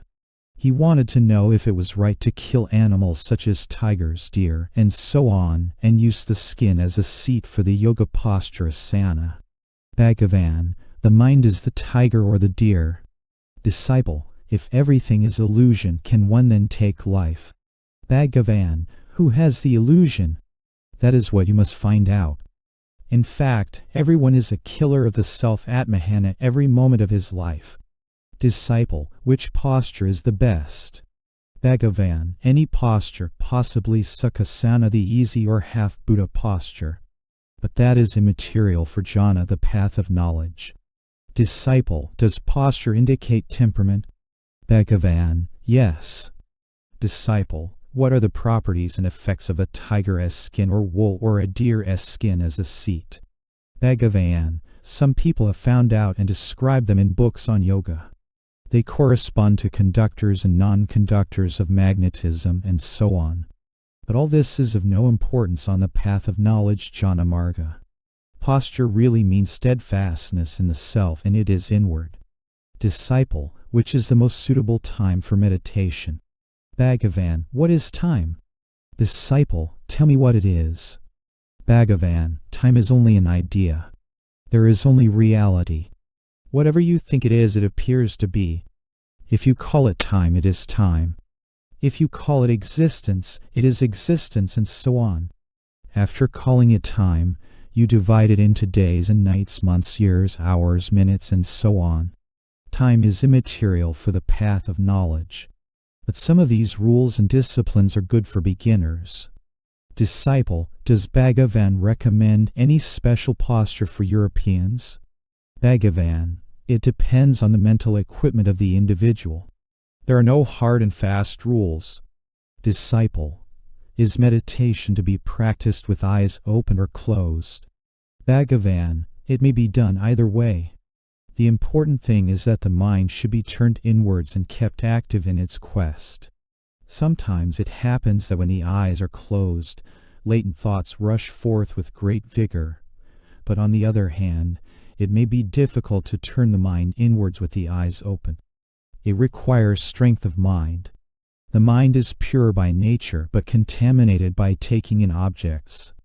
The great thing is to keep it active in its quest without taking in external impressions or thinking of other things. Although, as will be shown in the next chapter, the Maharshi approved of various methods and authorized them when they suited the practitioner, he was nevertheless careful that they should not be confused with the direct method of self-inquiry. For instance, there are indirect paths which sedulously cultivate the various virtues. But when asked about this, he replied simply that on the direct path of self-inquiry no such technique is necessary. Disciple, it is said in some books that one should cultivate all the good or divine qualities in order to prepare oneself for self-realization. Bhagavan, all good or divine qualities are included in spiritual knowledge and all bad or demoniac qualities are included in ignorance. When knowledge comes, ignorance goes and all the divine qualities appear automatically. If a man is self-realized, he cannot tell a lie or commit a sin or do anything wrong. It is no doubt said in some books that one should cultivate one virtue after another and thus prepare for ultimate realization. But for those who follow the Jnanamarga path of knowledge, self-inquiry is quite enough for acquiring all the divine qualities. They need not do anything else.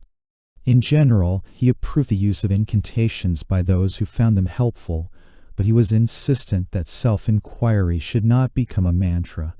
Disciple, please tell me how I am to realize the self. Am I to make an incantation of who am I? Bhagavan, no. It is not intended to be used as an incantation.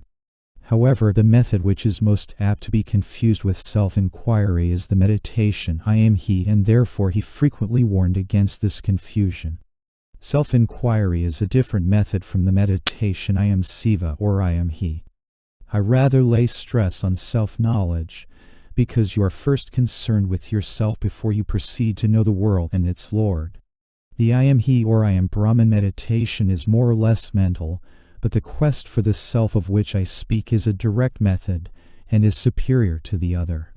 For as soon as you undertake the quest and begin to go deeper and deeper, the real self is waiting there to receive you, and then whatever is done by something else, and you have no hand in it. In this process, all doubts are automatically given up, just as one who sleeps forgets all his cares for the time being. Although the scriptures proclaim thou art that, it is only a sign of weakness to meditate I am that, not this, because you are eternally that. What has to be done is to investigate what one really is and remain that. Only if the thought I am a body occurs will the meditation I am not this, I am that help one to abide as that. Why should you forever be thinking I am that? Is it necessary for a man to go on thinking I am a man? Are we not always that? A Punjabi announced himself to the Maharshi as having been directed here by Sri Sankaracharya of Kamakoti Pita from Jailsvar near Puri Jagannath. He is a world traveler. He has practiced Hatha Yoga and some contemplation along the lines of I am Brahman. After a few moments blank prevails, his brain gets heated and he becomes afraid of death. He wants guidance from the Maharshi. Bhagavan, who sees the blank? Disciple, I know that I see it. Bhagavan, the consciousness overlooking the blank is the self. Disciple, that doesn't satisfy me. I can't realize it. Bhagavan, the fear of death arises only after the I thought arises. Whose death do you fear? To whom does the fear come? So long as there is identification of the self with the body, there will be fear. Disciple, but I am not aware of my body. Bhagavan, who says that he is not aware? Disciple, I don't understand. He was then asked to say what exactly was his method of meditation. He said, Aham Brahmasmi, I am Brahman. Bhagavan, I am Brahman is only a thought. Who says it? Brahman himself does not say so. What need is there for him to say it? Nor can the real I say so. For I always abides as Brahman. So it is only a thought. Whose thought is it? All thoughts come from the unreal I, that is the I thought. Remain without thinking. So long as there is thought, there will be fear. Disciple, when I go on thinking on this line, forgetfulness ensues. The brain becomes heated and I become afraid. Bhagavan, yes, the mind is concentrated in the brain and hence you get a hot sensation there. That is because of the I thought. So long as there is thought, there will be forgetfulness. There is the thought I am Brahman. Then forgetfulness supervenes. Then the I thought arises and simultaneously the fear of death also. Forgetfulness and thought exist only for the I thought. Investigate this and it will disappear like a phantom. What remains then is the real I. That is the self. The thought I am Brahman may be an aid to concentration insofar as it keeps other thoughts away and persists alone. Then you have to ask whose thought it is. It will be found to come from the I. But where does the I thought come from? Probe into it and it will vanish. The Supreme Self will shine forth of itself. No further effort is needed. When the one real I remains alone, it will not need to say, I am Brahman. Does a man go on repeating, I am a man? Unless he is challenged, why should he declare himself a man? Does anyone mistake himself for an animal that he should say, no, I am not an animal, I am a man? Similarly, since Brahman or I alone is, there is no one to challenge it, and so there is no need to repeat, I am Brahman. Throughout this chapter, self-inquiry has been spoken of mainly as a spiritual exercise or meditation to be practiced at certain fixed times. It does indeed begin so, and so long as effort is needed, such times of intensive meditation continue to be helpful, but that is not enough. The self-awareness which begins to be experienced during such meditation has to be cultivated at other times also and indeed begins to awaken spontaneously, forming an undercurrent to one's activities. The aim is to make it more and more continuous. It will be seen that this explains Bhagavan's injunction, referred to in Chapter 3, to conduct one's spiritual quest in the world and not to retire to a hermitage. Disciple, is a set meditation necessary for strengthening the mind? Bhagavan, not if you keep the idea always before you that it is not your work. At first effort is needed to remind yourself of it, but later on it becomes natural and continuous. The work will go on of its own accord and your peace will remain undisturbed. Meditation is your true nature. You call it meditation now because there are other thoughts distracting you. When these thoughts are dispelled, you remain alone. That is, in the state of meditation, free from thoughts, and that is your real nature, which you are now trying to realize by keeping away other thoughts. Such keeping away of other thoughts is now called meditation. But when the practice becomes firm, your real nature shows itself as true meditation. For the reason mentioned in the previous chapter, a guru often withholds the technique of spiritual practice as a secret to be revealed only to those whom he finds fit and initiates into it personally. However, with self-inquiry as taught by Bhagavan, no such precaution is necessary. It is a person's own understanding that opens this method to him, or his lack of understanding that closes it. Disciple, may I be assured that there is nothing further to be learnt, so far as the technique of spiritual practice is concerned, than what is written in Bhagavan's books. I ask because in all other systems, the guru holds back some secret technique to reveal to his disciple at the time of initiation. Bhagavan, there is nothing more to be known than what you find in the books. No secret technique. It is all an open secret in this system. Chapter 6, Other Methods. Disciple, which method is the best? Bhagavan, that depends on the temperament of the individual. Every person is born with the samskaras, characteristics or tendencies from his past lives. One method will prove easy to one person and another to another. There can be no general rule. In the following passage, Bhagavan indicates the purpose of all the methods and the goal they aim at. There are many methods. You may practice self-inquiry, asking yourself, who am I? Or if that does not appeal to you, you may meditate on I am Brahman, or some other theme, or you may concentrate on an incantation or do invocation. The object in every case is to make the mind one-pointed, to concentrate it on one thought and thereby exclude the many other thoughts. If we do this, the one thought also eventually goes and the mind is extinguished at its source.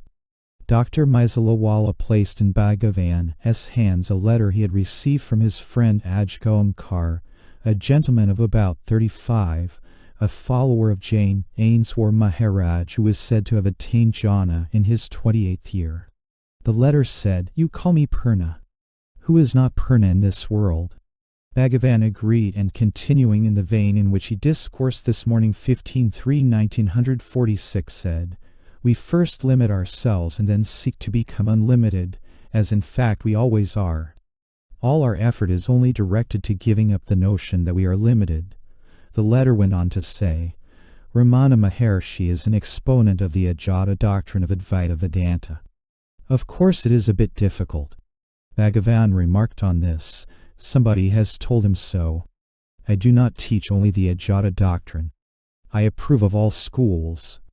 The same truth has to be expressed in different ways to suit the capacity of the hearer. The Advaita doctrine says, nothing exists except the one reality. There is no birth or death, no projection or drawing in, no striving, no aspirant, no release, no bondage, no liberation. The one unity alone exists forever. To such as find it difficult to grasp this truth and who ask, how can we ignore this solid world we see all around us? The dream experience is pointed out and they are told all that you see depends upon the seer. Apart from the seer there is no seen. This is called drishti srishtivada, or the argument that one first creates everything out of his mind and then sees what his mind has created. To such as cannot grasp even this and who further argue, the dream experience is so short while the world always exists. The dream experience was limited to me, but the world is felt and seen not only by me, but by so many, and we cannot call such a world non-existent. The argument called Srishti Drishtivada is addressed, and they are told, God first created such and such a thing out of such and such an element, and then something else and so forth. That alone will satisfy this class. Their mind is otherwise not satisfied, and they ask themselves, how can all geography, all maps, all sciences, stars, planets, and the rules governing or relating to them all be totally untrue? To such it is best to say, yes, God created all this and so you see it. Dr. Maisalawala objected, but all these teachings cannot be true. Only one doctrine can be true. Bhagavan said, all these viewpoints are only to suit the capacity of the learner. The absolute can only be one. However, although Bhagavan approved of other paths for those who could not follow self-inquiry, he did say to the present writer, all other methods lead up to self-inquiry. If a devotee of his found that some other, less direct path served him better, Bhagavan would guide him on this until he could gradually bring him to self-inquiry. Talking of the innumerable ways of different seekers after God, Bhagavan said, each should be allowed to go his own way, the way for which he alone may be built. It will not do to convert him to another path by violence. The Guru will go with the disciple along his own path, and then gradually turn him into the supreme path when the time is ripe. Suppose a car is going at top speed.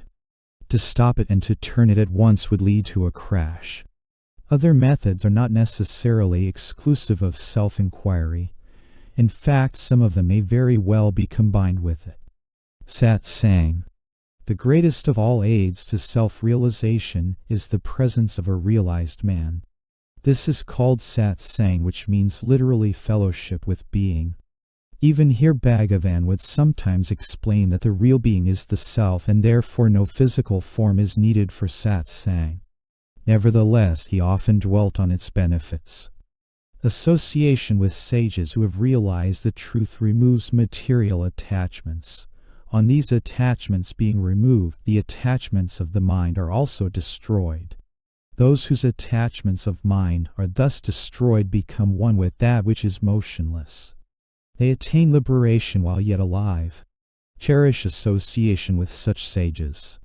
That supreme state which is obtained here and now as a result of association with sages, and realized through the deep meditation of self-inquiry in contact with the heart, cannot be gained with the aid of a guru or through knowledge of the scriptures, or by spiritual merit, or by any other means. If association with sages is obtained, to what purpose are the various methods of self-discipline? Tell me, of what use is a fan when the cool, gentle south wind is blowing? The heat of mental and bodily excitement is allayed by the rays of the moon. Want and misery are removed by the kalpaka tree. Sins are washed away by the sacred water of the Ganges. But all these afflictions are altogether banished by the mere darshan of the peerless sage. Neither the holy waters of pilgrimage, nor the images of gods made of earth and stone can stand comparison with the benign look of the sage. These purify one only after countless days of grace, but no sooner does the sage bestow his gracious glance than he purifies one. It should be mentioned that these 5 verses were not actually composed by Bhagavan, but translated from Sanskrit for inclusion in his supplementary 40 verses. The statement in the second verse that such grace cannot be gained with the aid of guru is using the word guru in its lower sense of teacher. Otherwise it would have the same meaning as sage, and the comparison would be pointless. Breath control. Breath control can have various meanings. It can be retention of breath, or regulation of breathing according to a definite rhythm, or merely watching the breathing and remaining attentive to it. The Maharshi often authorized the use of breath control, but did not as a rule specify what form it was to take, perhaps because those who asked for his authorization were usually practicing a form of it prescribed by some guru and merely wished to know whether they could continue to do so. He himself, although competent to authorize any practice, did not teach or prescribe the more technical forms of breath control. As there are elaborate treatises on the elements of Ashtanga Yoga, only as much as is necessary is written here. Anyone who desires to know more must resort to a practicing yogi with experience and learn from him in detail. When he did specify what kind of breath control was to be practiced, it was usually just watching the breath, the type which is least likely to be harmful if practiced without guidance from a guru who specializes in this kind of technical, indirect path. Mr. Prasad asked whether the regular form of breath control is not better, in which breathing in, holding the breath and breathing out are to the rhythm of 1, 4, 2. Bhagavan replied, all such rhythms, sometimes regulated not by counting but by incantations, are aids for controlling the mind, that is all. Watching the breath is also one form of breath control. Holding the breath is more violent and may be harmful when there is no proper guru to guide the practitioner at every step, but merely watching the breath is easier and involves no risk. The Maharshi was careful in authorizing breath control to explain why it was used, that it was helpful simply as a step towards mind control. The principle underlying this system of yoga is that the source of thought is also the source of breath and the vital force. Therefore, if one of them is effectively controlled, the other is also automatically brought under control. The source of the mind is the same as that of the breath and the vital forces. It is really the multitude of thoughts that constitute the mind, and the I thought is the primal thought of the mind and is itself the ego. But breath too has its origin at the same place whence the ego rises. Therefore, when the mind subsides, breath and the vital forces also subside, and conversely, when the latter subside, the former also subsides. Breath and vital forces are also described as the gross manifestations of the mind. Till the hour of death, the mind sustains and supports these forces in the physical body, and when life becomes extinct, the mind envelops them and carries them away. During sleep, however, the vital forces continue to function, although the mind is not manifest.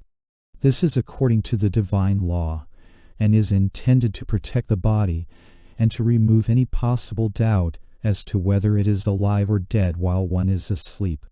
Without such arrangement by nature, sleeping bodies would often be cremated alive. The vitality apparent in breathing is left behind by the mind as a watchman. But in the wakeful state and in samadhi, when the mind subsides, breath also subsides. For this reason, because the mind has the sustaining and controlling power over breath and vital forces, and is therefore ulterior to both of them, the practice of breath control is merely helpful in subduing the mind, but it cannot bring about its final extinction. It follows from this that breath control, as authorized by Sri Bhagavan, is necessary only for those who cannot control the mind directly. Disciple, is it necessary to control one's breath? Bhagavan, breath control is only an aid for diving inwards. One can as well dive down by controlling the mind. On the mind being controlled, the breath is automatically controlled. There is no need to practice breath control, mind control is enough. Breath control is recommended for the person who cannot control his mind directly. This implies that Sri Bhagavan did not authorize breath control as an independent technique, but only as an approach towards mind control. In itself, he warned that its effects were impermanent. For the subsidence of the mind, there is no other means more effective and adequate than self-inquiry. Even though by other means the mind subsides, that is only apparently so, it will rise again.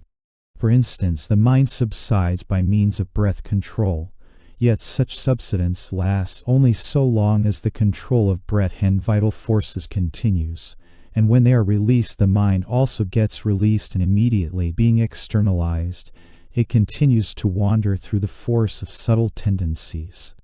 Therefore, those who use it on the path prescribed by the Maharshi should also know when to give it up. Bhagavan, breath control is a help in controlling the mind and is advised for such as find they cannot control the mind without some such aid. For those who can control their mind and concentrate, it is not necessary. It can be used at the beginning until one is able to control the mind, but then it should be given up. Another reason for caution in the use of breath control is that it may lead to subtle experiences which can distract the seeker from his true goal.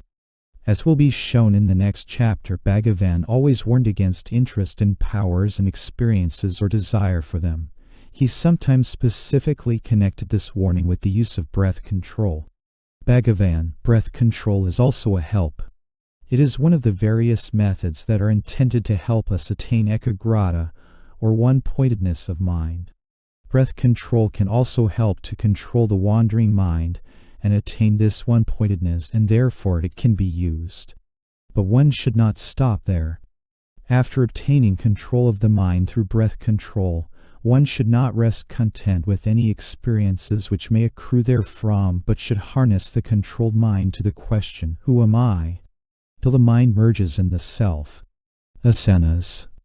It was usual for devotees of Bhagavan to sit cross-legged in meditation before him, but the more elaborate yogic postures or asanas were not practiced.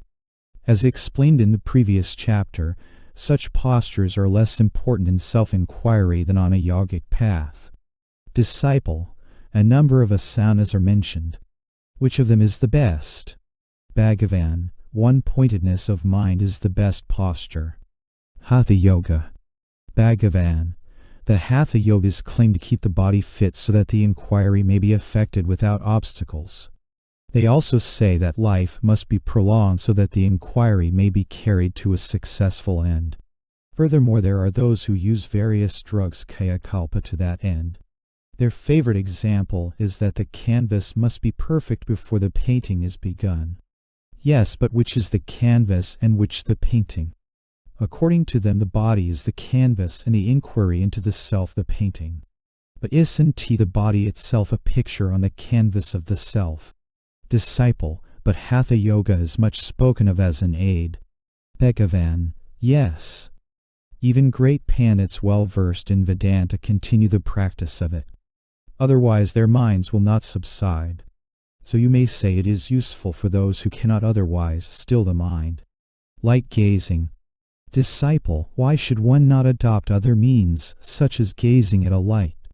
Bhagavan, light gazing stupefies the mind and produces catalepsy of the will for the time being, but it produces no permanent benefit. Concentration on sound. There are those who concentrate on the hearing of a sound.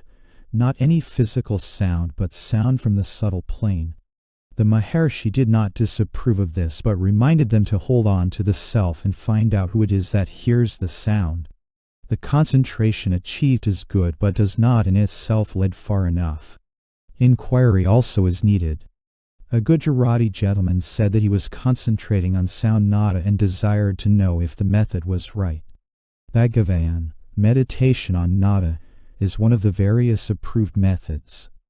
Its adherents claim a very special virtue for it.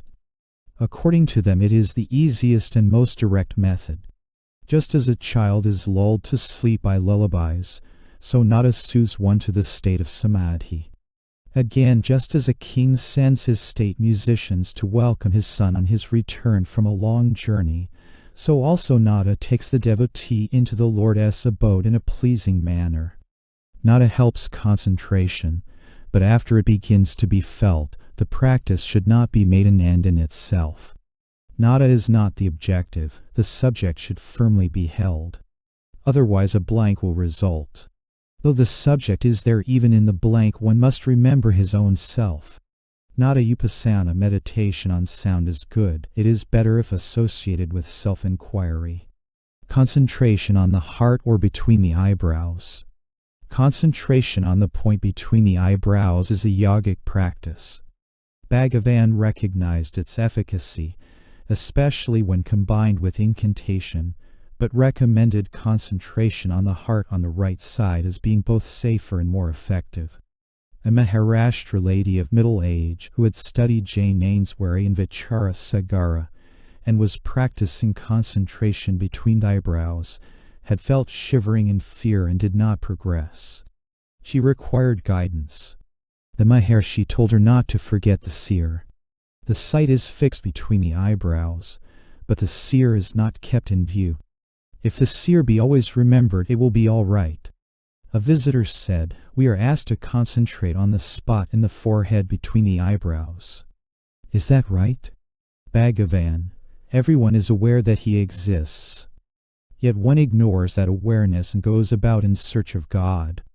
What is the use of fixing one's attention between the eyebrows? The aim of such advice is to help the mind to concentrate. It is one of the forcible methods of checking the mind and preventing its dissipation. The mind is forcibly directed into one channel, and this is a help to concentration. But the method of realization is the inquiry, who am I?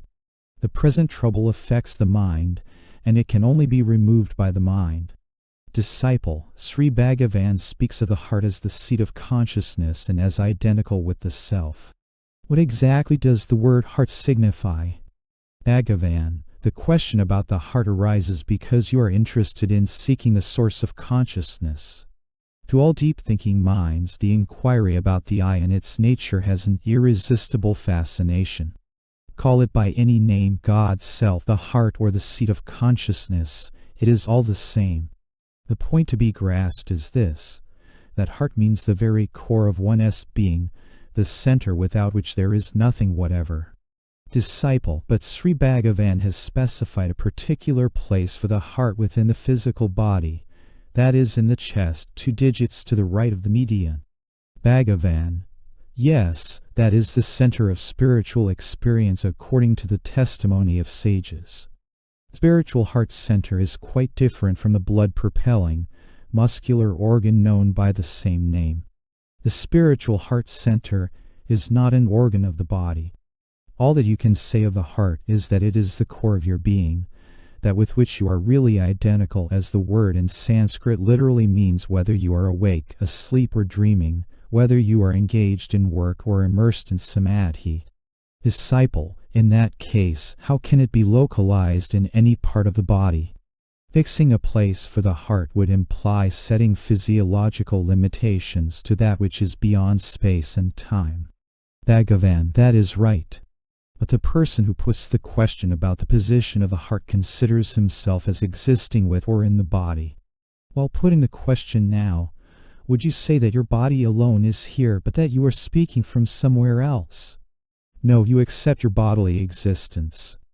It is from this point of view that any reference to a physical body comes to be made. Truly speaking, pure consciousness is indivisible, it is without parts. It has no form or shape, no within or without. There is no right or left. Pure consciousness, which is the heart, includes all, and nothing is outside or apart from it. That is the ultimate truth. Disciple, how shall I understand Sri Bhagavan's statement that the experience of the heart center is at that particular place in the chest?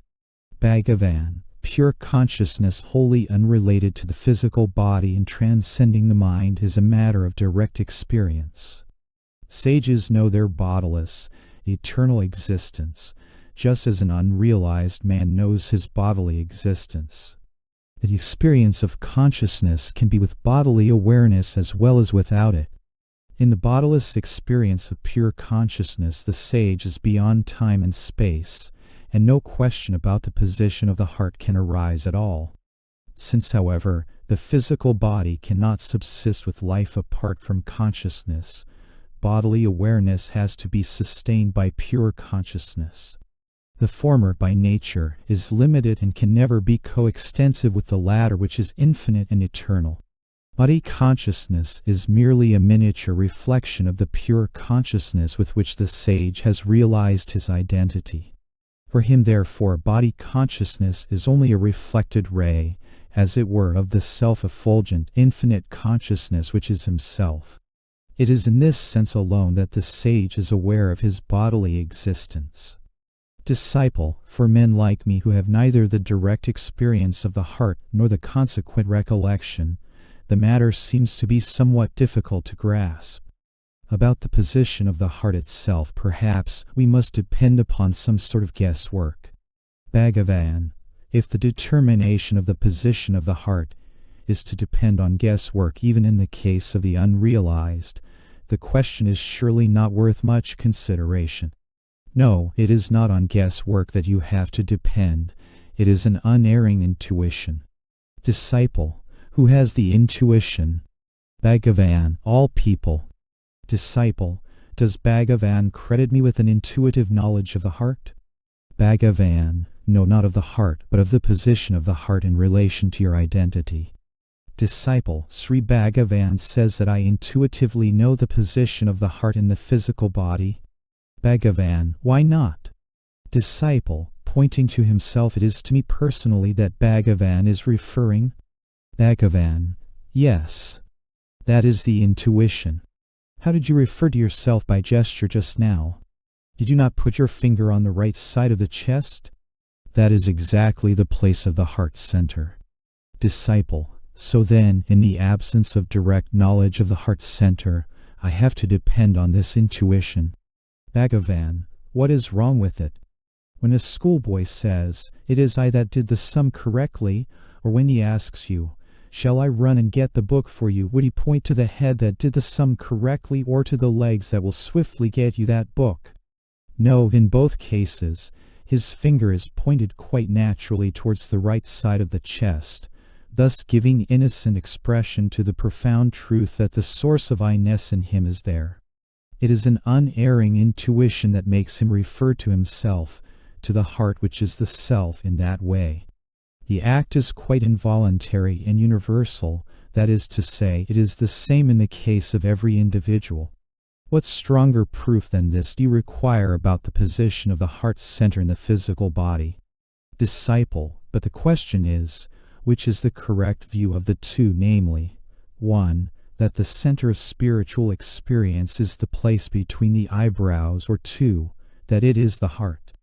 Bhagavan, for the purpose of practice you may concentrate between the eyebrows if you like. It would then be bhavana, or imaginative contemplation of the mind, whereas the supreme state of anubhava, or realization, with which you become wholly identified and in which your individuality is completely dissolved, transcends the mind. Then there can be no objectified center to be experienced by you as a subject distinct and separate from it. Disciple, I would like to put my question in slightly different words. Can the place between the eyebrows be said to be the seat of the self? Bhagavan, you agree that the self is the ultimate source of consciousness and that it subsists equally during all the three states of mind. Let's see what happens when a person in meditation is overcome by sleep. As the first symptom of sleep, his head begins to nod, but this could not happen if the self were situated between the eyebrows. That center cannot be called its seat without implying that the self often forsakes its own place, which is absurd. The fact is that the sadhaka may have his experience at any center or chakra on which he concentrates his mind, but that does not make such a center the seat of the self. Disciple, since Bhagavan says that the self may function at any of the centers or chakras while its seat is in the heart, is it not possible that by the practice of intense concentration or dhyana between the eyebrows, this center may itself become the seat of the self? Bhagavan, as long as it is merely the stage of practice of concentration in order to control your attention at one spot, any consideration about the seat of the self would merely be theorizing. You consider yourself the subject, the seer, and the place whereon you fix the attention becomes the object seen. This is merely bhavana. When, on the contrary, you see the seer himself, you merge in the self, you become one with it. That is the heart. Disciple, then, is the practice of concentration between the eyebrows advisable? Bhagavan, the final result of the practice of any kind of dhyana is that the object on which the aspirant fixes his mind ceases to exist as distinct and separate from the subject. Subject and object become oneself, and that is the heart. The practice of concentration on the center between the eyebrows is one of the methods of training, and thereby thoughts are effectively controlled for the time being. The reason is that all thought is an outer activity of the mind, and thought in the first instance follows sight, physical or mental. It is important, however, that this practice of fixing one's attention between the eyebrows should be accompanied by incantations. Because next in importance to the eye of the mind is the ear of the mind, that is mental visualization of speech, either to control and thereby strengthen the mind, or to distract and thereby dissipate it. Therefore, while fixing the mind's eye on a center, as for instance between the eyebrows, you should also practice the mental articulation of a divine name or incantation. Otherwise, you will soon lose hold on the object of concentration. This kind of practice leads to the identification of the name, word or self, whatever you may call it, with a center selected for the purpose of meditation. Pure consciousness, the self or the heart, is the final realization. The Sahasrara. Tantric paths teach the gradual uncoiling of the kundalini or spiritual current in a man. As it uncoils and rises upwards, it enfranchises a series of chakras or spiritual centers in the body, each bestowing its own powers and perceptions until it culminates in the Sahasrara, or 1,000-petaled lotus in the brain, or the crown of the head. When asked about this, Bhagavan replied that whatever the experience may be, the ultimate seat of the self, and therefore of realization, is the heart. Disciple, why doesn't Sri Bhagavan direct us to practice concentration on some particular center or chakra? Bhagavan, the Yoga Sastras say that the Sahasrara or brain is the seat of the self. The Purusha Sukta declares that the heart is its seat. To enable the aspirant to steer clear of any possible doubt, I tell him to take up the thread or the clue of I-ness and follow it to its source. Because firstly, it is impossible for anybody to entertain any doubt about this I-notion. Secondly, whatever be the means adopted, the final goal is realization of the source of I am-ness, which is what you begin from in your experience. If you therefore practice self-inquiry, you will reach the heart, which is the self. Disciple, does the Jivanadi subtle nerve column really exist, or is it a figment of the imagination? Bhagavan, the yogis say that there is a nadi called the Jivanadi, Atma Nadi or Paranadi. The Upanishads speak of a center from which thousands of nadis branch off. Some locate this in the brain and others in other places. The Garbhopanishad traces the formation of the fetus and the growth of the child in the womb. The ego is considered to enter the child through the fontanelle in the 7th month of its growth. In evidence thereof it is pointed out that the fontanelle is tender in a baby and is also seen to pulsate. It takes some months for it to ossify. Thus the ego comes from above, enters through the fontanelle and works through thousands of nadis which are spread over the whole body. Therefore the seeker of truth must concentrate on the Sahasrara, that is the brain, in order to regain his source. Breath control is said to help the yogi to rouse the Kundalini Shakti which lies coiled in the solar plexus. The Shakti rises through a nerve called the Sushumna, which is embedded in the core of the spinal cord and extends to the brain. If one concentrates on the Sahasrara, there is no doubt that the ecstasy of samadhi ensues. The vasanas, that is the latencies, are however not destroyed. The yogi is therefore bound to wake up from samadhi because the release from bondage is not yet accomplished. He must still try to eradicate the vasanas in order that the latent tendencies yet inherent in him may not disturb the peace of his samadhi. So he passes down from the Sahasrara to the heart through what is called the Jivanadi, which is only a continuation of the Sushumna. The Sushumna is thus a curve. It starts from the solar plexus, rises through the spinal cord to the brain, and from there bends down and ends in the heart. When the yogi has reached the heart, samadhi becomes permanent. Thus we see that the heart is the final center. Some Upanishads also speak of 101 nadis which spread from the heart, one of them being the vital nadi. If the ego descends from above and is reflected in the brain, as the yogis say, there must be a reflecting surface. This must also be capable of limiting the infinite consciousness to the limits of the body. In short, the universal being becomes limited as an ego. Such a reflecting medium is furnished by the aggregate of vasanas of the individual. It acts like the water in a pot which reflects an object. If the pot is drained of its water, there will be no reflection. The object will remain without being reflected. The object here is the universal being consciousness, which is all-pervading and therefore immanent in all. It need not be cognized by reflection alone. It is self-resplendent. Therefore this seeker's aim must be to drain away the vasanas from the heart and let no reflecting medium obstruct the light of the eternal consciousness.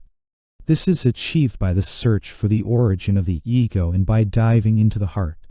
This is the direct path to self-realization. One who adopts it need not worry about nadis, brain, sushumna, kundalini, breath control, and the 6 yogic centers.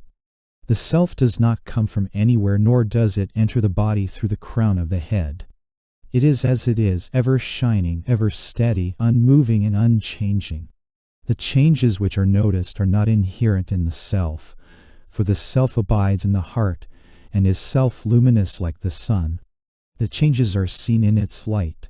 The relationship between the self and the body or the mind may be compared to that of a clear crystal in its background. If the crystal is placed against a red flower, it shines red. If against green, it shines green, and so on. The individual confines himself to the limits of the changeable body, or of the mind, which derives its existence from the unchanging self. All that is necessary is to give up this mistaken identity, and that done, the ever-shining self will be seen to be the single, non-dual reality. Silence. On the whole, the Maharshi did not approve of vows of silence. If the mind is controlled, useless speech will be avoided, but abjuring speech will not quieten the mind. The effect cannot produce the cause. Disciple, isn't a vow of silence helpful? Bhagavan, a vow is only a vow. It may help meditation to some extent, but what is the use of keeping the mouth shut and letting the mind run riot? If the mind is engaged in meditation, what need is there for speech? Nothing is as good as meditation. What is the use of a vow of silence if one is engrossed in activity? Diet. In general, although attaching little importance to physical aids to meditation, the Maharshi was insistent on the advantages of limiting oneself to sattvic, that is vegetarian and non-stimulating food. Regulation of diet, restricting it to sattvic food taken in moderate quantities, is the best of all rules of conduct and the most conducive to the development of sattvic pure qualities of mind. These in turn help one in the practice of self-inquiry. The following is the conclusion of Self-Inquiry, the first book that he wrote. It is within our power to adopt a simple and nutritious diet, and with earnest and incessant endeavor to eradicate the ego, the cause of all misery, by stopping all mental activity born of the ego.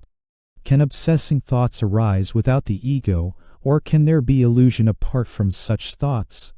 He also confirmed this when asked by devotees. Disciple, are there any aids to 1.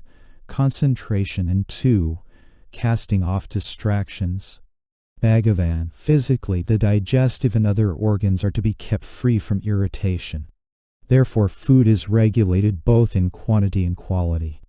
Non-irritants are eaten, avoiding chilies, excess of salt, onions, wine, opium, and so on. Avoid constipation, drowsiness, and excitement and all foods which induce them. Mentally, take interest in one thing and fix the mind on it. Let that interest be self-absorbing to the exclusion of everything else. This is dispassion, vairagya, and concentration. Miss Pigott returned from Madras for a further visit and asked questions concerning diet. Miss Pigott, what diet is suitable for a person engaged in spiritual practice? Bhagavan, sattvic food in moderate quantities. Miss Pigott, what food is sattvic? Bhagavan, bread, fruit, vegetables, milk, and such things. Miss Pigott, some people in the north eat fish. Is that permissible? To this question Bhagavan did not reply. He was always reluctant to criticize others, and this question was inviting him either to do so or to change what he had said. Miss Pigott, we Europeans are accustomed to a particular diet, and change of diet affects the health and weakens the mind. Isn't it necessary to keep up physical health? Bhagavan, quite necessary. The weaker the body, the stronger the mind grows. Miss Pigott, in the absence of our usual diet our health suffers and the mind loses strength. It will be noticed that Bhagavan and Miss Pigott were using the term strength of mind in different meanings. By strong, Bhagavan was meaning ungovernable, whereas Miss Pigott was meaning powerful. Therefore the next question, which enabled her to put her point of view. Bhagavan, what do you mean by strength of mind? Miss Pigott, the power to eliminate worldly attachment. Bhagavan, the quality of one's food influences the mind. The mind feeds on the food consumed. Miss Pigott, really? But how can Europeans accommodate themselves to sattvic food? Bhagavan, turning to Mr. Evans, whence you have been taking our food. Does it inconvenience you at all? Question, no, because I am accustomed to it. Bhagavan, custom is only an adjustment to environment. It is the mind that matters. The fact is that the mind has been trained to find certain foods good and palatable. The necessary food value is obtainable in vegetarian as well as non-vegetarian food. Only the mind desires the sort of food that it is used to and which it considers palatable. Miss Pigott, do these restrictions apply to the realized man also? Bhagavan, he is stabilized and not influenced by the food he takes. It was very characteristic of Bhagavan that, although he would answer questions about diet quite firmly when asked, he would not enjoin a vegetarian diet on any devotee who did not ask him. It was also characteristic that under his silent influence, it would sometimes happen that one who did not ask would gradually begin to feel an aversion to meat food and an inclination to change over to a purer diet. Just as Bhagavan disapproved of all extremes, so he disapproved of fasting. Disciple, can fasting help towards realization? Bhagavan, yes, but it is only a temporary help. It is mental fasting that is the real aid. Fasting is not an end in itself. There must be spiritual development at the same time. Absolute fasting weakens the mind too and leaves you without sufficient strength for the spiritual quest. Therefore eat in moderation and continue the quest. Disciple, they say that 10 days after breaking a month's fast the mind becomes pure and steady and remains so forever. Bhagavan, Yes, but only if the spiritual quest has been kept up right through the fast. Celibacy. There is no need to say much about celibacy since it has been dealt with in an earlier chapter. It is normal in India that all those who do not renounce the world to become sadhus marry. Bhagavan always insisted that brahmacharya is living constantly in Brahman. He did not encourage formal adoption of the saffron garb external sannyasa. He neither enjoined nor discouraged celibacy, though occasionally he did evince interest in births and marriages among the devotees. Bhakti. We come now to Bhakti Marga, the path of love and devotion, worship and surrender. This is usually considered the very antithesis of self-inquiry, since it is based on the presumption of duality, of worshipper and worshipped, lover and beloved, whereas self-inquiry presumes non-duality. Therefore theorists are apt to presume that if one is based on truth, the other must be based on error, and in expounding one they only too often condemn the other. Bhagavan not only recognized both these paths but guided his followers on them both. He often said, "There are two ways. Ask yourself, who am I?" Or surrender.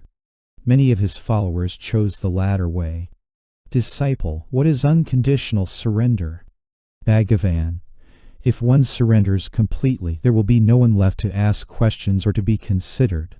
Either the thoughts are eliminated by holding on to the root thought, I, or one surrenders unconditionally to the higher power. These are the unlittle ways to realization. Self-inquiry dissolves the ego by looking for it and finding it to be non-existent, whereas devotion surrenders it. Therefore both come to the same ego-free goal, which is all that is required. Bhagavan. There are only two ways to conquer destiny or to be independent of it. One is to inquire whose this destiny is and to discover that only the ego is bound by it and not the self, and that the ego is non-existent. The other way is to kill the ego by completely surrendering to the Lord, realizing one's helplessness and saying all the time, "Not I, but Thou, O Lord." Giving up all sense of I and mine and leaving it to the Lord to do what He likes with you. Surrender can never be regarded as complete so long as the devotee wants this or that from the Lord. True surrender is the love of God for the sake of love and nothing else, not even for the sake of salvation. In other words, complete effacement of the ego is necessary to conquer destiny, whether you achieve this effacement through self-inquiry or through Bhakti Marga. Spark of spiritual knowledge, jhana, will consume all creation like a mountain heap of cotton. Since all the countless worlds are built upon the weak or non-existent foundations of the ego, they all disintegrate when the atom bomb of knowledge falls on them. All talk of surrender is like stealing sugar from a sugar image of Ganesha, and then offering it to the same Ganesha. You say that you offer up your body and soul and all your possessions to God, but were they yours to offer? At best you can say, I wrongly imagined till now that all these which are yours were mine. Now I realize that they are yours and I shall no longer act as though they were mine. And this knowledge that there is nothing but God or the self, that I and mine do not exist, and that only the self exists, is jhana. He often explained, however, that true devotion is devotion to the self, and therefore it comes to the same as self-inquiry. It is enough that one surrenders oneself. Surrender is giving oneself up to the original cause of one's being. Do not delude yourself by imagining this source to be some God outside you. One's source is within oneself. Give yourself up to it. That means that you should seek the source and merge in it. Because you imagine yourself to be out of it, you raise the question, where is the source? Some contend that just as sugar cannot taste its own sweetness, for there must be someone to taste and enjoy it, so an individual cannot both be the supreme and also enjoy the bliss of that state. Therefore the individuality must be maintained separate from the Godhead, in order to make enjoyment possible. But is God insentient like sugar? How can one surrender oneself and yet retain one's individuality for supreme enjoyment? Furthermore, they also say that the soul, on reaching the divine region and remaining there, serves the Supreme Being. Can the sound of the word service deceive the Lord? Does he not know? Is he waiting for these people as services? Would he not, pure consciousness, ask in turn, "Who are you apart from me that presume to serve me?" If, on the other hand, you merge in the self, there will be no individuality left. You will become the source itself. In that case, what is surrender? Who is to surrender, and to whom? This constitutes devotion, wisdom, and self-inquiry. Among the Vaishnavites too, Saint Namalwar says, "I was in a maze, clinging to I and mine. I wandered without knowing myself. On realizing myself, I understand that I myself am you, and that mine, that is, my possessions, is only yours." Thus, you see, devotion is nothing more than knowing oneself. The school of qualified monism also admits it. Still adhering to their traditional doctrine, they persist in affirming that individuals are part of the Supreme, his limbs as it were. Their traditional doctrine says also that the individual soul should be made pure, and then surrendered to the Supreme.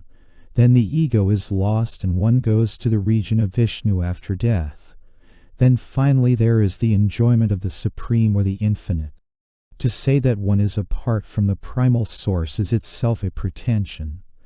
To add that one divested of the ego becomes pure and yet retains individuality only to enjoy or serve the Supreme is a deceitful stratagem. What duplicity this is! First to appropriate what is really his, and then pretend to experience or serve him. Is not all this known to him? It is obvious that surrender in the total uncompromising sense in which Bhagavan demands it is not easy. As often as one tries to surrender, the ego raises its head and one has to try to suppress it. Surrender is not an easy thing. Killing the ego is not an easy thing. It is only when God himself by his grace draws the mind inwards that complete surrender can be achieved. Dr. Sid asked Bhagavan, "Doesn't total or complete surrender imply that even desire for liberation or God should be given up?"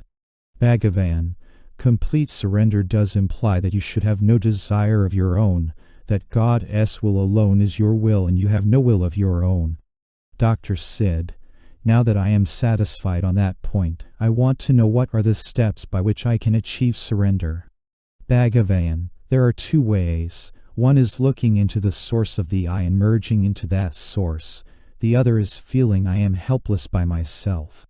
God alone is all-powerful, and except for throwing myself completely on him, there is no other means of safety for me. And thus gradually developing the conviction that God alone exists, and the ego does not count. Both methods lead to the same goal. Complete surrender is another name for jhana or liberation. However, partial surrender can come first and gradually become more and more complete. Disciple, I find surrender impossible. Bhagavan, complete surrender is impossible in the beginning, but partial surrender is possible for all. In course of time it will lead to complete surrender.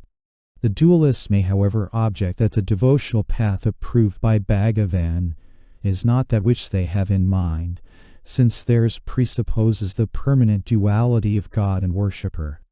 In such cases, as in the last sentence of the following dialogue, Bhagavan would raise the discussion above theory, bidding them first achieve the surrender to a separate God, of which they spoke, and then see whether they had any further doubts. The state we call realization is simply being oneself, not knowing anything or becoming anything. If one has realized, then he is that which alone is and which alone has always been. He cannot describe that state. He can only be that. Of course we talk loosely of self-realization for want of a better term, but how is one to realize or make real that which alone is real? What we all are doing is realizing or regarding as real that which is unreal.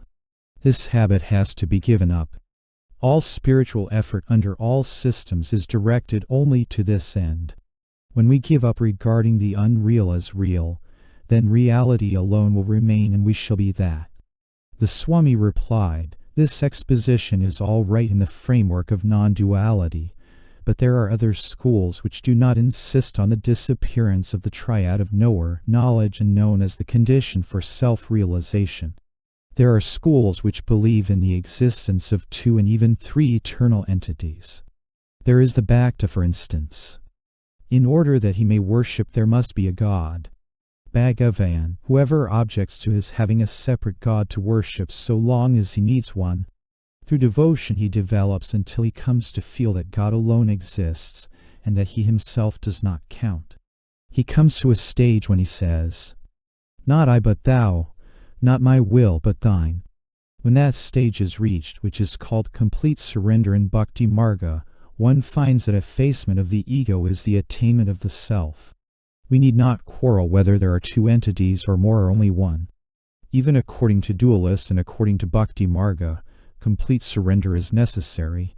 Do that first and then see for yourself whether the one self alone exists or whether there are 2 or more. Bhagavan further added, "Whatever may be said to suit the different capacities of different men, the truth is that the state of self-realization must be beyond the triad of knower, knowledge, and known. The self is the self, that is all that can be said of it." The Swami then asked whether a jnani could retain his body after attaining self-realization. He added, "It is said that the impact of self-realization is so forceful that the weak physical body cannot bear it for more than 21 days at the longest." Bhagavan replied, "What is your idea of a jnani? Is he the body or something different? If he is something apart from the body, how can he be affected by the body?" Books speak of different kinds of liberation. Vidhamukti without body and Jivanmukti with body. There may be different stages on the path, but there are no degrees of liberation. Sometimes Bhagavan was asked how the paths of love and knowledge could be the same, since love postulates duality. Disciple, love postulates duality. How can the self be the object of love? Bhagavan, love is not different from the self. Love of an object is of a lower type and cannot endure, whereas the self is love. God is love. For those whose temperament and state of development demanded it, the Maharshi approved of ritualistic worship, which usually accompanies a devotional path. A visitor said to Bhagavan, "Priests prescribe various rituals and forms of worship, and people are told that it is a sin not to observe them. Is there any need for such ritual and ceremonial worship?" Bhagavan, "Yes, such worship is also necessary. It may not help you, but that does not mean that it is necessary for no one and is no good at all. What is necessary for the infant is not necessary for the graduate. But even the graduate has to make use of the alphabet he learned in the infant class. He knows its full use and significance. Worship might also take the form of concentration on one of the Hindu gods. That is one of the modes in which Hindus conceive of God. Disciple, what are the steps of practical training? Bhagavan, it depends on the qualifications and nature of the seeker. Disciple, I worship an idol. Bhagavan, go on doing so. It leads to concentration of mind. Get one pointed. All will come right in the end. People think that liberation moksha is somewhere outside them to be sought for. They are wrong. It is only knowing the self in you. Concentrate and you will get it. It is your mind that is the cycle of births and deaths samsara. Disciple, my mind is very unsteady. What should I do? Bhagavan, fix your attention on any single thing and try to hold on to it. Everything will come right. Disciple, I find concentration difficult. Bhagavan, keep on practicing and your concentration will come to be as easy as breathing. That will be the crown of your achievement. However, he did not approve of the desire to see visions, or in fact any desire at all, even the desire for rapid realization. Visumadevi, a Polish lady who has become a Hindu, said to Sri Bhagavan, "Once before I told Sri Bhagavan how I had a vision of Siva at about the time I became a Hindu. A similar experience occurred to me at Kortalam. These visions are momentary, but they are blissful. I want to know how they can be made permanent and continuous. Without Siva there is no life in what I see around me. I am so happy when I think of him. Please tell me how I can make the vision of him continuous." Bhagavan, you speak of a vision of Siva, but a vision always presumes an object. That implies the existence of a subject. The value of the vision is the same as that of the seer. That is to say, the nature of the vision is on the same plane as that of the seer. Appearance implies disappearance also. Therefore a vision can never be eternal. But Siva is eternal. The vision of Siva implies the existence of the eyes to see it, of the intellect behind the sight, and finally of consciousness underlying the seer. This vision is not as real as one imagines it to be, because it is not intimate and inherent. It is not first-hand. It is the result of several successive phases of consciousness. Consciousness alone does not vary. It is eternal. It is Siva. A vision implies someone to see it, but this someone cannot deny the existence of the self. There is no moment when the self as consciousness does not exist, nor can the seer remain apart from consciousness. This consciousness is the eternal being and is only being. The seer cannot see himself. Does he deny his existence because he cannot see himself as he sees a vision? No, so the true vision does not mean seeing but being. To be is to realize, hence I am that I am. I am is Siva. Nothing else can be without him. Everything has its being in Siva because of Siva. Therefore inquire, who am I? Sink deep within and abide as the self. That is Siva as being. Do not expect to have visions of him repeated. What is the difference between the objects you see and Siva? He is both subject and object. You cannot be without Siva. Siva is always realized, here and now. If you think you have not realized him, you are wrong. That is the obstacle to realizing him. Give up that thought also and realization is there. Disciple, yes, but how shall I effect it as quickly as possible? Bhagavan, that is another obstacle to realization. Can there be an individual without Siva? Even now he is you. There is no question of time. If there were a moment of non-realization, the question of realization could arise. But you cannot be without him. He is already realized, ever realized, and never non-realized. Surrender to him and abide by his will whether he appears or vanishes. Await his pleasure. If you ask him to do as you please, it is not surrender but command. You cannot have him obey you and yet think you have surrendered. He knows what is best and when and how.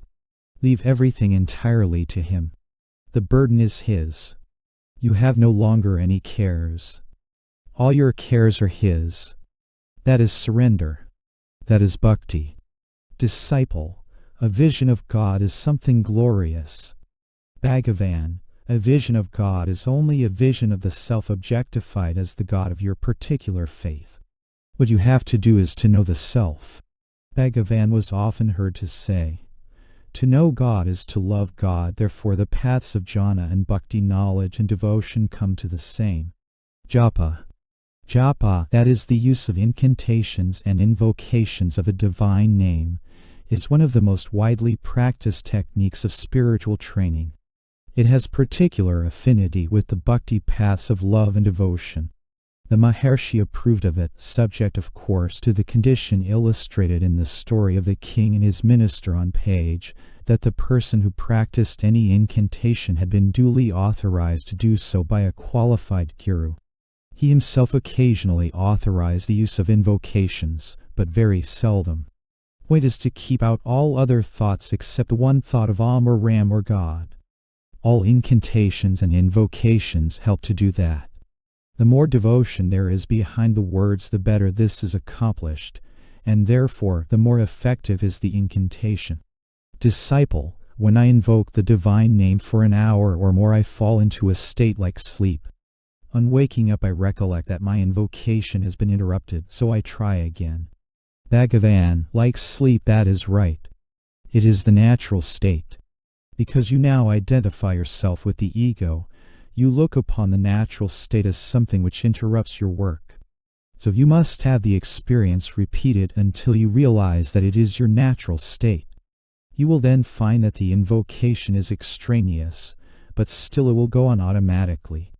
Your present doubt is due to false identification of yourself with the mind that makes the invocation. Invocation really means clinging to one thought to the exclusion of all others. That is the purpose of it. It leads to absorption, which ends in self-realization or jhana. Disciple, how should I practice invocation? Bhagavan, one should not use the name of God mechanically and superficially without a feeling of devotion. When one uses the name of God, one should call on Him with yearning and unreservedly surrender oneself to Him. Only after such surrender is the name of God constantly with you. In its early stages, an incantation may even be accompanied by visualization of the form of a guru or of a mythological form of God. Disciple, my practice has been continuous invocation of the names of God while breathing in and of the names of Sai Baba while breathing out. Simultaneously with this, I see the form of Baba always. Even in Bhagavan, I see Baba. The external appearances are also much alike. Bhagavan is thin. Baba was a little stout. Should I continue this method or change it? Something within tells me that if I stick to name and form, I shall never get beyond them, but I can understand what further to do if I gave them up. Will Bhagavan please enlighten me? Bhagavan, you may continue with your present method. When the japa becomes continuous, all other thoughts cease and one is in one's real nature, which is invocation or absorption. We turn our minds outwards to things of the world, and are therefore not aware that our real nature is always invocation. When by conscious effort, or invocation, or meditation as we call it, we prevent our minds from thinking of other things, then what remains is our real nature, which is invocation. So long as you think your name and form, you can escape name and form in invocation. When you realize that you are not name and form will drop off themselves. No other effort is necessary. Invocation or meditation will lead to it naturally and as a matter of course. Invocation, which is now regarded as the means, will then be found to be the goal. There is no difference between God and His name. As the above passage indicates, incantation merges with dhyana, which for want of a better word, is translated meditation. For this reason, silent incantation is better than vocal, being more inward. Disciple, is sentimental invocation better than oral? Bhagavan, oral incantation consists of sounds. The sounds arise from thoughts, for one must think before one expresses one's thoughts in words. The thoughts form the mind. Therefore, mental invocation is better than oral. Disciple, shouldn't we contemplate the invocation and repeat it orally also? Bhagavan, when the invocation becomes mental, where is the need for sound? On becoming mental, it becomes contemplation. Meditation, contemplation, and mental invocation are the same. When thoughts cease to be promiscuous and one thought persists to the exclusion of all others, it is said to be contemplation. The object of invocation or meditation is to exclude varied thoughts and confine oneself to one thought. Then that thought too vanishes into its source, which is pure consciousness or the self. The mind first engages in invocation and then sinks into its own source. This is certain. Worship, incantations, and meditation are performed respectively with the body, the voice, and the mind, and in this they are of ascending order of value. One can regard this eightfold universe as a manifestation of God, and whatever worship is performed in it is excellent as worship of God. The repetition aloud of His name is better than praise. Better still is its faint murmur. But the best is repetition with the mind, and that is meditation above referred to. Better than such broken thoughts, meditation is its steady and continuous flow, like the flow of oil or of a perennial stream. Karma Marga. Little need be said here about Karma Marga, the path of action, since it has been dealt with in an earlier chapter. The Maharshi discouraged unnecessary activities on the one hand and the attempt to renounce activity on the other, enjoining performance of the necessary routine activities of life in a detached manner, simultaneously with the practice of inquiry or devotion. Disciple, Swami, how can the grip of the ego be loosened? Bhagavan, by not adding new vasanas, innate tendencies, to it. Disciple, how does activity help? Will it not add to the already heavy load that has to be removed? Bhagavan, actions performed with no thought of the ego purify the mind and help to fix it in meditation. Disciple, but suppose one were to meditate incessantly without activity. Bhagavan, try and see. Your innate tendencies will not let you. Meditation dhyana comes only step by step with the weakening of innate tendencies by the grace of the Guru. Methods graded.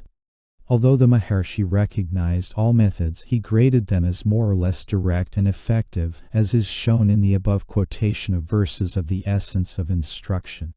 The following exposition also makes this clear. Examination of the ephemeral nature of external things leads to dispassion vairagya. Hence inquiry is the first and most important step. When it becomes automatic, it results in indifference to wealth, fame, ease, pleasure, and so on. The I thought is traced to the source of the I in the heart, which is the final goal. However, if the aspirant is temperamentally unsuited for self-inquiry, he must develop devotion. It may be to God or Guru or mankind in general, or ethical laws, or even an ideal of beauty. As any of these takes possession of him, other attachments grow weaker and dispassion develops. Attachment to the object of devotion grows until it dominates him completely, and with it grows concentration, ekagrata, with or without visions and direct aids. If neither inquiry nor devotion appeals to him, he can gain tranquility by breath control. This is the way of yoga. If a man's life is in danger, all his interest centers round the one point of saving it. If the breath is held, the mind cannot afford to jump out at its beloved outer objects, and it does not do so. Therefore, there is peace of mind as long as the breath is held. Since all one's attention is concentrated on the breath, other interests are abandoned. Then also any passion results in irregular breathing. A paroxysm of joy is in fact as painful as one of grief, and both result in disturbed breathing. Real peace is happiness, and pleasures do not produce happiness. If the aspirant is unsuited to the first two methods by temperament, and to the third on account of age or health, he must try karma marga, the path of good deeds and social service. His nobler instincts are thus developed, and he derives personal happiness from his actions. His ego becomes less assertive, and its good side is enabled to develop. He thus in course of time comes to be suited for one of the three former paths. Or his intuition may be developed by karma marga alone. Chapter 7. The Goal. Disciple, what is the purpose of self-realization? Bhagavan, self-realization is the final goal and is itself the purpose. Disciple, I mean, what use is it?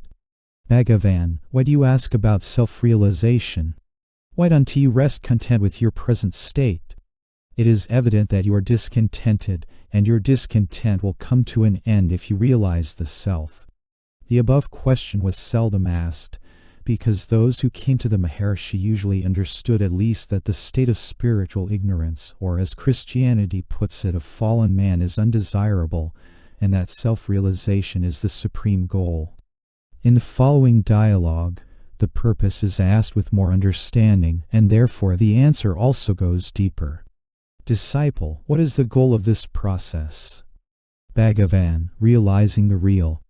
Disciple, what is the nature of reality? Bhagavan, a existence without beginning or end, eternal.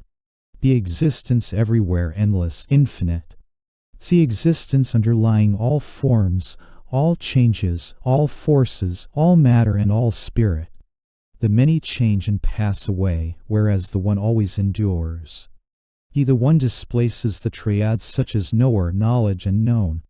The triads are only appearances in time and space, whereas the reality lies beyond and behind them. They are like a mirage over the reality. They are the result of delusion. If I am also an illusion, who casts off the illusion? Bhagavan, the I casts off the illusion of I and yet remains I. Such is the paradox of self-realization. The realized do not see any contradiction in it. It is surprising how many philosophers and theologians have failed to understand what is implied by self-realization and have misrepresented and even attacked or belittled it. All that it means, as Bhagavan explains in the passage just quoted, is realizing reality, realizing what is. And reality remains the same, eternal and unchanging, whether one realizes it or not. One can, of course, understand the annoyance and frustration of philosophers who wish to grasp everything with the mind on being told that reality lies beyond and behind the triad of knower knowledge known, which is like a mirage over it. For obviously the mirage cannot penetrate to that which underlies it. That is why no easy answer can be given to them. Indeed, Bhagavan did not on the whole approve of questions about the meaning and nature of realization, because his purpose was to help the questioner and not to satisfy mental curiosity. He usually reminded people that what is needed is effort to attain self-knowledge, and when that is attained, the questions will not arise. Some people who come here don't ask me about themselves, but about the Jivan Mukta, liberated while still embodied. Does he see the world? Is he subject to destiny? Can one be liberated only after leaving the body or while yet alive? Should the body of a sage resolve itself into light or disappear from sight in a miraculous way? Can one who leaves a corpse behind at death be liberated? Their questions are endless. Why worry about all these things? Does liberation consist in knowing the answer to these questions? So I tell them, never mind about liberation. First find out whether there is such a thing as bondage. Examine yourself first. He sometimes pointed out that even to speak of self-realization is a delusion, an illusory escape from an illusory prison. Bhagavan, in a sense, speaking of self-realization is a delusion. It is only because people have been under the delusion that the non-self is the self and the unreal the real, that they have to be weaned out of it by the other delusion called self-realization. Because actually the self always is the self, and there is no such thing as realizing it. Who is to realize what and how when all that exists is the self and nothing but the self? One thing which impedes understanding, especially in theologians, is the contrast between self-realization and sainthood, and the mistaken idea that it may represent a difference between various religious traditions, one striving for sainthood and another for realization. This idea is quite ungrounded. There have been saints in every religion, Hinduism as well as others. They differ very much among themselves, both in individual characteristics, from the rapturous to the serene, from the austere to the benign, from the subtle philosopher to the simple-minded, and also in degree of attainment. Some of them possess supernatural powers, some are swept away in ecstatic bliss, some consume themselves in loving service to mankind. All have a purity beyond that of ordinary men. Their state may be called heavenly even while on earth. And yet all this falls short of self-realization. All this is in the state of duality where God or self is the other, where prayer is necessary, and revelation possible. In strict theory they are as far removed as the ordinary man from self-realization, since there is no common measure between the absolute and the conditioned, the infinite and the limited. 1,000,000 is no nearer to infinity than 100. This complete gulf is illustrated by the Buddhist story of the man who wanders about the earth seeking for a lost jewel which all the time is on his brow. When at last it is pointed out to him, all his years of search and wandering have done nothing to bring him nearer to it. And yet, in actual fact, if he had not gone searching, he would not have found it. And in actual fact, the saint can be considered nearer to realization than ordinary man, just as it is easier for an ordinary man to attain realization than for a dog, although both alike are limited to the illusion of individual being. There are stages of attainment of the saints, just as there is a hierarchy of heavens, and both of these correspond to the degrees of initiation in indirect spiritual paths. Bhagavan would answer questions about this when specifically asked, but did not usually speak of it, since his purpose was not to raise his followers from grade to grade of apparent reality but to direct them towards the one, eternal, universal reality. Disciple, do we go to Svarga heaven as a result of our actions here? Bhagavan, heaven is as real as your present life. But if we ask who we are and discover the self, what need is there to think of heaven? Disciple, is Vaikuntha heaven in the Supreme Self? Bhagavan, where is the Supreme Self or heaven unless in you? Disciple, but heaven may appear to one involuntarily. Bhagavan, does this world appear voluntarily? Similarly, he would briefly acknowledge grades of development in the individual but would not dwell on them. The yogic centers counting from the bottom upwards are a series of centers in the nervous system, each having its own kind of power or knowledge. When someone told him about a present-day saint who was said to be constantly inspired by an incarnation of God and to speak only as divinely directed, and he asked him whether this was true or not, he replied, "As true as all this that you see around you. For as compared with the self, neither this physical world nor any higher world is inherently real, just as compared with infinity, a big number has no more meaning than a small one." A saint may attain a lofty grade without even conceiving of the ultimate reality of oneness, or having only brief ecstatic intimations of it. That does not matter. The power of his purity and aspiration will eventually sweep him onwards either in this life or beyond. For one who envisages the ultimate goal and strives towards it, there are no stages. Either he is realized or he is not. About this Bhagavan spoke willingly and explicitly because this was the path he enjoined. There are no stages in realization or mukti. There are no degrees of liberation. Disciple, there must be stage after stage of progress before attaining the Absolute. Are there different levels of reality? Bhagavan, there are no levels of reality. There are only levels of experience for the individual, not of reality. If anything can be gained which was not there before, it can also be lost, whereas the Absolute is eternal, here and now. However, although there are no stages of self-realization, there are what might be called previews, glimpses which are not yet stabilized or made permanent. Sometimes, indeed, these occur to people who, in this lifetime, have had no spiritual training at all. As the opacity of the aspirant's ego lessens with training in abnegation, he becomes more liable to them. Even great mystic philosophers such as Plotinus or Meister Eckhart have, by their own admission, been dependent on them, not having attained to the permanent state of identity from which Bhagavan taught. Can a man become a high official merely by seeing one? He may become one only if he strives and equips himself for the position. Similarly, can the ego, which is in bondage as the mind, become the divine self simply because it has once glimpsed that it is the self? Is this not impossible without the destruction of the mind? Can a beggar become a king by merely visiting a king and declaring himself to be one? Disciple, can self-realization be lost again after once being attained? Bhagavan, realization takes time to steady itself. The self is certainly within the direct experience of everyone, but not in the way people imagine. One can only say that it is as it is. Just as incantations or other devices can prevent fire from burning a man when otherwise it would do so, so Vasana's inherent tendencies impelling one to desire one thing and to shun another can veil the self when otherwise it would be apparent. Owing to the fluctuations of the Vasanas, realization takes time to steady itself.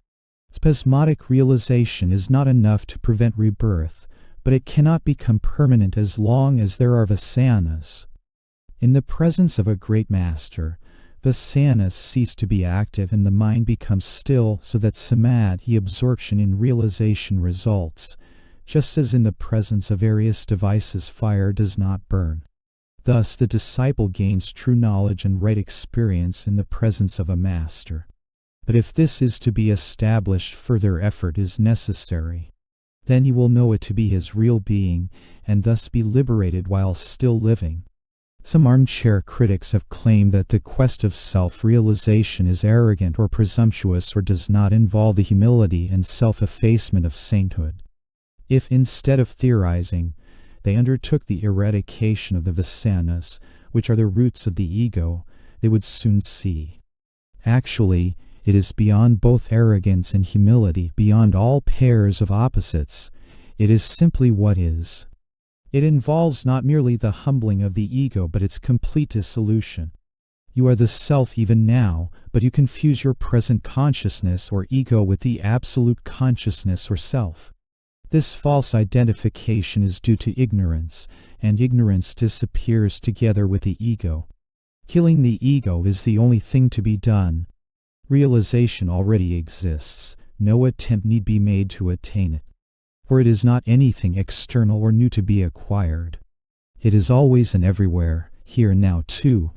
Disciple, this method seems to be quicker than the usual one of cultivating the virtues alleged to be necessary for realization. Bhagavan, yes. All vices center around the ego. When the ego is gone, realization results naturally.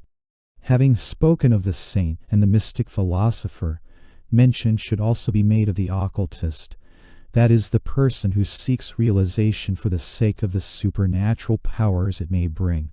This Bhagavan always discouraged. Realization may bring powers with it, as the higher includes the lower, but desire for powers will impede realization, as the quest for the lower state negates the higher. If the objective is the endowment of the ego with new powers, how can it at the same time be the liquidation of the ego? Such a person has not understood what realization means. Disciple, what are the powers of Superman? Bhagavan, whether the powers are high or low, whether of the mind or what you call the supermind, they exist only with reference to him who possesses them. Find out who that is. Bhagavan, he that would abide in the self should never swerve from his one-pointed attention to the self or the pure being that he is.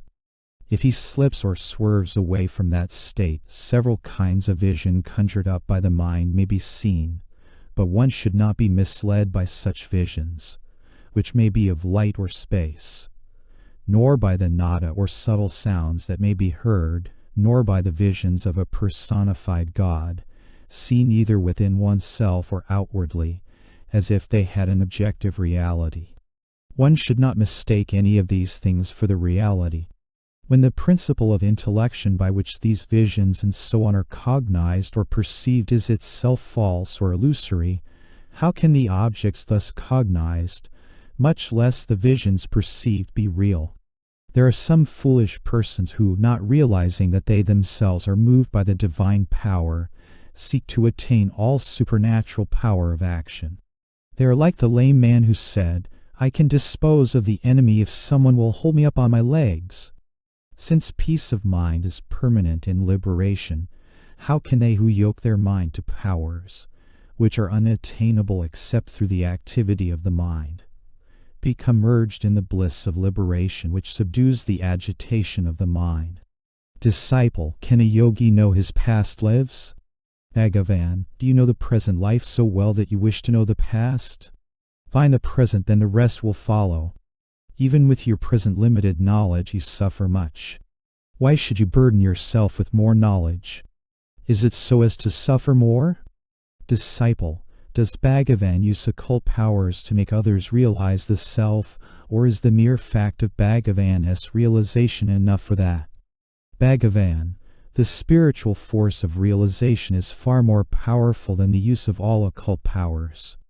Inasmuch as there is no ego in the sage, there are no others for him. What is the highest benefit that can be conferred on you? It is happiness, and happiness is born of peace. Peace can reign only where there is no disturbance, and disturbance is due to thoughts that arise in the mind. When the mind is itself absent, there will be perfect peace. Unless a person has annihilated the mind, he cannot gain peace and be happy. And unless he himself is happy, he cannot bestow happiness on others. Since, however, there are no others for the sage, who has no mind, the mere fact of his self-realization is itself enough to make the others happy too. When asked if occult powers siddhis can be achieved with a divine state Isvaratva as mentioned in the last verse of Dakshinamurti Stotra, the Maharshi said, Let the divine state be achieved first, and then the other questions may be raised. No powers can extend into self-realization, so how can they extend beyond it? People who desire powers are not content with their idea of pure consciousness. They are inclined to neglect the supreme happiness of realization for the sake of powers. In search of these, they follow by lanes instead of the high road and so risk losing their way. In order to guide them aright and keep them on the high road, they are told that powers accompany realization. In fact, realization comprises everything, and the realized man will not waste a thought on powers. Let people first get realization and then seek powers if they still want to.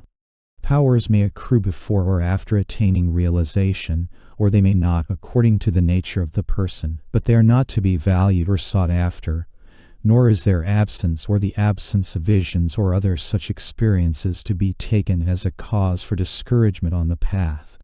Disciple, is it not necessary or at least advantageous to render the body invisible in one's spiritual progress?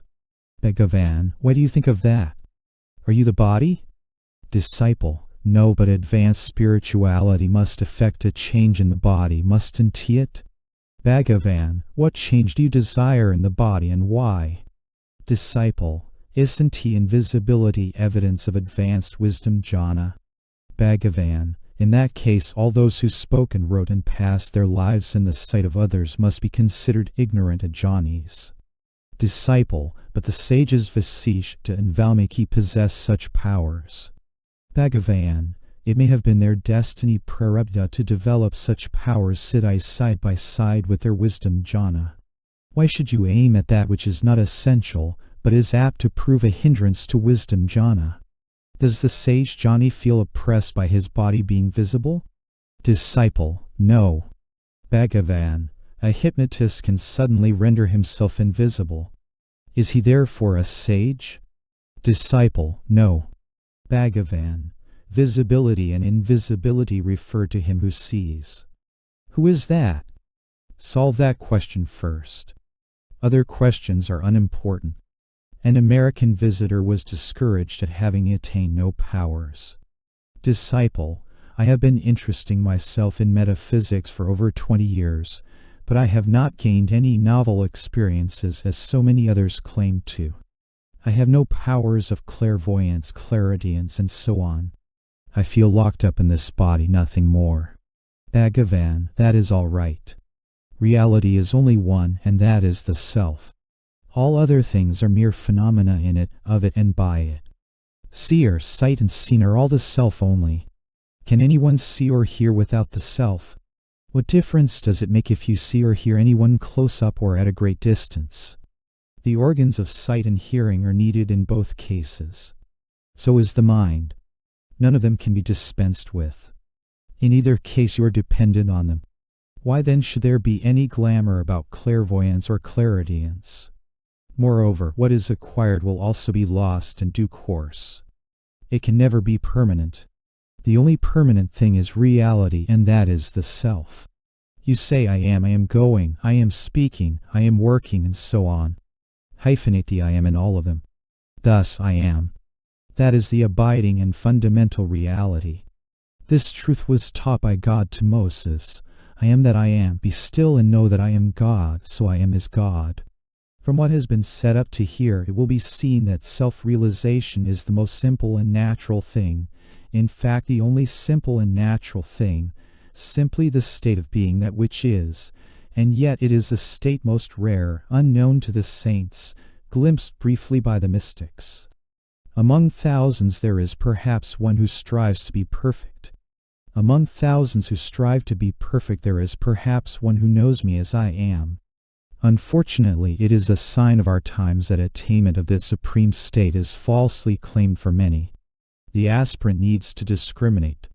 Once attained, the supreme state must be the same by whatever path and whatever religion it was approached, being, by its very nature, beyond differentiation. Once attained, the state of self-realization is the same by whatever path and in whatever religion it may be approached. There are three aspects of God, according to one's approach to realization. They are sat being, chit consciousness, ananda bliss. The aspect of being is emphasized by jnanis who are said to repose in the essence of being after incessant search and to have their individuality lost in the Supreme. The consciousness aspect is approached by yogis who exert themselves to control their breath in order to steady the mind, and are then said to see the glory consciousness of being of God as the one light radiating in all directions. The beatitude aspect is approached by devotees who become intoxicated with the nectar of love of God and lose themselves in blissful experience. Unwilling to leave this, they remain forever merged in God. The four margas, karma, bhakti, yoga, and jnana, are not exclusive of one another.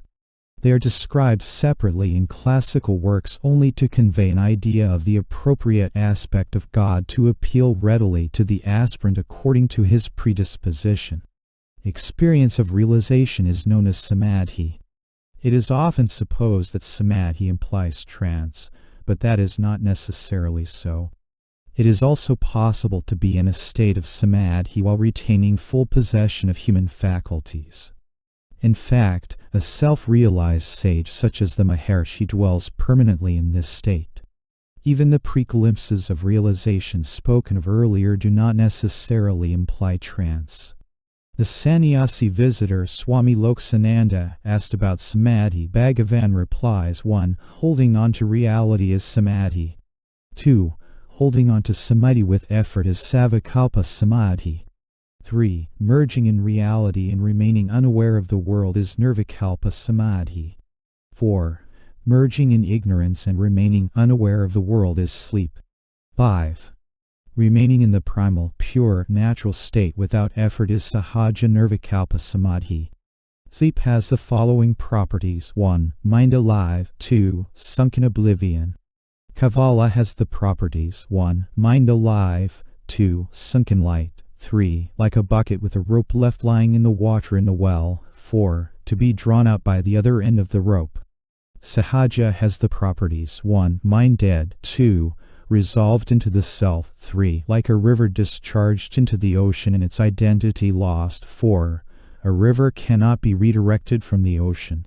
The old gentleman asked Bhagavan whether it was not necessary to go through nirvikalpa samadhi first before attaining to sahaja samadhi.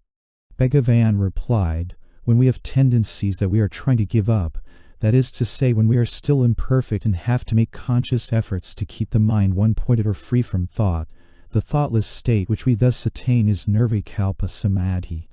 When through practice we are always in that state, not going into samadhi and coming out again, that is the sahaja state. In the sahaja state one sees only the self, and one sees the world as a form assumed by the self. The question of the nature of samadhi brings with it the question of activity. Uselessly trying to imagine what samadhi is or what realization implies, instead of striving to attain it, people form theories as to whether the realized man can be active or not. Disciple, can a man who has attained realization move about and act and speak? Bhagavan, why not? Do you suppose realization means being inert like a stone, or becoming nothing? Disciple, I don't know, but they say that the highest state is withdrawal from all sense activities, thoughts and experiences, in fact, cessation of activity. Bhagavan, then how would it differ from deep sleep? Besides, it would be a state which, however exalted, comes and goes and would therefore not be the natural and normal state. So how could it represent the eternal presence of the Supreme Self, which persists through all states and survives them? It is true that there is such a state, and that in the case of some people it may be necessary to go through it. It may be a temporary phase of the quest, or it may persist to the end of a man's life, if it be the divine will or the man's destiny, but in any case, you cannot call it the highest state. If it were, you would have to say that not only the sages, but God himself has not attained the highest state, since not only are the realized sages very active, but the personal God Isvara himself is obviously not in the supremely inactive state, since he presides over the world and directs its activities. Disciple, what is samadhi? Bhagavan. In yoga, the term is used to indicate some kind of trance, and there are various kinds of samadhi. But the samadhi I speak to you about is different. It is sahaja samadhi. In this state you remain calm and composed during activity. You realize that you are moved by the deeper real self within and are unaffected by what you do or say or think. You have no worries, anxieties, or cares, for you realize that there is nothing that belongs to you as ego and that everything is being done by something with which you are in conscious union. After realization, a man may continue a life of worldly activity or he may not. It makes no difference to his state. A visitor said, realized men generally withdraw from active life and abstain from worldly activity. Bhagavan, they may or they may not. Some, even after realization, carry on trade or business or rule a kingdom. Some withdraw to solitary places and abstain from all activity more than the minimum necessary to keep life in the body. We cannot make any general rule about it. Inability to understand the apparent inactivity of the sage is one of the difficulties of many Western writers. Firmly convinced that Christ was mistaken in saying that Mary had chosen the better part, modern Christians are apt to represent Martha, the outwardly active one, as superior and to criticize the sage for what they consider inaction. When asked by an aspirant whether his realization, if attained, would help others, Bhagavan has been known to reply, "Yes, and it is the best help you possibly can give them." And he added, "But in fact there are no others to help."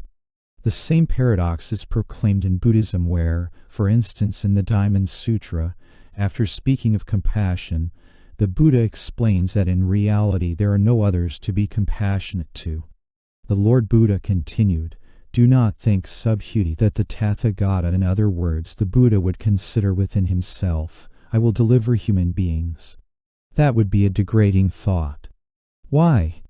Because there are really no sentient beings to be delivered by the Tathagata. Should there be any sentient beings to be delivered by the Tathagata, it would mean that the Tathagata was cherishing within his mind arbitrary conceptions of phenomena such as one's own self, other selves, living beings, and a universal self. Even when the Tathagata refers to himself, he is not holding within his mind any such arbitrary thought. Only terrestrial human beings think of selfhood as being a personal possession. Subhuti, even the expression terrestrial beings as used by the Tathagata does not mean that there are any such beings. It is only used as a figure of speech. People often say that a realized man should go about preaching his message. They ask how a man can remain quiet in realization when there is misery also existing. But what is a realized man? Does he see misery outside himself? They want to determine his state without themselves realizing it. From his standpoint, their contention amounts to this.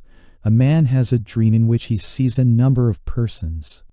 On waking up he asks, have the people in the dream also woken up? It is ridiculous.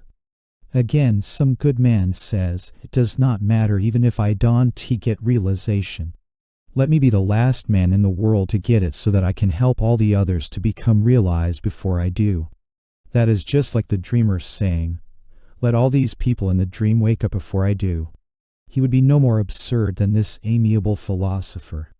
And yet, paradoxically, the sage is intensely active, although he may apparently be inactive. A saying of Lao Tzu from the Tao Te Ching was read out in the hall. By his non-action, the sage governs all. Sri Bhagavan remarked, non-action is unceasing activity. The sage is characterized by eternal and incessant activity. His stillness is like the apparent stillness of a fast-rotating top. It is moving too fast for the eye to see, so it appears to be still. Yet, it is rotating. So is the apparent inaction of the sage. This has to be explained because people generally mistake his stillness for inertness. It is not so. Similar to this preoccupation with action was the question of whether the realized man is bound by destiny. Really, the question has no meaning. His body is bound by destiny, but since he does not identify himself with the body, its destiny cannot bind him. being one with the eternal self within which this body, his life, this world passes like an appearance. He cannot be bound by anything. This morning a visitor said to Bhagavan, "The realized man has no karma. He is not bound by destiny, so why should he still retain a body?" Bhagavan, who asks this question, a realized man or an unrealized man? Why worry about what the realized man does or why he does anything? Better think about yourself. He was then silent. After a while, however, he explained further. You are under the impression that you are the body, so you think the realized man also has a body. Does he say that he has one? He may seem to you to have one, and to do things with it as others do. The charred ashes of a rope look like a rope, but they are of no use to tie anything with. So long as one identifies oneself with the body, all this is hard to understand. That is why it is sometimes said in answer to such questions that the body of the realized man continues to exist until his destiny has worked itself out, and then it falls away. An example of this that is sometimes given is that an arrow which has been loosed from the bow destiny must continue its course and hit the mark, even though the animal that stood there has moved away and another has taken its place. In other words, realization has been achieved. But the truth is that the realized man has transcended all destiny and is bound neither by the body nor by its destiny. Equally beside the point is the question of whether the realized man can feel pain or pleasure. If pleasure, then pain also, because the two go together. They are a pair of opposites. The sensation is common both to the realized man and the unrealized man. The difference is that the unrealized man identifies himself with the body that feels it, whereas the realized man knows that all this is self, all this is Brahman. If there is pain, let it be. It is also a part of the self, and the self is perfect. Or whether he can commit sins. The very raising of this question implies failure to understand what is meant by self-realization. Sin is the action of the ego or the individual being in its own interests against the universal harmony or the will of God.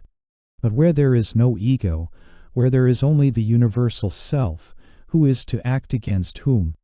An unrealized man sees one who is realized and identifies him with the body.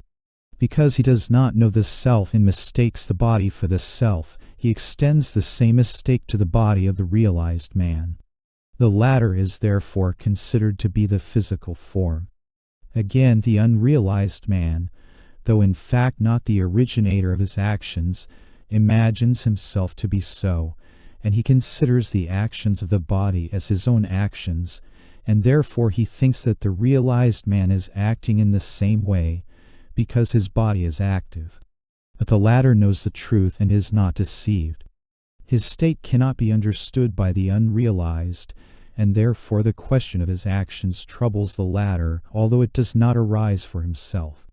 All good or divine qualities are included in jhana, spiritual enlightenment, and all bad or satanic qualities in ajhana, spiritual darkness. When jhana comes, all ajhana goes, so that all divine qualities come automatically.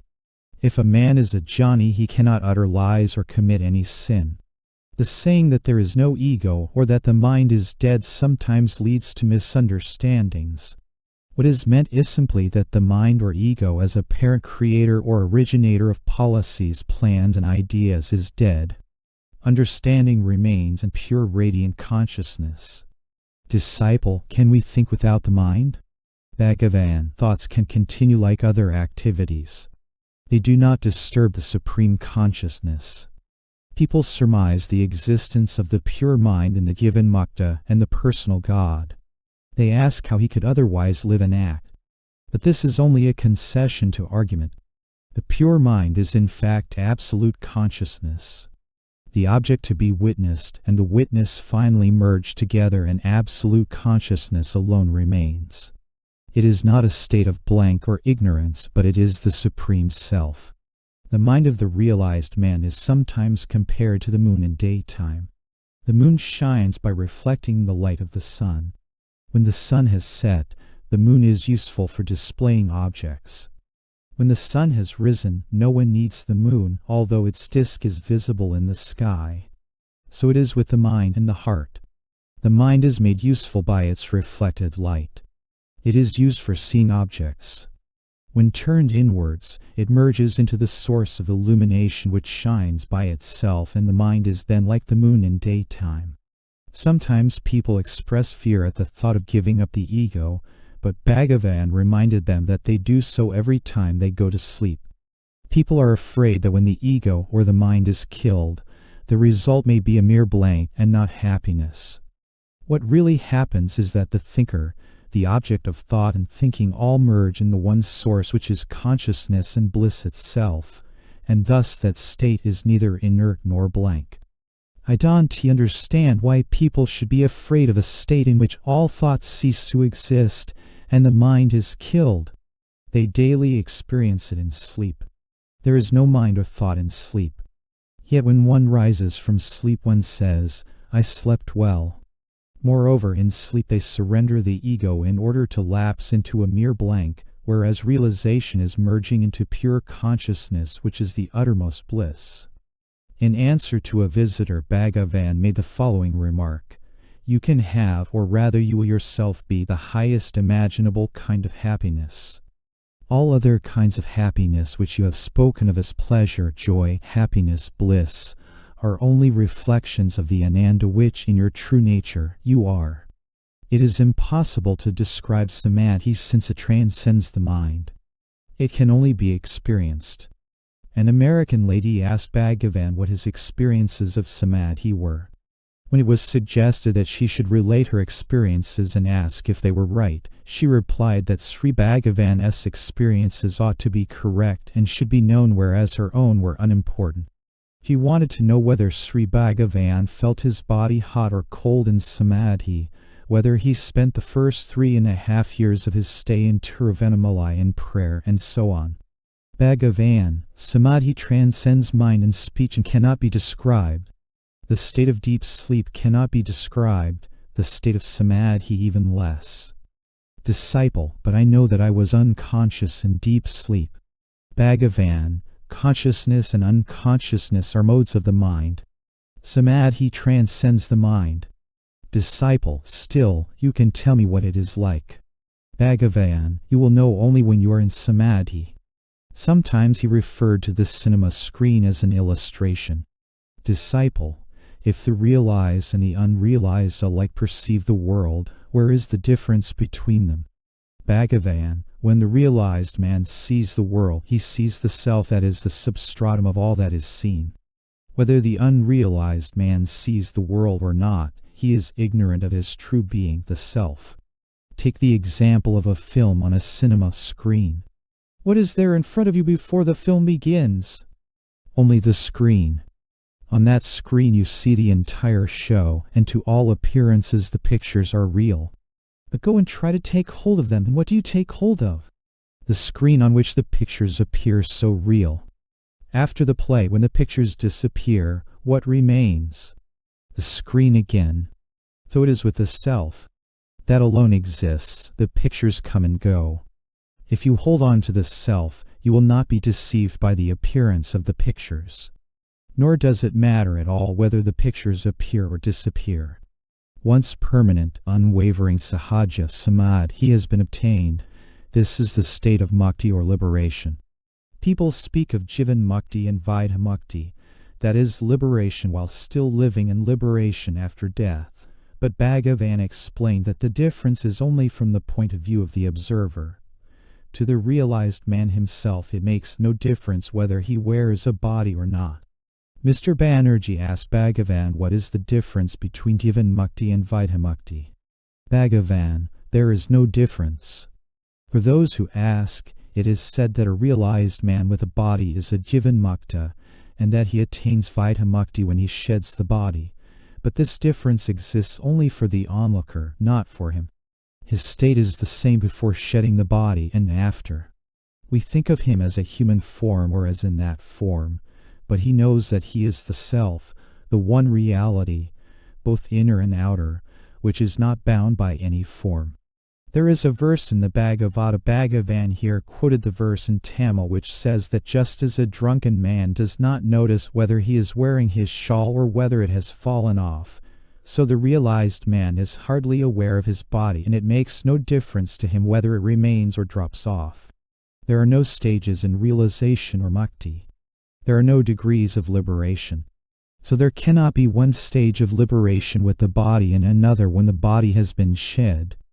The realized man knows that he is the self and that nothing, neither his body nor anything else, exists but the self. To such a one, what difference could the presence or absence of a body make? Sometimes realization is called turiya, the fourth state, because it underlies the three states of waking, dream and deep sleep. When I entered the hall, Bhagavan was answering some questions and was saying, there is no difference between the dream and waking states except that the former is short and the latter long. Both are the product of the mind. Because the waking state lasts longer, we imagine it to be our real state. But actually our real state is what is sometimes called the fourth state, which is always as it is and is unaffected by waking, dream or sleep. Because we call these three states, we call that a state also. However, it is really just the natural state of the self. A fourth state would imply something relative, whereas this is transcendent. In truth, there is no bondage. Our real nature is liberation, but we imagine that we are bound and we make strenuous efforts to get free, although all the while we are free. This is understood only when we reach that state. Then we shall be surprised to find that we were frantically striving to attain something that we always were and are. An illustration will make this clear. A man goes to sleep in this hall. He dreams he has gone on a world tour and is traveling over hill and dale, forest and plain, desert and sea, across various continents, and after many years of weary and strenuous travel, he returns to this country, reaches Tiruvannamalai, enters the ashram and walks into the hall. Just at that moment he wakes up and finds that he has not moved at all but has been sleeping where he lay down. He has not returned after great efforts to this hall, but was here all the time. It is exactly like that. If it is asked why, being free, we imagine ourselves bound, I answer, why, being in the hall, did you imagine you were on a world tour, crossing hill and dale, desert and sea? It is all mind or maya. Under whatever name and form one may worship the absolute reality, it is only a means for realizing it which is without name and form. That alone is true realization, wherein one knows oneself in relation to that reality, attains peace and realizes one's identity with it. The duality of subject and object, the trinity of seer, sight and seen, can exist only if supported by the one. If one turns inwards in search of that one reality, they fall away. Those who see this are those who see wisdom. They are never in doubt. What is the truth of the scriptures which declare that if one sees the self, one sees God? How can one see one as self? If, since one is a single being, one cannot see one as self, how can one see God? Only by becoming a prey to him. The divine gives light to the mind and shines within it. Except by turning the mind inward and fixing it in the divine, there is no other way to know him through the mind. If one inquires, who am I?